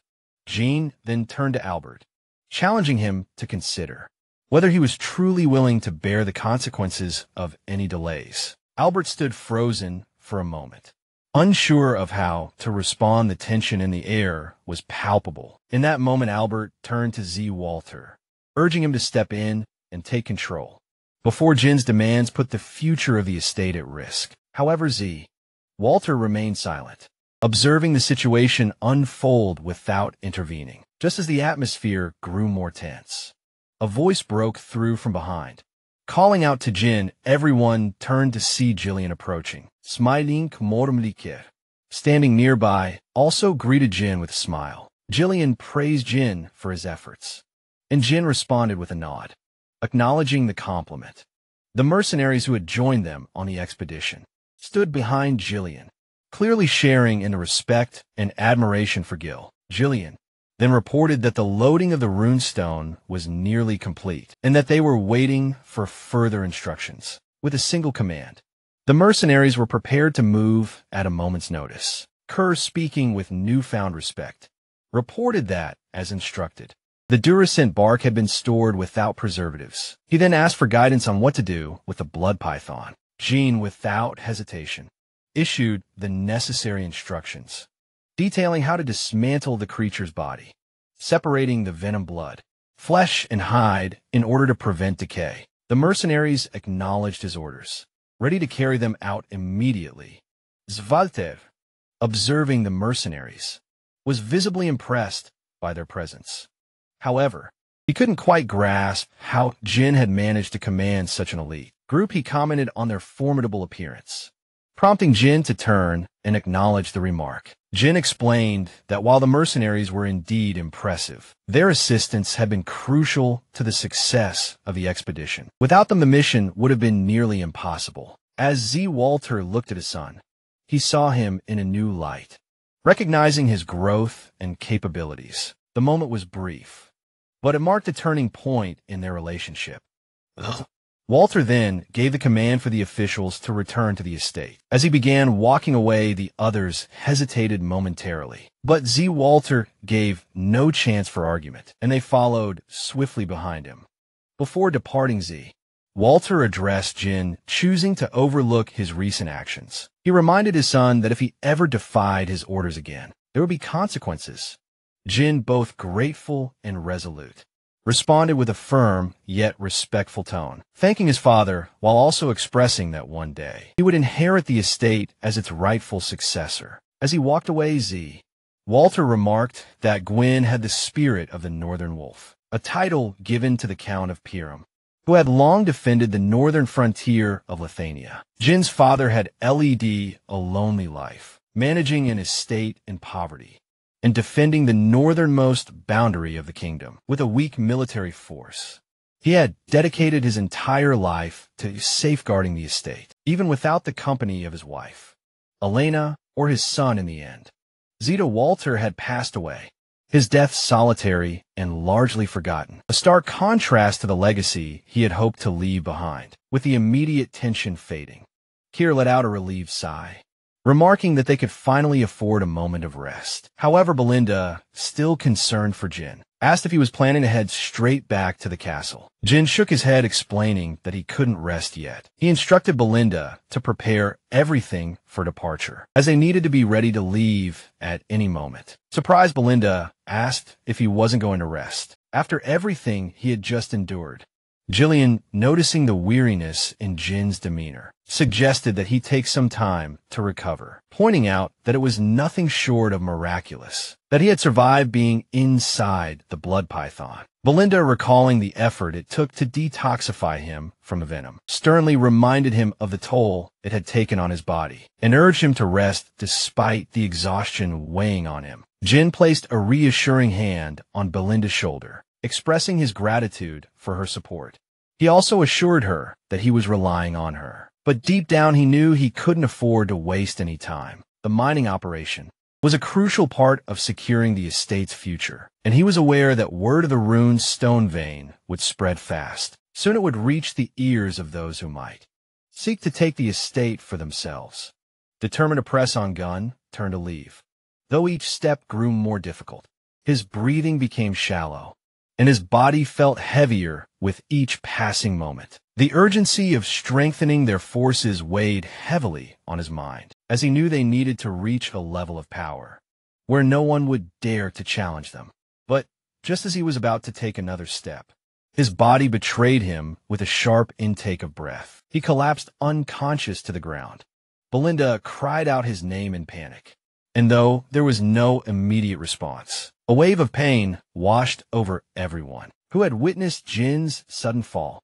The sight of the once unyielding Archduke, now lying motionless on the ground, struck a deep chord in their hearts. In the dim glow of a candlelit chamber, a lone pigeon descended through the shadows. A scroll clutched tightly in its talons. It landed gracefully on the arm of a man, seated upon an imposing throne. The room was vast, the air thick with the scent of old parchment and burning incense. As the man untied the scroll, his sharp eyes flickered with intrigue. Partial reclamation of the forest of beasts confirmed. The message read, "Commence territorial war with the Dugald family and wipe out Perdium. After that, the ducal house will step in." A smirk played on his lips. The destruction of Perdium, huh? He mused aloud, "Are you saying we should turn it into a lordless land?" A voice from the shadows answered, "The time has finally come. This means the Duke of House intends to appoint a new ruler for Perdium." His gaze shifted toward the round table before him, where his most trusted retainers sat in silent anticipation. "How many of our people remain in Perdium?" He inquired. A man with graying hair leaned forward. "2 retainers and 1 knight." "My lord, send the retainers to Digold's territory." He commanded the death of Dugald's missing heir, and Perdium will be justification enough for war. The room fell into murmurs until another voice spoke, tinged with hesitation. "And who shall lead the campaign?" "My lord." The man on the throne leaned back, his fingers tapping against the armrest. "Victor will take full command of this operation." A hushed silence followed, then a scoff from one of the men. "Victor? I can't believe we're bringing out Desmond's strongest card this soon." Another man, younger and more cautious, interjected. "If Frank had done his job properly, Perdium would have collapsed on its own." One of the older retainers spoke next, his tone laced with concern. "My lord, Victor will undoubtedly succeed. But isn't it premature to reveal our strongest asset? We played our hand cautiously until now. This move feels rushed." The man on the throne studied him for a long moment before responding. "Why does the ducal house, which has always operated in the shadows, now interfere directly in Perdium?" No one spoke because of the forest of beasts. The tension in the room shifted immediately. "The forest of beasts," one man echoed, his voice carrying a hint of alarm. "Every decision follows Duke Belfine's will. Do not question any orders. Prepare for war." The figure in the throne rose, his dark cloak billowing. At last his identity was clear. Count Desmond. The murmurs in the chamber ceased. This was no ordinary territorial dispute. This was a calculated maneuver orchestrated by a far greater force. "Harold Desmond," he continued, addressing one of his closest advisors. "Does anyone else know about this situation?" Meanwhile, in another location, a piercing scream shattered the stillness of an opulent chamber. A woman clad in a deep crimson gown clutched the fabric of her dress as if to steady herself. "Giselle Perdium," she screamed, her voice laced with fury and anguish. A man hurried forward, placing a firm yet gentle hand on her shoulder. "My lady," he said softly. Trying to console her, her breath came in ragged gasps. "That bastard secured the rune stone mine, using the 20,000 gold he took from me." The man's expression darkened. "Even after sending the wildcats, they failed to kill him. I even bowed my head to that damn father to cut off Perdium's funding, and still he lives." She clenched her fists, her nails digging into her palms. "This makes me look like a fool." The man beside her didn't flinch. "This isn't like you, my lady." Her chest rose and fell with measured breaths. "You're right," she admitted, forcing herself to calm. "I let my emotions take over. What's done is done, then give the order." The man urged now that Perdium has found the rune stone mine. They'll soon escape their financial troubles. She turned to him, eyes alight with calculation. It might seem like a victory for them, but the key detail is that they haven't sold the rune stones yet. "Haven't sold them yet," he echoed. A smirk curled her lips. "According to our latest intel, they secured the rune stones no earlier than 2 days ago. That's not nearly enough time to establish a supply chain." The realization dawned on him. We'll exploit that weakness exactly. We know where they'll try to sell them. His brow furrowed, and where is that? Her voice was sharp precise. There's only one place in the north where they can sell runestones. She stepped toward the window, gazing out over the moonlit expanse. The northern tower ruled by the 7th Circle Archmage Delmont. A pause, then with a slow, satisfied breath, she spoke the name that would determine the next battle. The Tower of Advancement. Runestones are the lifeblood of magical research, a resource so vital that the great magic towers guard their supply chains with ruthless efficiency. In the depths of a candlelit chamber, a cloaked figure laid out the plan before his gathered allies. The Tower of Advancement is our target, he declared, not Giselle. Our focus is on the workers transporting the runestones. Another figure draped in a dark hood nodded in understanding. We strike swiftly, hit and run. Disrupt their supply lines. Cut them off before they reach the tower. And in the chaos, a third voice added. We seize the rune stones for ourselves. Yet a murmur of uncertainty arose. But what about the Crimson Tower in Bryant territory? A man questioned, shouldn't we consider splitting our efforts? A woman stepped forward, her expression unwavering. That was the past, things have changed. She said firmly, the Crimson Tower has been in decline ever since it lost its top position. No mafe, in their right mind, would choose it over the Tower of Advancement. Not even Giselle Perdium. Her eyes darkened with cold determination. This time I will take everything from you, Giselle. She vowed, want to stay ahead of the story. Get up to 16 episodes early only on Patreon. Support the channel. Unlock exclusive content and be the first to know what happens next. Click the link in the description, and we'll see you way ahead in the story. Now back to the video far away. Within the silence of his chambers, Giselle was lost in the depths of a dream that soon turned into a nightmare. A monstrous creature loomed before him, its jaws widening as it swallowed him whole. Darkness engulfed him, and then came the venom oozing from its insides. A corrosive force, meant to break him down before he even reached the creature's stomach. But Giselle's body burned with defiance. His third mana core flared to life, incinerating the venom upon contact. The resulting fumes, however, were a new kind of torment, a poisonous haze that threatened to steal his breath, to pull him into unconsciousness. Endure, a voice echoed in his mind. If you lose consciousness here, it's over. His expedition, his future, everything he had worked for, it would all be lost. His grip on reality tightened. If I can't avoid the poison, he resolved, then I'll make it mine. The venom that had infiltrated his body. He wouldn't fight it, he would absorb it, drawing it into his mana core. He spun it with fierce control, neutralizing the toxins in a process only a superhuman could achieve. Then a realization struck. Could this be used as an alternative fuel? A new method to withstand mana explosions. His eyes snapped open, breath steady.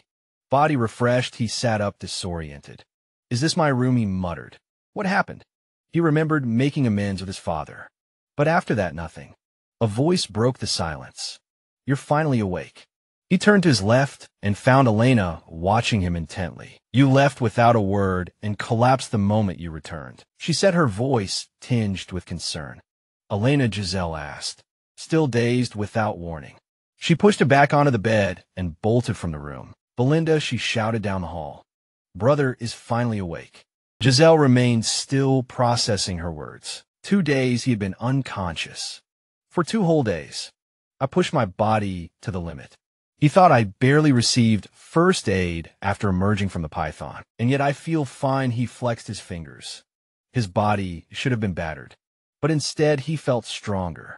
No more than that his mana capacity had increased. Its very nature had shifted.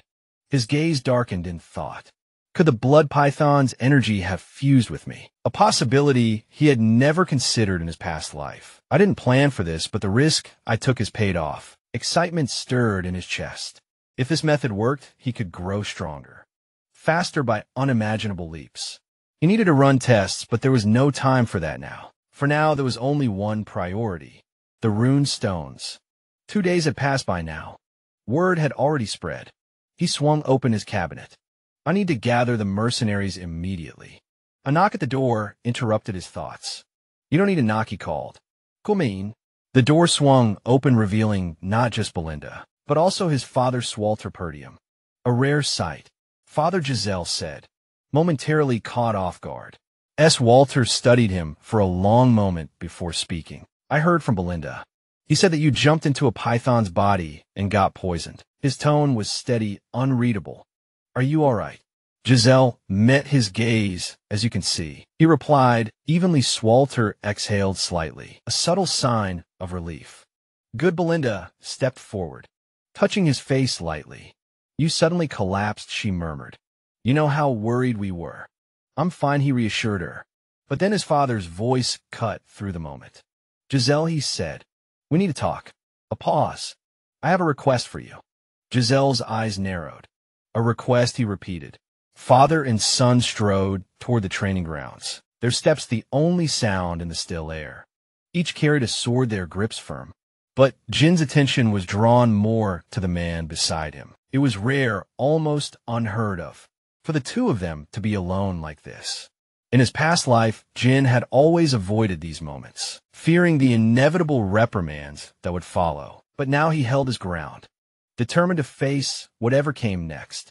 When they reached the center of the arena, Walter finally broke the silence. He apologized for summoning his son so soon after his recovery. Jin waved off the concern, casually mentioning that 2 days of rest had left him feeling better than ever. But his father's words lingered in the air, and Jin could sense there was more to this meeting. Growing uneasy, he decided to address the topic himself, asking directly about the request his father had made earlier. For a long moment, Walter simply studied him.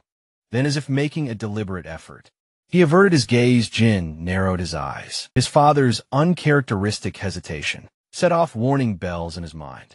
The silence stretched between them, heavy and unspoken. Jin's thoughts drifted to a distant evening for his childhood. His mother and Elena had sat atop a grassy hill looking out over Pyram. That day his mother had shared something about his father, something Jin had barely understood at the time. She had called him a man who rarely showed his true emotions, who always placed duty before himself. But when it came to her, she had said with a quiet laugh, he was different. Jin had dismissed her words back then. But standing before his father now, the memory carried new meaning.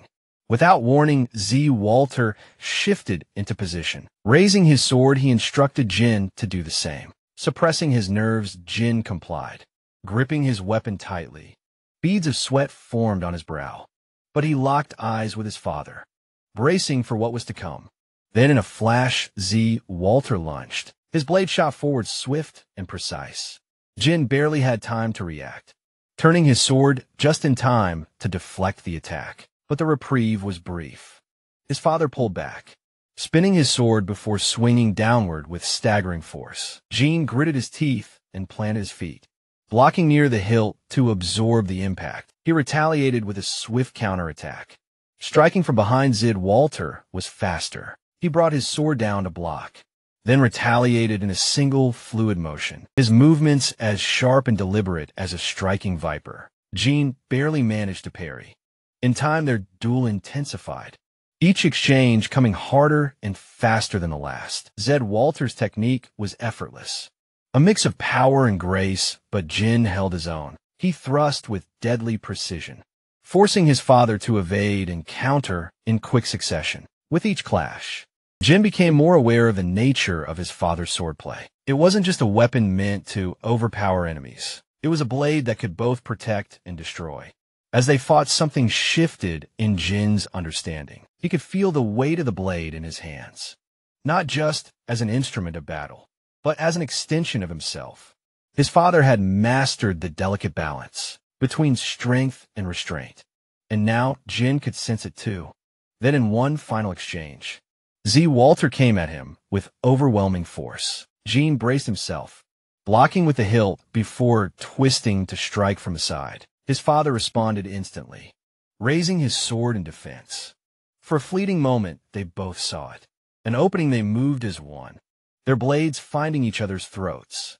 Locked in place, their gazes met. The match had ended in a draw. Jin studied his father, searching for any sign of emotion in his expression. Meanwhile, Walter looked upon his son with newfound weariness, as if seeing him in an entirely new light. Breaking the silence, Walter offered a rare word of praise, acknowledging how much Jin had grown. Jin, caught off guard, muttered a quiet thanks, but before he could dwell on it, his father continued, offering him advice. He pointed out that, while Jin possessed the strength and reflexes to take down even monsters in the wild, his movements were too easily telegraphed. A skilled opponent would be able to read his intent. Jin frowned, considering the critique. He had always relied on analyzing his enemies in battle, but perhaps his father was right. There was more to combat than raw strength and speed. He would need to refine not just his body, but his mind, as well. As Jin reflected on his father's words, a revelation struck him. Until now, he had relied solely on instinct and experience, his swordsmanship shaped by survival rather than structured training. He had never been formally instructed, never had a mentor to refine his skills or correct his flaws. There were undoubtedly gaps in his technique, flaws he had compensated for in battle, but had never consciously addressed. Yet now, standing before his father, he realized that learning from someone else was not a weakness, but a strength. A newfound sense of gratitude settled within him. Turning to Walter, he sincerely thanked him for the lesson. His father, however, remained silent, his expression unreadable. After a long pause, he finally spoke, admitting that his initial intention had not been to instruct Jin, but to reprimand him. This revelation caught Jin off guard. Walter explained that no matter how skilled or capable a person was, breaking the rules had consequences. If merit alone justified disobedience, order would collapse and chaos would reign. Jin listened without protest. He was no longer the reckless youth he had once been, blindly challenging authority. He was evolving, and his father saw it too. "You've changed, Walter remarked.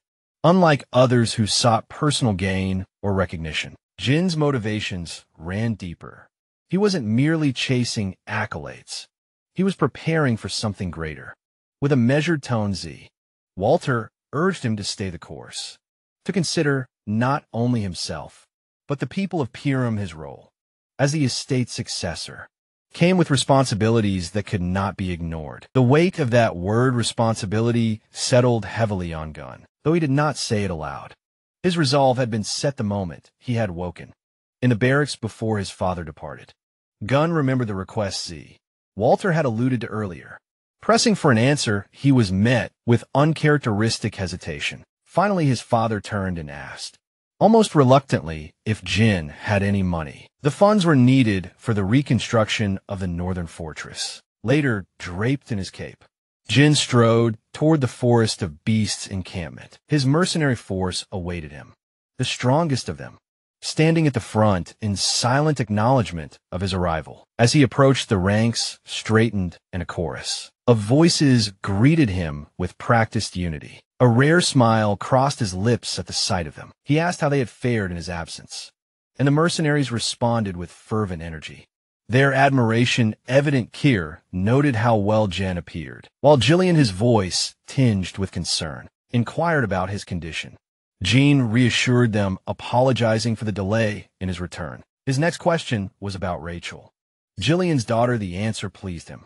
She had recovered beyond all expectations. With a grateful bow, Jillian expressed his heartfelt thanks. With pleasantries exchanged, Jin's expression hardened, his voice carried an undeniable authority. As he addressed his closest subordinates, "The estate is in danger," he declared. His words cut through the air, and his men immediately understood the gravity of the situation. They had fought beside him in the forest of beasts, had witnessed firsthand the battles he waged. If Jin was warning them of an impending threat, it was not to be taken lightly.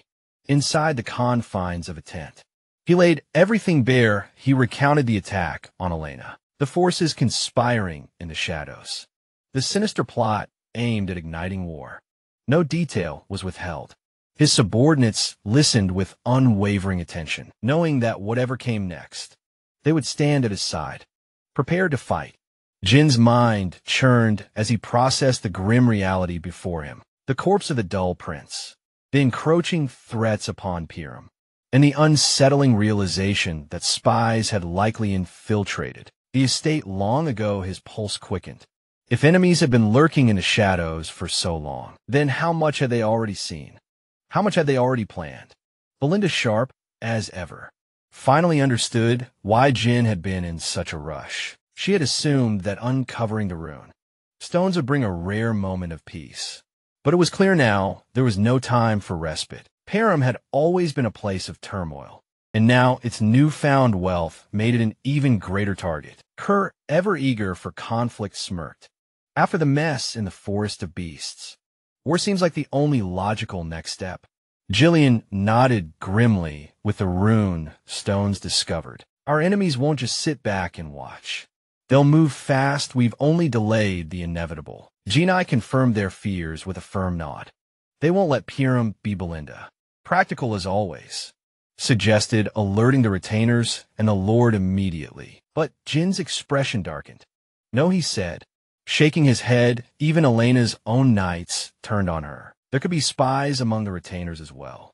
If we reveal too much, we might be handing our enemies the advantage they need. A heavy silence settled over the group. They had bought some time by saving Elena, but the discovery of a rune stones had likely forced their enemies to act even faster. A storm was coming. Kerr was the first to break the silence. Say the word, and I'll follow. His usual reckless demeanor had disappeared, replaced by unwavering resolve. Jillian followed. I pledged my loyalty long ago. I'll see this through to the end. Belinda crossed her arms. If anyone's guarding you, it'll be me. Ginny exhaled slowly, a rare smile forming at the edges of his lips. Their loyalty wasn't in question. These three had proven themselves countless times, but now they would need to be more than just loyal. They would need to be ruthless. His voice turned steely as he laid out the stakes. The greatest threat to Piram wasn't just a faceless enemy. It was the Duke of Delini, a man who had long sought to bring Param under his control. Count Desmond and Amelia, two cunning manipulators under the Duke's command, were already making their moves. Jin had no intention of letting them succeed. The next step, he revealed, is to head south to the Scarlet Flame Tower. Kerr's grin widened. So it's time to sell the rune stones. The thought of the fortune they'd rake in clearly excited him. Belinda, however, furrowed her brow. The Crimson Magic Tower is closer. Wouldn't they pay more? Jin shook his head. Perhaps, but dealing with them would create more complications than we can afford. Right now, the Scarlet Flame Tower will be the safer bet. Jillian, always the tactician, nodded in agreement. Handling high-value goods like this requires more than just a good price. It requires careful planning. We should assume we won't be the only ones interested in this transaction. Belinda tensed at the implication. An ambush. Jin's gaze sharpened. It's possible last time we tried something like this, we barely escaped unscathed. The Scarlet Flame Tower had once been the dominant force in the south, but after Delmont, the Crimson Magic Tower achieved the level of a 7th Circle Mage. The balance of power had shifted. Now the Scarlet Flame Tower struggled to maintain relevance. But Jin's interest in them wasn't just strategic. It was personal. There was someone there. Someone from his past life. Someone he needed on his side. The towering Scarlet Flame Tower loomed ahead, its imposing silhouette cutting through the sky like a monument from a forgotten age. The structure, far more advanced than anything around it, stood as a testament to an era of magical prowess. Inside its vast library, nestled between towering shelves lined with ancient tomes, a lone woman sat trembling, her fingers clutched tightly around a staff. As she whispered her teacher wanted name, her voice barely audible. She gazed into the distance, wondering when the light her mentor had spoken of would finally pierce through the darkness. Meanwhile, the party pressed forward toward the Scarlet Flame Tower, their expressions shifting as they took in its grand presence. Belinda and Kerr were visibly astonished, their eyes tracing the tower's immense height. Jean took the lead, ensuring he would not be burdened with paying the merchant's share. Among them, Gordon, the seasoned warrior, could hardly contain his awe. He had heard of the tower countless times, but never imagined he would witness it in person. One of the mercenaries echoed his sentiment. marveling at finally seeing the legendary structure up close. As they walked, Gordon made an observation. There was a stark divide between the lives of those within the tower and the struggling people of Pyram. The world beyond the tower's walls seemed vastly different, almost like a separate reality. Magic towers often fostered thriving trade, and the Scarlet Flame Tower was no exception. Unlike the dirt-ridden streets of lesser settlements, the surroundings here were pristine, reflecting the wealth and influence of the mages who resided within. This tower, still standing among the great magical strongholds, was known for producing powerful magic scrolls. On the bustling streets, mages moved with effortless precision, weaving spells to repair roads and set down fresh street tiles. They worked not as mere scholars, but as craftsmen of the arcane, their gestures as fluid as master artisans. One mercenary gaped in disbelief, questioning how such labor could be done purely through magic. Another was even more astounded, having only ever seen magic channeled through scrolls, never as freely wielded as this. As the party continued onward, the mages working nearby took notice, their gazes cold and scrutinizing, briefly settled on the mercenaries with an air of quiet disdain. Then, without warning, their hands moved in unison, conjuring blue flames that crackled through the air. The fire coiled around them, not with destructive fury, but with an eerie, consuming intensity. Within moments, the mages vanished from sight, dissolving into thin air as though they had never been there at all. The mercenaries exchanged stunned glances. One muttered in amazement at what they had just witnessed. Jin, ever composed, explained with a measured tone. It was merely a concealment spell. The mages had no intention of being observed. Kerr scoffed unimpressed. He chastised the others for their reaction, rolling his eyes at their amazement. Belinda, though shaken, could not deny her admiration. Even if the Scarlet Flame Tower had lost some of its former prestige, its influence remained undeniable. Jillian, the pragmatist, interjected. Bryant was among the wealthiest regions in the kingdom. After all, it was only logical that such a tower still commanded importance. But Jean remained deep in thought. Outwardly, the tower still carried an air of grandeur. Yet something beneath the surface told a different story, a tale of decline hidden beneath its polished exterior. At last they reached the massive gates of the Scarlet Flame Tower, standing before its formidable entrance. They paused, taking in the sheer scale of the structure before them. Jin allowed himself a small nod of satisfaction. They had finally arrived. Kirk craned his neck upward, struggling to take in the tower's full height. With a wry chuckle, he muttered that if he kept looking, he might just snap his neck, trying to see the top lines of Manhwa, etched into the air, snaking toward the armored figures. At once, the lifeless suits of armor sprang to life, shifting into defensive stances. Their axes gleamed menacingly as a deep, hollow voice bellowed from within the enchanted steel. State your names and purpose. Belinda observed the moving armor with suspicion. They're like puppets, she muttered. Curse snorted. Lazy mages. Can't even be bothered to come down and speak to us in person. Jillian stepped forward, speaking with authority. This is Jin, Archduke of Pyram. We request an audience with the trademaster. The mages on the gate sneered. One scoffed, his voice dripping with disdain. Pyram, that backwater place. You expect us to waste time dealing with shoddy materials and third-rate potions? Leave. Belinda bristled at the insult. You cowards at least face us properly. The mages ignored her, motioning for the enchanted guards to take an offensive stance. The axes gleamed as they raised them higher. Jillian turned to Jin. What now? Jin studied the mages calmly, before reaching into his coat and retrieving a small stone. He held it up, letting the light catch its intricate runic carvings. The mages squinted, unimpressed at first, until realization dawned on them. Their expressions shifted from scorn to disbelief. An entire carriage of runestones. Jean smirked. Are you sure you want to turn this away? The mages exchanged hurried glances before the gates creaked open. Moments latte. Jin and Belinda were escorted inside to meet the trademaster. Two men greeted them with respectful bows, one introducing himself as Silent, the tower's trading overseer. Silent was quick to assure them of his assistance, but Gwen was uninterested in pleasantries. I need someone with real authority. I want to meet the Tower Master. Salon faltered for a moment before nodding. I will arrange it at once. Belinda, still fuming, whispered bitterly. They should have treated us with respect from the start. Before another word could be spoken, a deep explosion shook the tower's foundations. Jin's gaze sharpened. What was that? Salon waved it off. Nothing unusual. Just another experiment in the research lab. Jin didn't press the issue, but his mind lingered on a particular thought elsewhere. Deep within the research lab, a heavy door creaked open. 3 figures strode in, their robes marking them as high-ranking disciples of the tower. The air was thick with residual magic, and on the ground a lone figure lay motionless. A blonde-haired mage stepped forward, his voice sharp with condescension. How many times have you been warned you don't belong here?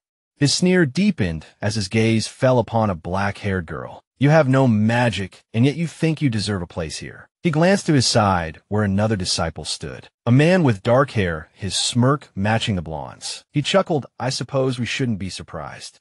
After all, she was taken in by that teacher. The girl remained silent, her grip tightening on her staff. The air in the lab grew heavy. Something was coming. A blonde-haired man sneered, his voice dripping with arrogance. You should be grateful. We even let you set foot in the Scarlet Flame Magic Tower. He scoffed. The black-haired girl lay crumpled on the cold stone floor, her body weak and disheveled. She gasped for air, but managed to force out a reply. Her voice, though strained, carried defiance. As a mage, I have just as much right to use the research lab as anyone else, she declared. Aloy let out a cruel chuckle, his lips curling into a smirk. Calling yourself a mage, how amusing. With a flick of his wrist, crimson flames burst to life around his staff, the heat distorting the air. He raised his hand and cast a spell, fire gathering into a deadly sphere. If you're truly a mage, then block this, he challenged, hurling a blazing fireball toward her. The girl struggled to steady herself, raising her trembling hand in a desperate attempt to cast a defensive spell. But as the fireball hurtled closer, her strength wavered. She wasn't going to make it. Then in an instant, a caped figure appeared between them. A flash of steel cut through the haze of flames. Jin moved like the wind, his sword slashing cleanly through the fireball, dispersing it before it could touch the girl. His presence alone shifted the energy in the room, the oppressive tension melting into stunned silence. He turned to the gathered mages, his expression unreadable. Is this what passes for research in the Scarlet Flame Tower? He mused, his tone laced with quiet disdain. Bullying the weak instead of advancing magic. Meanwhile, in the Tower Master's conference room, chaos of a different kind was unfolding. Hubert, the master of the Scarlet Flame Magic Tower, clenched his fists, his frustration barely contained. Our supply of runestones is nearly depleted, he repeated, his voice rising with every word. How could this happen? His head throbbed as he stared down the elders, who stood before him in uncomfortable silence. The reality was dire. Without runestones, their magical research would stagnate. Worse yet, the gap between their tower and the Crimson Magic Tower would only widen. Didn't I order you to secure enough rune stones in advance? Hubert snapped, his patience unraveling. One of the elders, a man in a yellow hat, resisted the urge to roll his eyes. Hubert had spent more time rubbing shoulders with nobles and indulging in luxuries than managing the tower's resources. Yet now he had the audacity to lash out at them. Another elder, donning a red hat, shared a knowing glance with his peers. The problem wasn't just the lack of runestones. It was the tower's master himself. A third elder dressed in green spoke up, his tone measured but firm. Even if we secure more runestones, our master remains only a 6th circle mage. Meanwhile, Delmud of the Crimson Magic Tower has already reached the 7th circle. The mere mention of Delmud sent a vein pulsing at Hubert's temple. He slammed his fist against the table.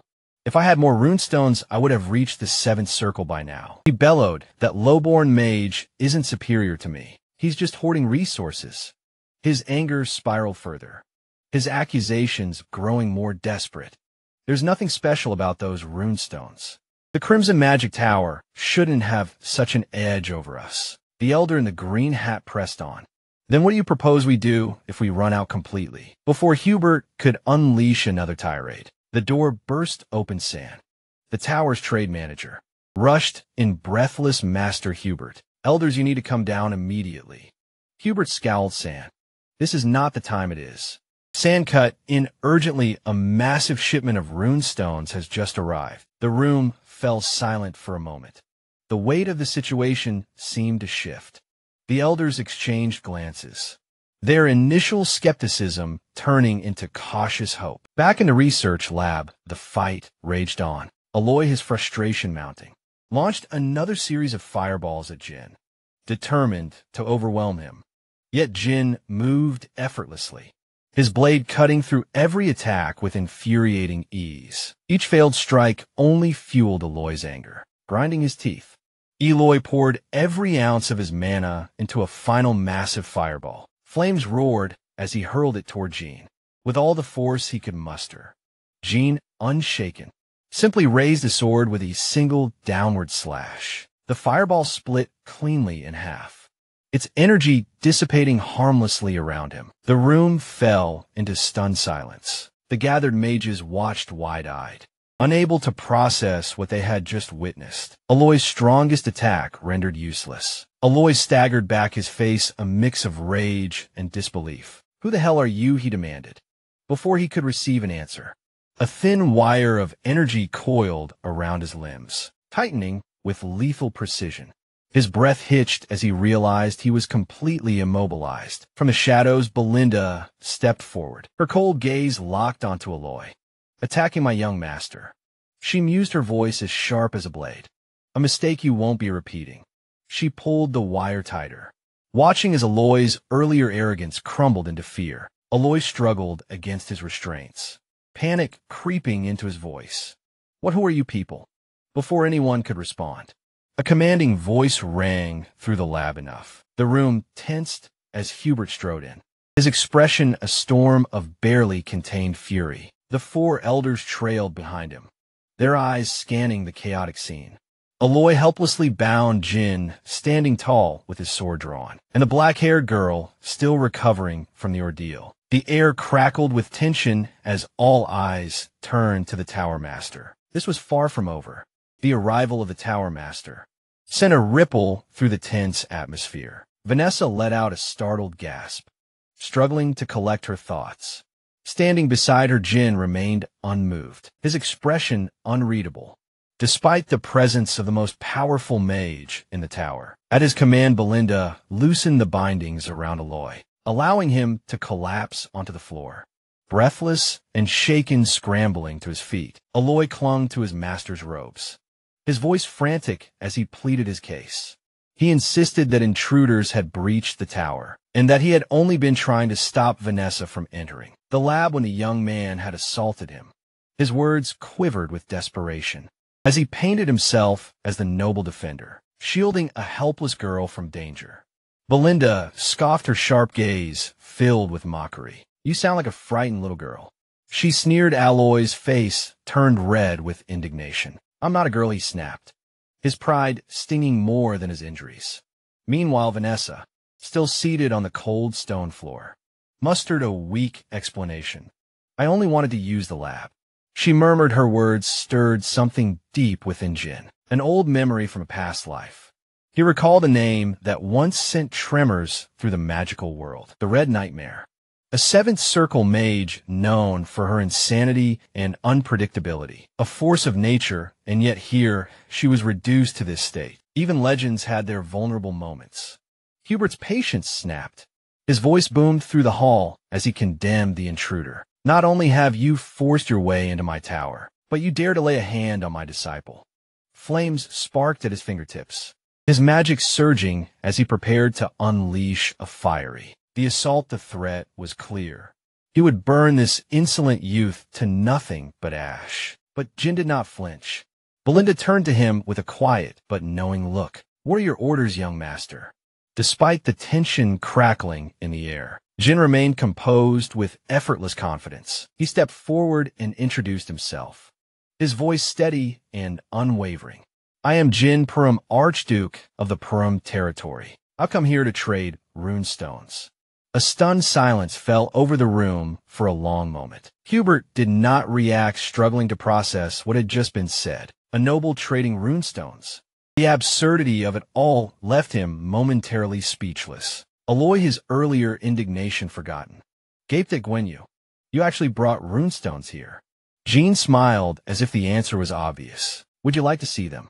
Without waiting for a response, he LED'd the group outside the site that greeted them, left even the most seasoned mages dumbfounded. 10 wagons overflowing with rune stones stood lined up before the tower gates. The elders who only moments ago had been locked in a bitter debate over their dwindling resources were now struck speechless. The sheer quantity of the magical stones was staggering, far beyond what they had dared to hope for. The first to break the silence was the blue hat elder. This can't be real. He muttered in disbelief. The red hat elder was equally shaken. Where in the world did someone so young acquire this many rune stones? The yellow hat elder turned to Hubert, awaiting his decision. Tower master. What should we do? Hubert, however, did not answer immediately. He stood motionless, his face unreadable, but behind his composed exterior, his mind was whirling. This was no mere trade opportunity. This was power. If he secured these rune stones, he could finally crush the Crimson Magic Tower once and for all. The mere thought of it sent an uncontrollable thrill through him. A slow maniacal laugh threatened to escape, but he forced himself to remain calm. Outwardly, he maintained his dignified demeanor, but within his ambition burned hotter than ever. From the sidelines, Kerr's grip tightened around his sword. The audacity. They had risked everything to deliver this cargo, and now Hubert had the goal to act unimpressed. Vanessa, hesitant but earnest, spoke up. Even just one of these wagons would be enough to sustain the tower for weeks. But Hubert cut her off with a sharp glare. Silence. His voice dripped with disdain. You've already caused enough trouble. His gaze flicked toward her with cold indifference. Your late master left behind nothing but a burden. Jin observed silently, his expression unreadable. So this is how they treat her. Hubert turned to the elders, while the elder in blue, catching on to Hubert's game, plucked a stone from the nearest wagon and inspected it with an exaggerated frown. It's not quite what I imagined. The elder in yellow followed suit. Considering the source, there's a chance these might be counterfeit. Belinda's eyes flashed with anger. Are you seriously suggesting that our Lord brought fake rune stones? Jean remained unshaken, watching their performance unfold. The elder in green shrugged. We must be cautious. Scams are everywhere these days. Jean finally speaking. Let his words cut through the tension like a blade. So you're saying you won't buy them? The elder stiffened. Hubert's smug expression faltered. Jean turned on his heel. We're leaving. Belinda, her lips curling into a smirk, shot the elders a look of pure mockery before following Jin's lead. Hubert's mind raced. No. If they walked away now, this unprecedented opportunity would slip through his fingers. He forced a chuckle, signaling to the blue hat elder, who quickly fell in a step with his charade. Now, the elder said smoothly, perhaps we spoke too soon. Out of respect for your efforts, we might be willing to negotiate. Hubert, regaining his composure, nodded yes. Perhaps we were too hasty. As a gesture of generosity, we will purchase all of your runestones at a slightly reduced price. Of course. Jean barely reacted, his expression calm. I see the misunderstanding now. He turned to Kir. Leave one wagon. The rest take them back. Kerr hesitated for only a second before smirking. Understood. Hubert's face paled. The elder stiffened. Jean crossed his arms. We only ever agreed to sell one wagon's worth. Panic rippled through the Scarlet Towers ranks as realization sank in. If they let the rest slip away, their chance at securing the upper hand against the Crimson Tower would vanish. Seizing the moment, Kerr turned to the mercenaries. Move the wagons. Now the mercenaries obeyed immediately, their efficiency catching the elders off guard. Hubert, suddenly desperate, barked, wait. What is the meaning of this? But Gwen merely smiled. I believe we're done here. And with that, the wagons Save for one began their slow but steady departure, leaving Hubert and his elders scrambling to regain control of the situation. It's so carelessly thrown away. Jin sighed, shaking his head as he offered an explanation. It seems there was a simple miscommunication about the quality of the rune stones. One of my subordinates misjudged them. He said smoothly in any case. Our real destination is the Crimson Magic Tower. We just need liquid funds for travel expenses. Hubert's heart clenched the thought of those rune stones slipping away, right into the hands of his competitors. Was enough to send a chill down his spine. If the Crimson Magic Tower got their hands on such a resource, his own position within the Scarlet Magic Tower would be in jeopardy. He couldn't allow that to happen. Forcing a chuckle, Hubert waved a hand dismissively. On my earlier comments, just a little humor to lighten the mood, he said, plastering on a grin. Come now, no need for hostilities. Let's discuss this properly. Jin smiled, knowing full well that he had the upper hand. Without hesitation, he accepted the invitation, and soon they were seated in the Tower Master's office. Hubert, the four elders, and Jin sat around the table, while Jin's most trusted stood nearby observing, trying to reassert authority. Hubert formally introduced the elders. These men are all Fifth Circle mages, he said, pride lacing his words. The most powerful in the tower aside from the master himself. Jin nodded, as if impressed. Fifth Circle mages, that's certainly noteworthy. His tone remained neutral, but there was an unmistakable undercurrent of amusement. The Scarlet Magic Tower is indeed formidable. The second strongest tower in the north, after all. A nerve twitched in Hubert's jaw. You must have heard wrong, he said hastily. The Scarlet Magic Tower is still at the very top. The rumors about the Crimson Magic Tower surpassing us are exaggerated. Jean merely shrugged. If you say so.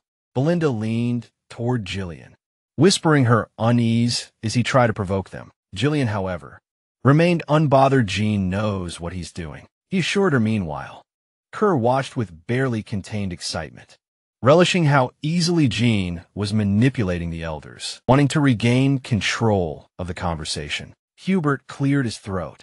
All right, let's talk business. How much are you selling the runestones for? He smirked. If you tried taking them elsewhere, I guarantee you won't get a better deal. Jean lifted a hand, silencing him before calmly naming his price. Double the market value. The room fell into stunned silence. Double, Hubert barked, leaning forward with a scowl. That's outrageous. Gasps and murmurs rippled through the elders. Hubert's face twisted with irritation. Do you have any idea how business works, boy? Negotiation is about fair trade, not daylight robbery. Whoever taught you these methods has done you a great disservice. Jean remained unruffled. I simply believe that the Scarlet Magic Tower should pay double for these rune stones. The blue-headed elder scoffed. Unbelievable. Do you take us for fools? Another elder snapped. Hubert slammed a fist onto the table. You have a lot of nerve speaking so boldly at your age, he said through gritted teeth. Do you even understand the consequences of what you're saying yet? Despite the raw fury in the room, Gwen remained composed. He met Hubert's glare without so much as flinching. The power difference between them was undeniable, but it did nothing to shake Jin's confidence. Hubert exhaled sharply, forcing himself to calm down. Look, I understand that you're young. Mistakes are bound to happen, he said, trying a more measured approach. But deep down he knew Jin was no fool, and this so-called mistake was anything but accidental. Realizing that a direct confrontation wouldn't work, Hubert changed tactics. He softened his tone and offered a compromise, paying slightly over market price in exchange for the entire batch of rune stones. Jean didn't answer. Instead, he stood up. Where are you going? Hubert demanded. Without missing a beat, Jin replied. You don't seem interested in the deal. He turned toward the door. If double is too much, I'll just take these to the Crimson Magic Tower instead. Panic flashed across Hubert's face. Wait, he called out hastily. Jean paused. Hubert forced a smile, swallowing his pride. I didn't mean to reject your offer outright. Sit back down, we can negotiate. Jean turned back, his expression amused. The big three, who had been silently observing, exchanged glances. It was clear now Hubert and the elders were being played, and there was nothing they could do about it. Grinding his teeth, Hubert sighed in frustration before conceding fine. We'll pay double. Jean nodded pleased. Good, but I'll only sell one wagon load. Hubert's patience finally snapped. Are you joking? Sell everything. Jean remained unfazed. If word gets out that the Scarlet Magic Tower paid double, the Crimson Magic Tower might offer triple. He explained coolly, why should I sell everything for just double? Hubert's face twisted with rage. You're pushing your luck. Jin simply stood up again. Fine. Hubert shouted triple. We'll buy everything for triple. A small smile played on Jin's lips. He turned back and settled into his chair once more. Now we're speaking the same language. He said smoothly. He threw in a half-hearted compliment. I suppose the Scarlet Magic Tower does deserve its reputation as the strongest magic tower in the north. That flattery was enough for Hubert to rise, eager to retrieve the money and finalize the deal. But as he moved toward the door, Jin's voice stopped him. One more thing. Hubert froze. His shoulders stiffened before he turned back, his patience hanging by a thread. What now? Gil leaned back in his chair, his expression unreadable. I want Vanessa handed over to me. The room fell into a stunned silence, with no seasoned negotiator present. The room remained still. No one dared take the lead. Then, without warning, Ghislain broke the silence with a request that stunned everyone. He wanted Vanessa. The words hung in the air like smoke. All eyes turned to him. Hubert was the first to react. His voice cut through the tension. You're serious? You want Vanessa? Ghislain didn't flinch. He turned to the Tower Master and nodded yes. I'll take her as my personal mage. As he spoke, flashes of a distant life stirred in his mind. Visions of smoke and laughter under the stars. Back when he commanded a mercenary band, he'd once used a sword as a makeshift grill. They were camped for the night between campaigns, stealing rare moments of peace. Beside him sat Claude, a trusted companion. More than a soldier, his favorite slave. Claude's right hand was a hook, the mark of countless battles. The meat on the blade had started to blacken, and Ghislain had scoffed at the mess, with a mix of irritation and sarcasm. Claude shot back, you expect a one-handed man to cook dinner properly. Ghislain answered with a raised fist. Silent and deliberate, Claude chuckled and waved it off as a joke. Then, shifting the topic, Claude had mentioned a name that made Ghislain pause. There's a new rumor going around about someone called the Red Nightmare. Ever heard of her? Vanessa. Ghislain had shaken his head, and Claude had gone on, lowering his voice. They say she's a mage who torched half of northern Lithuania. 7th circle level, supposedly mad as a hatter, but terrifyingly strong. 7th circle. Ghislain raised a brow, intrigued. That title's a bit theatrical, don't you think? Claude nodded. Maybe, but the reports are consistent. She didn't use the usual mana circle path. Instead, she took up mana cultivation like a warrior. That's not just rare, it's unheard of. Why would a mage abandon the circle method? Ghislain asked. Claude answered without hesitation. Because she lost her mind. They say she left scorched cities, dead nobles, and economic ruin in her wake. She's the reason behind the latest extermination mission. Even then, sitting by firelight with the sound of crackling wood in his ears, Ghislain had smiled. She sounded more like a force of nature than a person. We should find her, he had said to Claude. Claude had stared at him like he'd lost his mind. That plan never bore fruit. By the time Ghislain located Vanessa, her magic had spiraled out of control. She was barely alive, but something in her hadn't faded. Even broken, she still had the capacity of a 7th circle mage, perhaps even more if given guidance. Now, with the wisdom of another life and a seat in Persium's hierarchy, Ghislain had made a quiet vow. He would protect and refine her. Under his care, she would reach her true potential. Back in the present, the group surrounding him began to murmur. Jillian frowned. You mean that girl from earlier? She didn't exactly look powerful. Carr scoffed. She seemed average at best. Belinda leaned closer and whispered, please just let me know ahead of time, next time you bring someone in. Some warning would be nice. Whispers rippled through the gathered mages. In a far corner, an elder wearing the red hat smirked. Perfect outcome, he whispered. She's been a liability for ages. The yellow hat elder gave a slow nod. We've done our duty to Leonardo. Caring for her until now should be enough to repay that debt. With a deep breath, Hubert stepped forward. Vanessa is one of our tower's most exceptional mages. He began formally. She represents. Spare me, Ghislain interrupted. His tone suddenly harder. You're not just giving me Vanessa. I want third circle or higher combat mages sent to Perdium as well. Hubert froze. The words struck him like a slap. His chest tightened. What is he planning? A fortress of war. You need them for construction. He asked bitterly. No, Ghislain said plainly. 4 territorial defense battles are coming. That statement sent a chill through the room. The elders stiffened, eyes darting to one another in alarm. Whatever peace they thought they had, Ghislain had just rewritten the terms. Combat mages were not cheap. They earned hazard pay for a reason. Battlefield deployment of their kind was no small matter. And now, the Scarlet Flame Tower was being asked to provide them for free. Ghislain stood firm, his voice cold and unwavering as he laid out his demands. Triple the market rate. Third circle or higher mages stationed in Pertium for a full year. Vanessa assigned to him personally.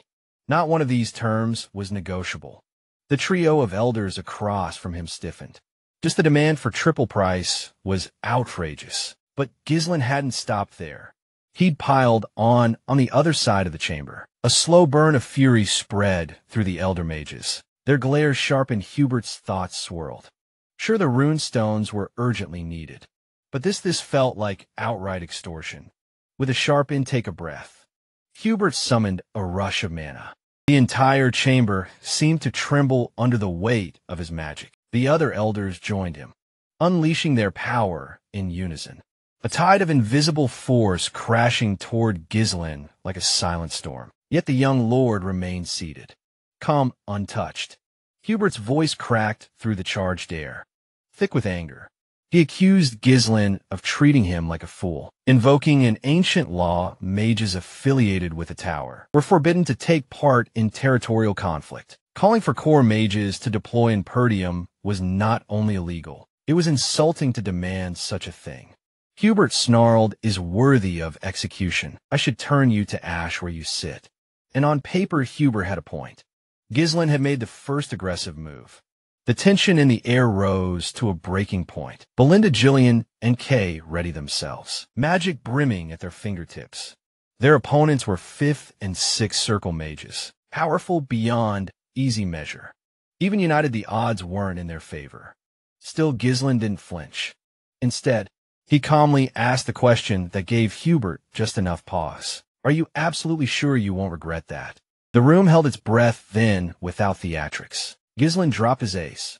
A massive runestone vein had been found within Pertium. What he'd brought today was only a sample.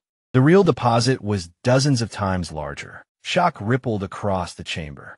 The elder's mana began to retreat like a tide. Slowly withdrawing, Ghislain continued, his voice measured. News of the find was already spreading across the northern territories. He didn't have to spell out what that meant.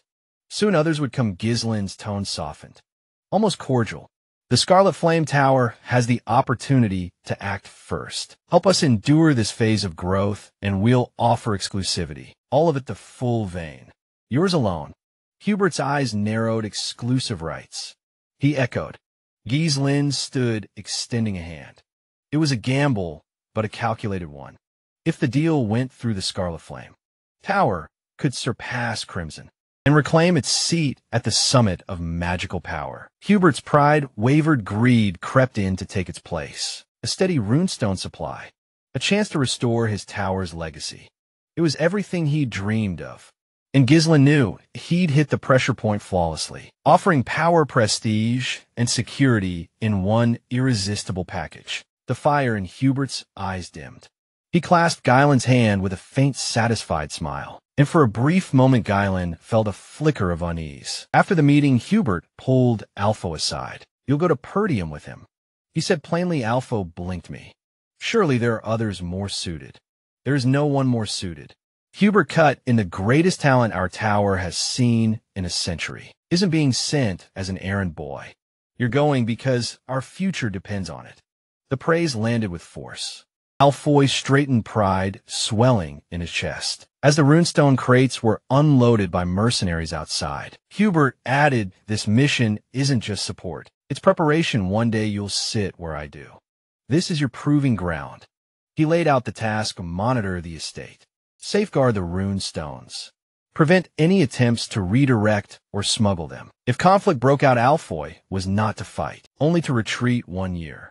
That was all. Just endure, and the tower would rise again. Alfoy bowed, determination blazing in his gaze. Yet when he finally arrived in Perdium, his enthusiasm died a swift death. The estate was underwhelming, to put it mildly. As the gates opened and Ghislain welcomed his new guests, alongside a small force of mercenaries and local aides, the majors exchanged quiet remarks. One noted the castle's old-fashioned design. Another commented on its practicality despite lacking flair. A third complimented its structural symmetry, but Alfo he seized in silence. To him, this was no noble stronghold. It was a remote dump, a pathetic shadow of the grandeur he was accustomed to. The thought of the tower's future heir stationed in such filth filled him with contempt. Only the weight of Hubert's command kept him from turning around. And so the heir of Scarlet Flame Tower began his reluctant journey, not in triumph, but in grime. When it came time for introductions, Alfoy straightened his posture and delivered his credentials. With practiced authority, he declared himself a third circle mage, an heir to the Scarlet Flame Tower, officially appointed to lead the group of dispatched magic users. Before his words had fully settled in the air, Ghislain cut him off sharply. "No need for grandstanding. Stay alert, this isn't the academy." The interruption struck Alfoy like a slap. His jaw tensed, his pride bruised. Treated like a subordinate in front of the others. How dare he? Resentment curled tightly in his chest, coiling into a quiet wow. Once he inherited the tower, Ghislain would pay dearly for this slight. But Ghislain didn't grant him time to stew. "Where's Vanessa?" Alfo turned half-heartedly and replied with a shrug, probably trailing behind with the luggage, as if summoned by the words. Vanessa appeared moments later, breathless and struggling under the weight of heavy bags. Her cheeks were flushed, sweat glistening at her brow as she stumbled into view. The instant she spotted Ghislain, the young noble himself, she froze wide-eyed, then dipped into a respectful bow. Behind clenched teeth, Alfoy muttered just loud enough for her to hear, "You actually made it. I have my doubts." Ghislain shot him a glare, already debating how best to handle the arrogant fool. Humiliating the heir of a powerful tower could cause political backlash.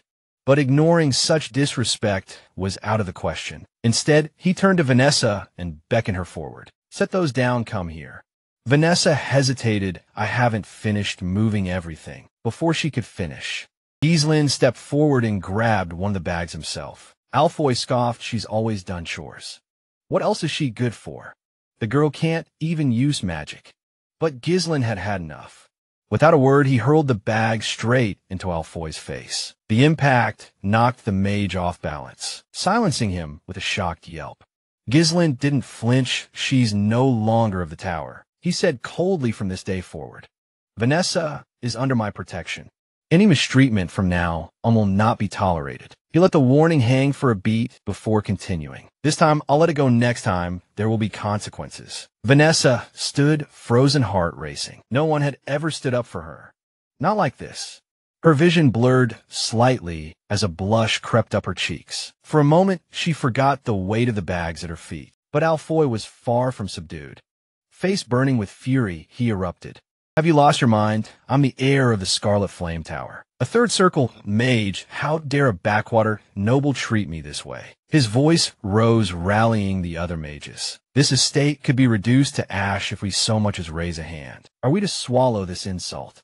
Rise, mages, don't let them disgrace us."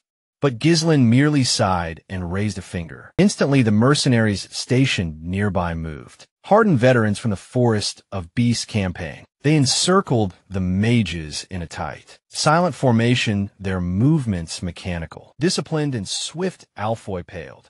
"You'd raise arms against us."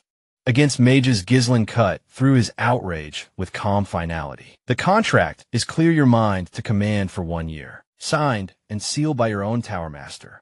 He let that sink in before continuing. Refuse, and it won't be you who pays the price. It'll be the tower you lose access to the rune stones. And that's a loss your master can't afford. Sorry for the interruption, but if you're loving this series, you don't have to wait. Get up to 16 episodes ahead right now on Patreon. Support the channel, unlock exclusive content, and stay ahead of the story. Links in the description. Now, back to the video. The fight drained from Alfoy's stance. He stared at Ghislain, knowing the truth of it. The Scarlet Flame Tower needed those rune stones. You're here to serve as mana reservoirs.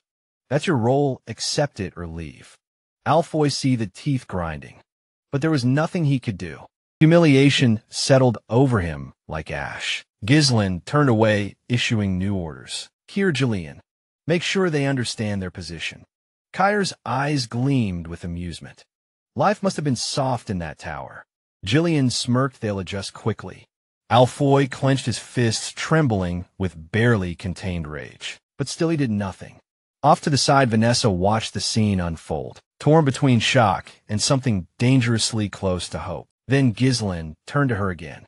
For now on, he said, you answer to me alone. Her breath caught. She blinked in disbelief. Mamie. But I can't even use magic. How could I be your personal mage? Ghislain extended his hand toward her, firm and unwavering. That's something I intend to change. His voice was quiet but sure. You have potential. I'll help you unlock it. Vanessa stared at his hand, unsure whether to cry or laugh. Since the death of her old master, she'd been ignored, overlooked, and discarded. No one had offered her anything more than scraps until now. Vanessa had once clung to the cold stone walls of the tower like a lifeline. Even if she had to endure the humiliations of a servant's life, it still meant access to the arcane texts, to her pursuit of magic. Leaving that sanctuary behind felt like cutting ties with her only purpose. But fate had other plans, now bound to follow Ghislain, the young lord of House Persium. She accepted his offer of help with quiet reluctance. His promise to assist with her magical progress stirred more suspicion than hope.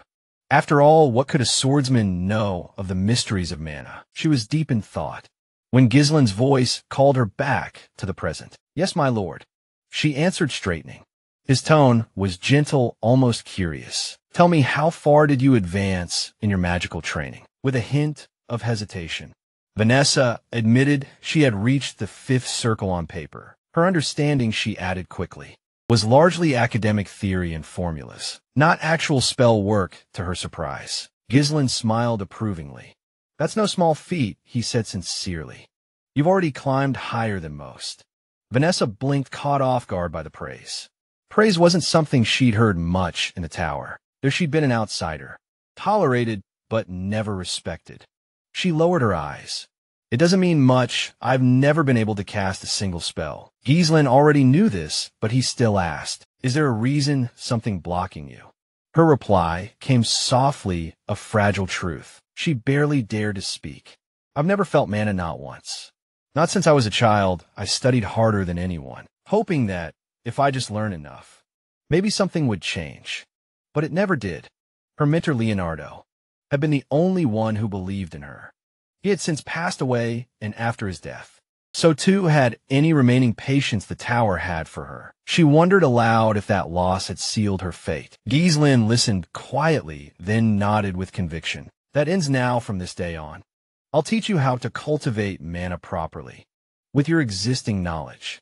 That alone could push you to the level of the tower's elders. Vanessa blinked, uncertain whether to feel hope or doubt. Ghislain's certainty unsettled her, but also intrigued her. He remembered her from another life. In that world, she had become a formidable mage, not by rote memorization, but by unlocking her own understanding of magic's deeper structure, its patterns, its purpose. She had once reached brilliance, though it had come at great cost. Magic wasn't just about formulas. It demanded intuition, discipline, and relentless testing of one's limits. She had the intellect, but lacked the inner spark. Until now, Ghislain believed she'd simply walked the long road. But she hadn't failed. A memory echoed in his mind. Claude muttering about a formidable maid from his previous life, a woman from northern Lithuania. who'd reached the 7th circle only to fall to madness. Her error mixing mana cultivation with magic without mastering either. She had become infamous, her power matched only by her instability. Gislin swore he wouldn't let Vanessa meet the same fate. I'm going to show you how to cultivate mana properly, he said at last. Vanessa stiffened, her body tensed like a bowstring. The very idea made her uncomfortable. Her old teacher had tried to guide her through a cultivation technique. Once it had gone poorly. The memory of that failure still haunted her. She frowned. Why would a mage need such a method? Because both cultivation and spell casting are rooted in the same source. Gislin explained calmly. Mana? She stared at him. He was a noble, a swordsman, and yet he spoke like someone who understood. Still, her skepticism held strong. She had studied these techniques before, but always under rigid, inflexible instruction. The idea of receiving this kind of training from someone without a formal, magical background seemed absurd. She shook her head. This is madness to her. Attempting to channel magic through cultivation seemed like a gamble, with too high a cost. The risks, internal injuries, permanent damage weren't just theoretical. They were real. Gislin simply smiled and offered her his hand. Vanessa, he said, his voice calm and steady. It's time. There was a tenderness in his gaze, a certainty that steadied the chaos inside her. He wasn't dismissing her fears, but he was asking her to trust him. And beneath that invitation was something more, a promise that this time her journey would be different. He understood what had happened to her before, how flawed techniques and buried resentment had twisted her path. He had seen knights fall into the same spiral, overwhelmed by their own inner demons. But this was a new life, and he would guide her down a new path. Vanessa met his eyes. The sincerity she saw there made something stir inside her. Could this truly be her chance to become what she had always dreamed of? Once in the tower, she had been called a failure, a burden, nothing more. Now standing before this strange but resolute nobleman, she hesitated not because she doubted the path, but because for the first time it might lead somewhere real. Her eyes dropped to the ground, masking the emotion threatening to spill forth. The decision was hers to make. But maybe, just maybe, she didn't have to walk alone anymore. Gislin could have forced her. She knew that refusing meant surrendering to the slow collapse of her mind, the descent into despair, and finally death. So trembling but resolute, Vanessa chose instead to accept his help. If there was even a sliver of hope to touch real magic, she would take it.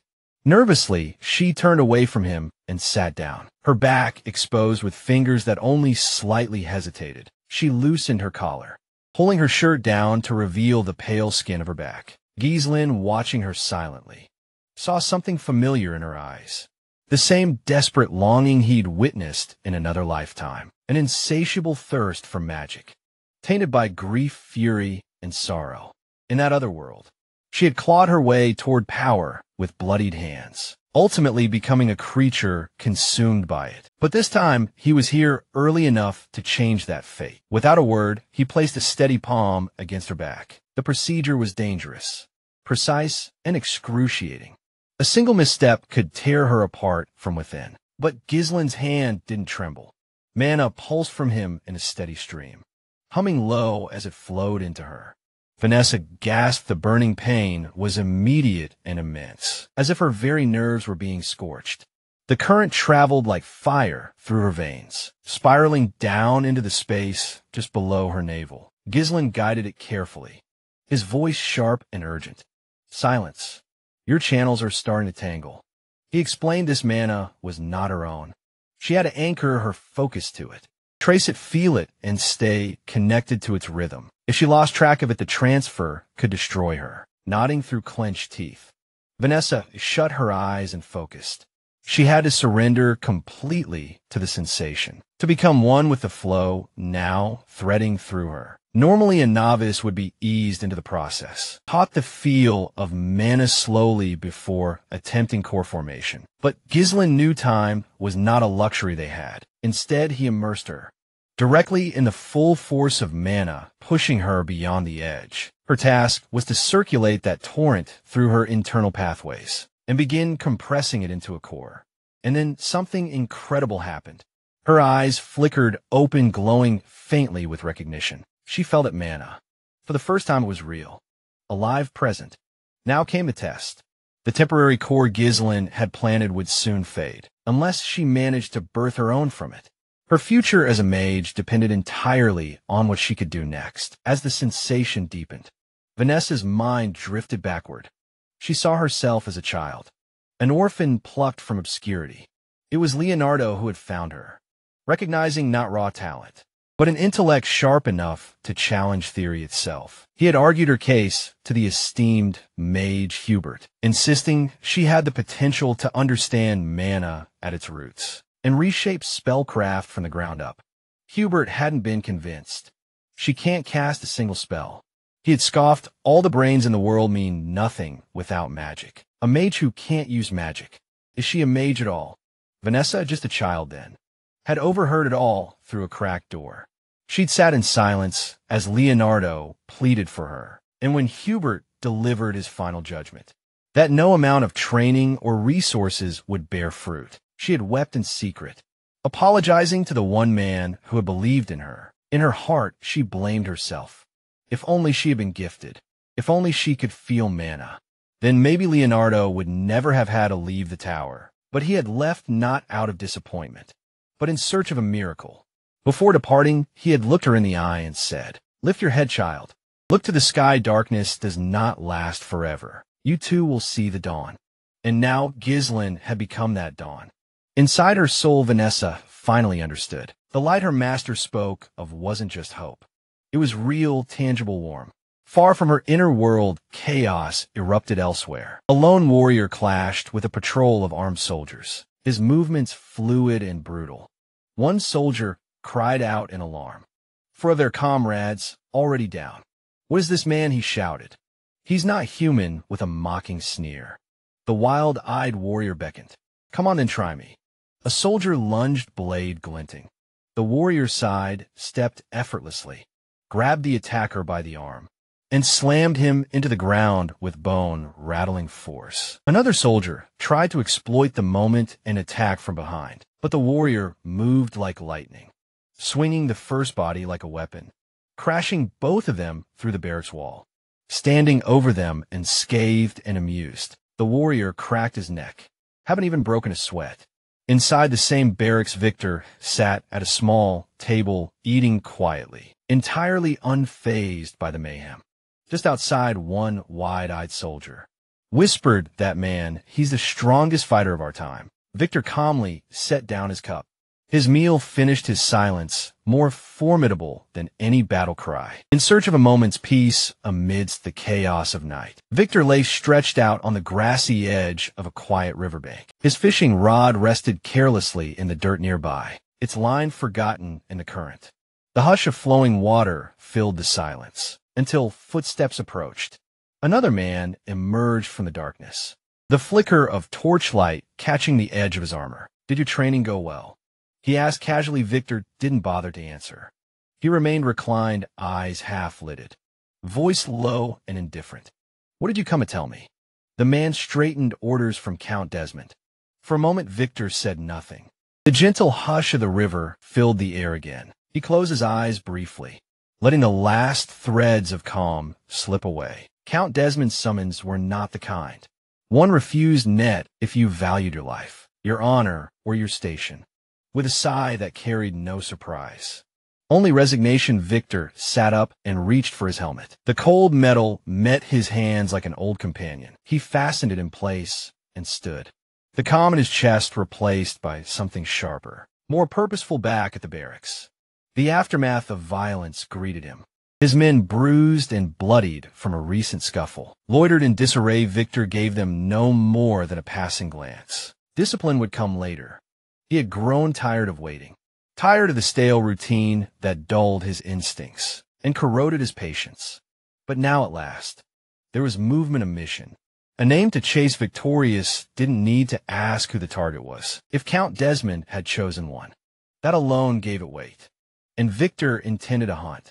Count Dild's sudden declaration of war hit Persia like a thunderclap. A royal messenger, breathless and dust-covered, delivered the sealed letter straight to Zwalter's estate. In his studies, Walter stood reading it with a cold intensity, while his brother Randolph waited beside him. Tense and silent, Zwalter's expression darkened with each line. The declaration was thick with lofty rhetoric, listing a cascade of justifications. Claims of betrayal, disrespect, and violations of ancient accords. But at its heart, it was clear. Count Dild was accusing the young lord, Gislen Pershim, of murdering Gilmore Diold, his heir, and for that he demanded vengeance. ZW. Alter didn't hesitate, call the vassals. He said to Randolph, his voice grim, "We must convene at once." Soon the chamber was filled with the voices of Persium's lords. Randolph paced the room, fuming. Have the Wolds lost their senses? He spat, "There's no way Gislen killed that boy. This is madness." The others were no calmer. To declare war over a fabrication. One of them snapped, "This is more than an insulted treasonable," said another, disbelief in his tone. "And now deal turns on us. What could they hope to gain?" Asked the third, "This is suicide." While his counsel boiled with rage. As Walter said nothing, he stood still, eyes focused on a distant thought. Unlike many lords, Walter had always ruled with honor. He'd refused to enslave his people, and served as the bulwark between the North and the wild raiders, who prowled the edges of the kingdom. War was not something he took lightly. His focus returned when his son Gislen stepped forward. Father Gislen said calmly, "Do you remember the runist?" Walter frowned. "Two of our envoys visited Diold while I was at the tower. Gislen continued, those men betrayed you, as if they leaked what they learned it. Then this war may have begun with them." His words stirred the room into another storm. One vassal shot to his feet. "You're accusing our own envoys. What proof do you have?" But Gislen didn't flinch. His composure was unnerving, more like a seasoned veteran than a young heir. Zoltas studied him in silence. There was something deeper in Gislen now. A strength not born of youth, though the others didn't know it.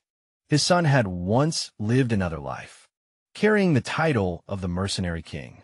Now that soul stood before him. Calm and prepared, Randolph slammed his fist against the table. "We're wasting time," he growled.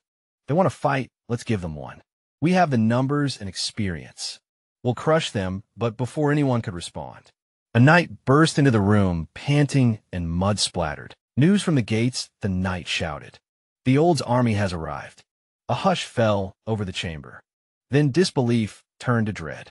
Leading the vanguard was Victor, heir to Count Desmond the Knight, said to be on the verge of transcending humanity, clad in resplendent silver armor. Victor had been trained from boyhood to master the blade. Now he marched under Dial's banner, his blade destined for Persium soil, though Dial's lands were modest. The same couldn't be said for Desmond's. His house had quietly aligned itself with the duchy's growing influence. Meanwhile in Raymond, Emilio, backed by the same duchy, was fanning the flames of rebellion. One by one, Persia's enemies were being drawn into the fray, all under the thin veil of revenge. Randolph stared incredulous. How did they arrive so quickly? How long have they been preparing this? Albert, usually stoic, shook his head. It's as if this was set in motion long before Gilmore even died. Still, Walter remained pensive, calculating the pieces were falling into place. Another soldier arrived, breathless. 6,000 confirmed troops, he reported. A supply division of at least 1,000 more is marching behind them, and siege engines of full deployment is underway. Panic rippled through the room. Homer, pale and stricken, turned to Randolph. This is a full-scale invasion," he said, voice quivering. "What in the God's name is happening?" The disparity in power was staggering. Impossible to ignore. Albert, equally baffled, broke the silence. "How is this possible?" he asked. "The Old is just as destitute as Persia. How could they field an army this size?" Still grappling with the unfolding disaster, Randolph slammed his fist against the table. "This is exactly why I told you not to reduce our forces," he snapped, anger coloring every word. Before the tension could spiral further, Zoltar's voice thundered through the war chamber. "Enough, all of you. Pull yourselves together." The arguing nobles fell silent as Zoltar stepped forward, eyes cold with the weight of countless northern campaigns. "This squabbling helps no one. Get every soldier to the walls. Evacuate the civilians into the inner keep. Seal the gates and hold position. This is no longer a disputed war. Far from Persia's ramparts." Thomas de Gold surveyed the massive fortress from atop a hill, a quiet hum escaping his lips. His gaze was calm, almost amused with Count Desmond's backing. He was certain Persia would crumble. The death of his son, Gilmore, hadn't bothered him much. The boy had been a failure, lazy, entitled, a waste of inheritance, but Gilmore's death served a higher purpose. It gave Thomas a perfect excuse to strike. Sons, after all, could be replaced. Opportunities like this, however, were rare. Turning to his ever-silent companion, Victor Thomos said smoothly, "Come with me. I have something to say to Count Persian." Before the towering walls of the fortress, Walter appeared, standing defiantly atop the gate. "Thomas de Gold," he shouted, "have you gone mad? What is this treachery?" Thomas chuckled darkly. "Treachery? I'm simply seeking justice. My beloved son Gilmore was murdered on these lands. I've come for retribution by your own son's hand. Guzzling Pershim, no less."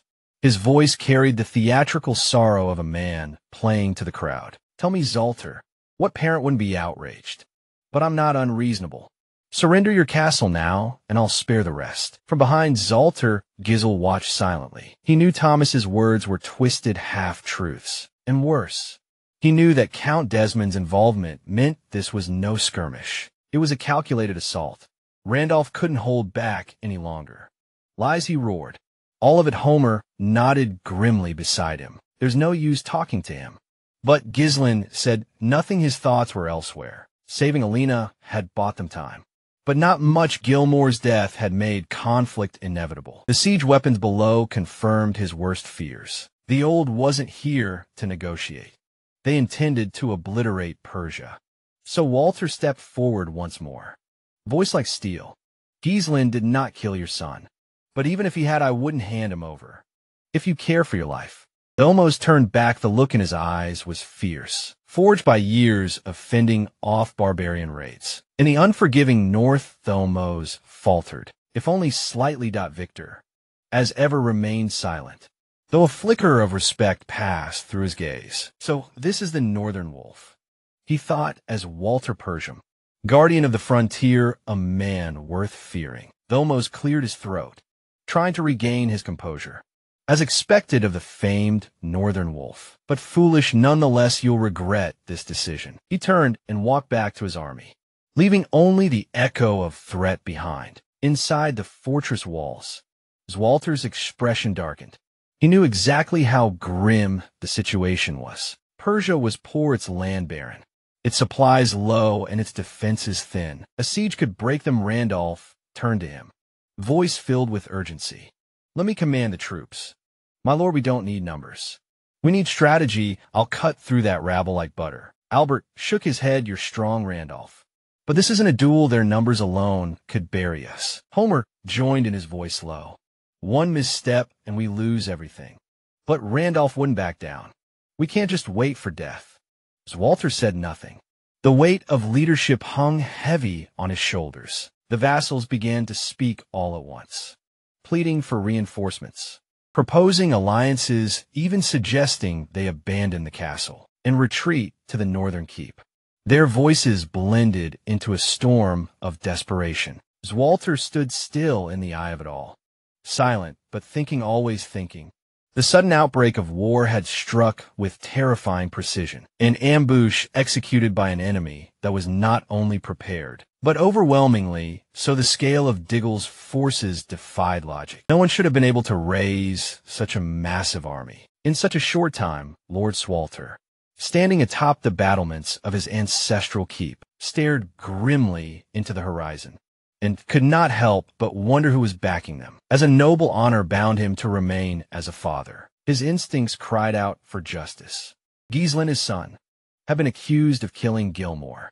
and accusations Walter did not believe for a second. Yet surrender under these false charges was unthinkable. His thoughts were interrupted as Gishelin approached and calmly recommended they prepare the castle for a siege. Walter turned slowly, surprised by his son's composure. Amid the swirling panic of the court and the chaos of impending war, Gishelin stood still, focused, resolute like an island in a storm. Gislan broke down the numbers. Diold's army stood nearly 7,000 strong. Persia at best could rally 2,000. The odds were staggering. Diggle's forces were organized, well supplied, and carried high morale. In 15 days, they would complete their siege equipment and mount a full assault. In 15 days, Diggle's forces, now rumored to have support from Desmond's territory, would descend upon Persium. But Gislan had no intention of playing by the rules. That same evening, Gislan donned his armor, a deep obsidian hue that shimmered faintly beneath torchlight. It was time to gather his closest allies, Gillian Kor and Belinda Gillian, a former mercenary not yet knighted, fought with the precision and presence of a seasoned warrior. He would later earn the name White Lion of Fenris for the way he tore through enemy ranks. He was the first to swear loyalty to Gislan Kor, known later across the Shadow Mountains as the King of Leather, had once been a wild, unruly blade. That is, until Gislan broke him down and rebuilt him through brutal training. Then there was Belinda, shrouded in mystery. She had come to Pershim through Gislan's mother, an assassin by trade. Belinda had been in Elena after their mother's passing. Her loyalty was as deep as her secrecy. The war, as far as Gislan was concerned, had already begun to in his previous life. Gislan had risen to the title of Mercenary King, one of the 7 most dangerous individuals on the continent. His raw power wasn't the strongest, but his tactical genius placed him among the top 3. If time permitted, he would have tracked down Claude, his most dangerous companion, the man who once brought kingdoms to ruin, at Gislan's side. But there was no time now. He had to work with what he had done, with a mind sharpened by memories from another life. That would be enough. Gathering his team, Gislan laid out the plan: strike the supply lines. Without them, the old siege would collapse under its own weight. Simple in theory, dangerous in execution. Belinda raised the obvious concern. The area outside the castle was crawling with enemy patrols. Any suspicious movement would be spotted instantly. Island turned to Kor and Gillian. Are our preparations complete? Kor nodded. We've already stationed a unit at the Forest of the Beast. They're deep enough in the trees to stay hidden, just like you ordered. Gillian followed up. The ponchos made from duras and bark are distributed. The material blends perfectly in darkness. Ideal for night ops. Gislan pointed to a map spread across the table. A large force would be noticed, but a small elite unit in camouflage. That's our window. We strike fast. Vanish faster, even with his unwavering tone. Belinda couldn't hide her worry. She watched him grow beneath his armor and tactics. He was still young, still human. Yet, the fire in Gislan's eyes made her hesitate to voice further concern. There was still one major unknown: the location of Diggle's supply unit. As Gislan laid his strategy bare, Lord Walter stood surrounded by his vassals, silent and grim despite the numbers, despite the enemy's advantage. He could feel that something had shifted. The tides of war had begun to turn, and Gislan, reborn with memories of failure and a future no longer written, had just started to rewrite history. Gislan's voice cut through the stillness like a blade. Belinda, locate the old supply unit. I want their position immediately. Belinda blinked momentarily, stunned by the sheer audacity of the order. Her breath caught as she processed what this mission truly meant: venturing into enemy territory, risking everything. She glanced at the young lord, her eyes narrowing with concern. He's willing to gamble this much just to end it all. But there was no room for doubt. Straightening, she gave a sharp nod. Understood, I'll handle it. As Belinda disappeared into the shadows to begin her reconnaissance, Gislan watched her go, a flicker of tension hidden behind his cold demeanor. He knew full well the risk behind enemy lines was no small feat, but if anyone could pull it off, it was her. His trust in Belinda was unwavering. Now all that remained was his final move. The trump card he had kept hidden until the time was right. Vanessa. In his former life, she had been known as the Red Nightmare, a woman feared and revered across kingdoms. After ascending to the rare rank of 7th Circle Mage, she had crushed the kingdom of Lithania almost single-handedly. Her unique, erratic mana cultivation had made her a living weapon, one now aligned with Persium, the last stronghold standing in Gislin's way. She had become the cornerstone of Persium's defenses. But Gislin had planned for this. Every step, every risk call for the chance to deliver the final blow. A few days later, far to the north at the Diggle's supply encampment, night fell heavy across the land. Thick clouds choked the moonlight, leaving the camp in deep shadow. Inside a well-lit tent, Baron Fo laughed heartily, raising a golden goblet high into the air. Finally he boomed. The war begins in earnest. I can already taste the land Desmond promised me. Around him, other retainers, former nobles of Persia who had defected to Diol Chair. One clapped him on the back. Best move we've ever made. He said Desmond rewards loyalty, unlike the old crown, with a wide grin. Foe toasted again to the fall of Persia. May it be buried in dust, and may the spoils be ours to divide. Laughter echoed in the tent as wine flowed freely. The officers oblivious to the threat, crawling ever closer. In the darkness in the forest that rimmed the supply camp, a quiet force stirred. Gislin crouched low, scanning the campfire lights in the distance. Around him, his mercenary army hardened. Loyal and silent, waited for his signal.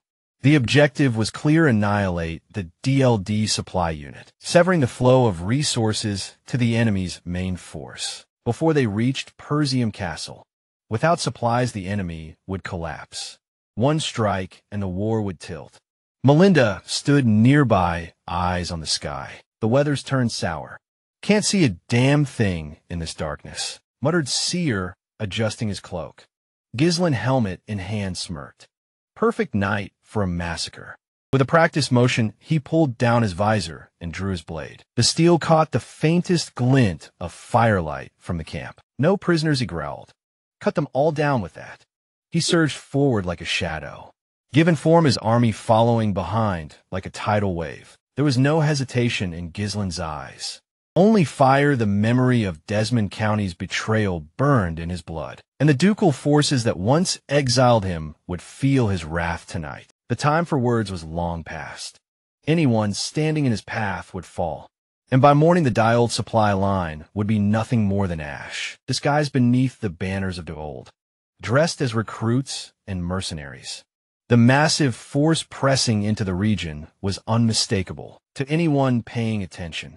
It was outside interference, a hidden hand pushing into the bitter war between Persium and Diggled under the thick veil of night. Their approach was silent, concealed. No one in the Diggled camp noticed until it was far too late. The ambush descended like a shadow storm, and from within it, Gislin's forces surged forward from the darkness. Kay stormed ahead, with a gleam in his eyes and a savage grin curling his lips. His sword sang as it cut down soldier after soldier, stationed near Diggled's supply line. On his flank, Jillian swung a long-handled axe with devastating precision. Each strike sent bodies flying, cleaving through armor and bone alike.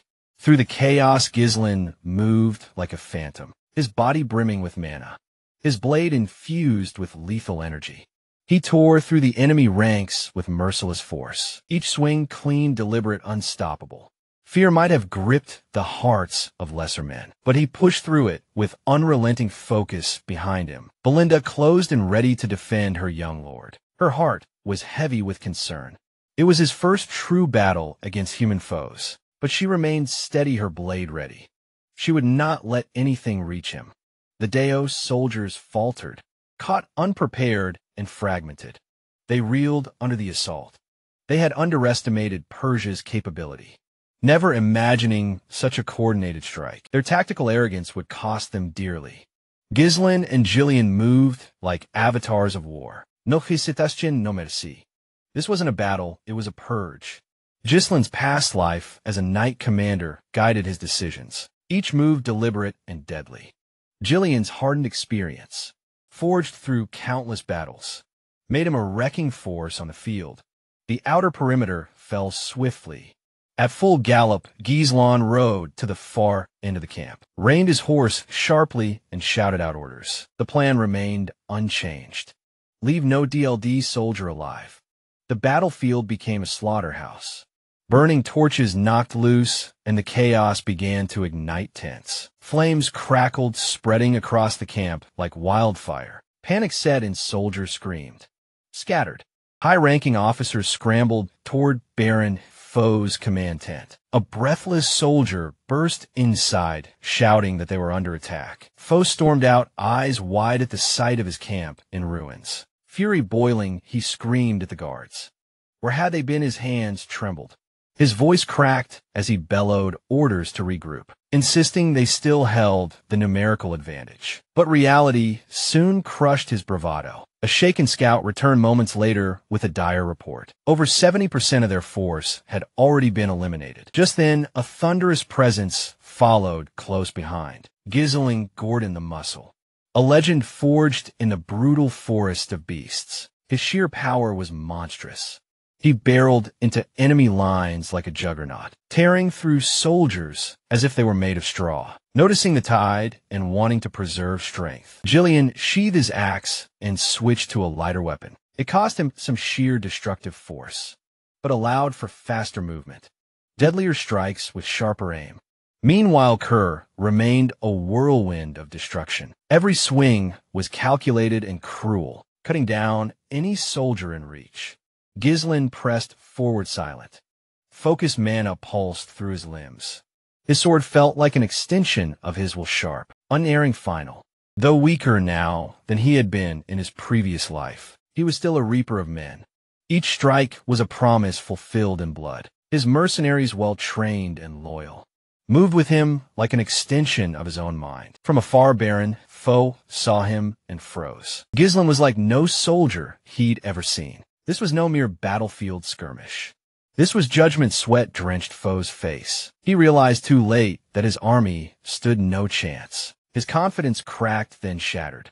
Spinning around, he screamed for a retreat. One of his aides looked at him in disbelief. Stunned by the command, Fro didn't care. Pride wouldn't save his life. If he stayed, he'd lose more than just the battle. He'd lose his head before the aide could speak again. A blade flashed from the smoke and struck his neck cleanly. He dropped without a sound. Shock flickered across Fabreau's face as he stood frozen, paralyzed by the brutal efficiency of the ambush, the precision, the sheer speed of it. It was unlike anything he had expected. Though untouched himself, his knees buckled from sheer terror, and he collapsed to the ground. As the dull thud of his aide's lifeless body echoed beside him, Belinda had arrived, perched atop her horse. She surveyed the burning remnants of the camp with cold detachment, her voice calm and sharp like a blade. Cut through the chaos. Well, what an unexpected meeting. She said icily, a vessel of Perti. Iwaimdat. Dot. In such disgrace, Fabreau's mind spun. His army, over 1,000 strong, was gone. He had relied too much on numbers, not enough on strategy. Smoke choked the sky. Tents smoldered, and the stench of blood filled the air. He'd waited too long to retreat, and now there was nothing left to retreat to. The gold supply lines had been annihilated.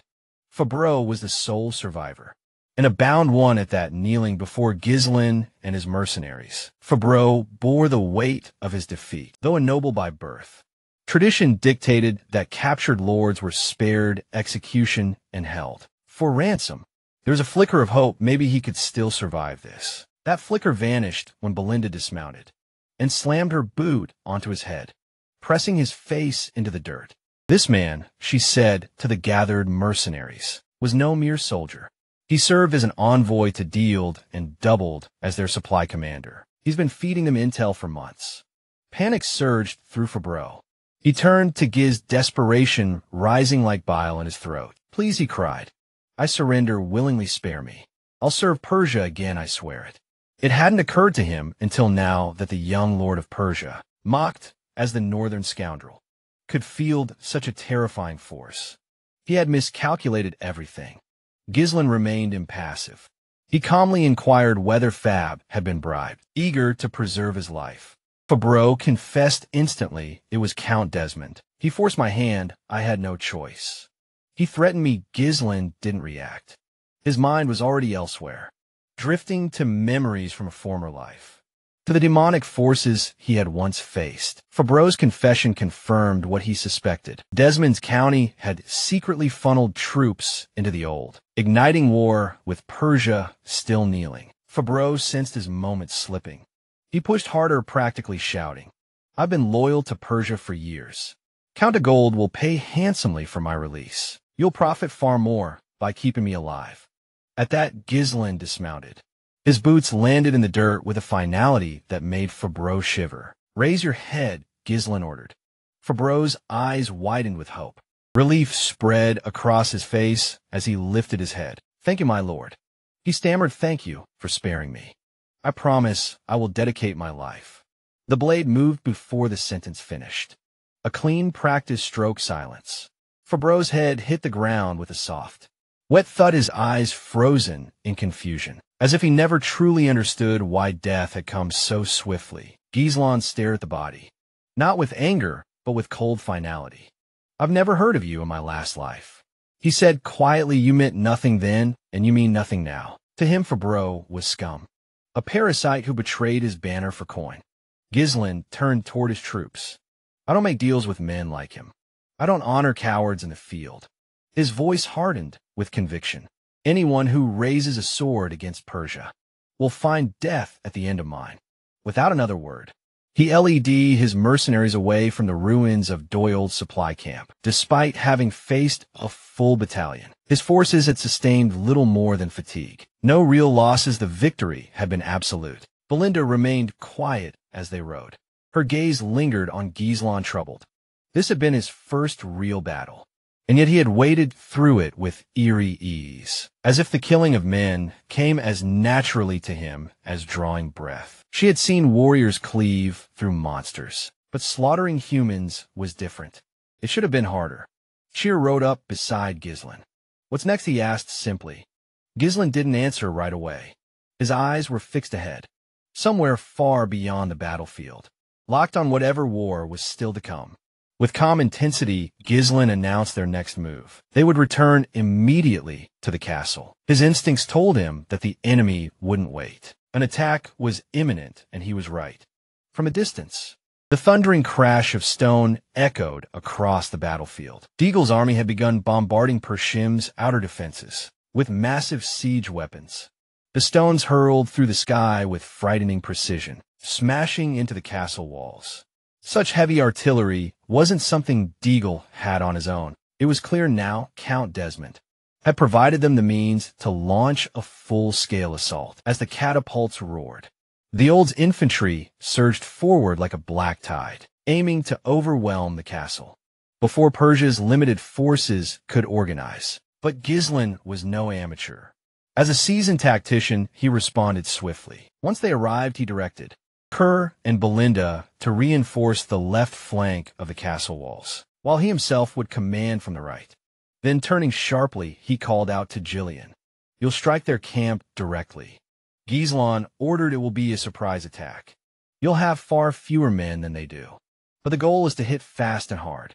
He locked eyes with Gillian. "Think you can handle it?" A quiet confidence spread across Gillian's face. His lips curved into a faint smile, eyes glittering with a dangerous excitement.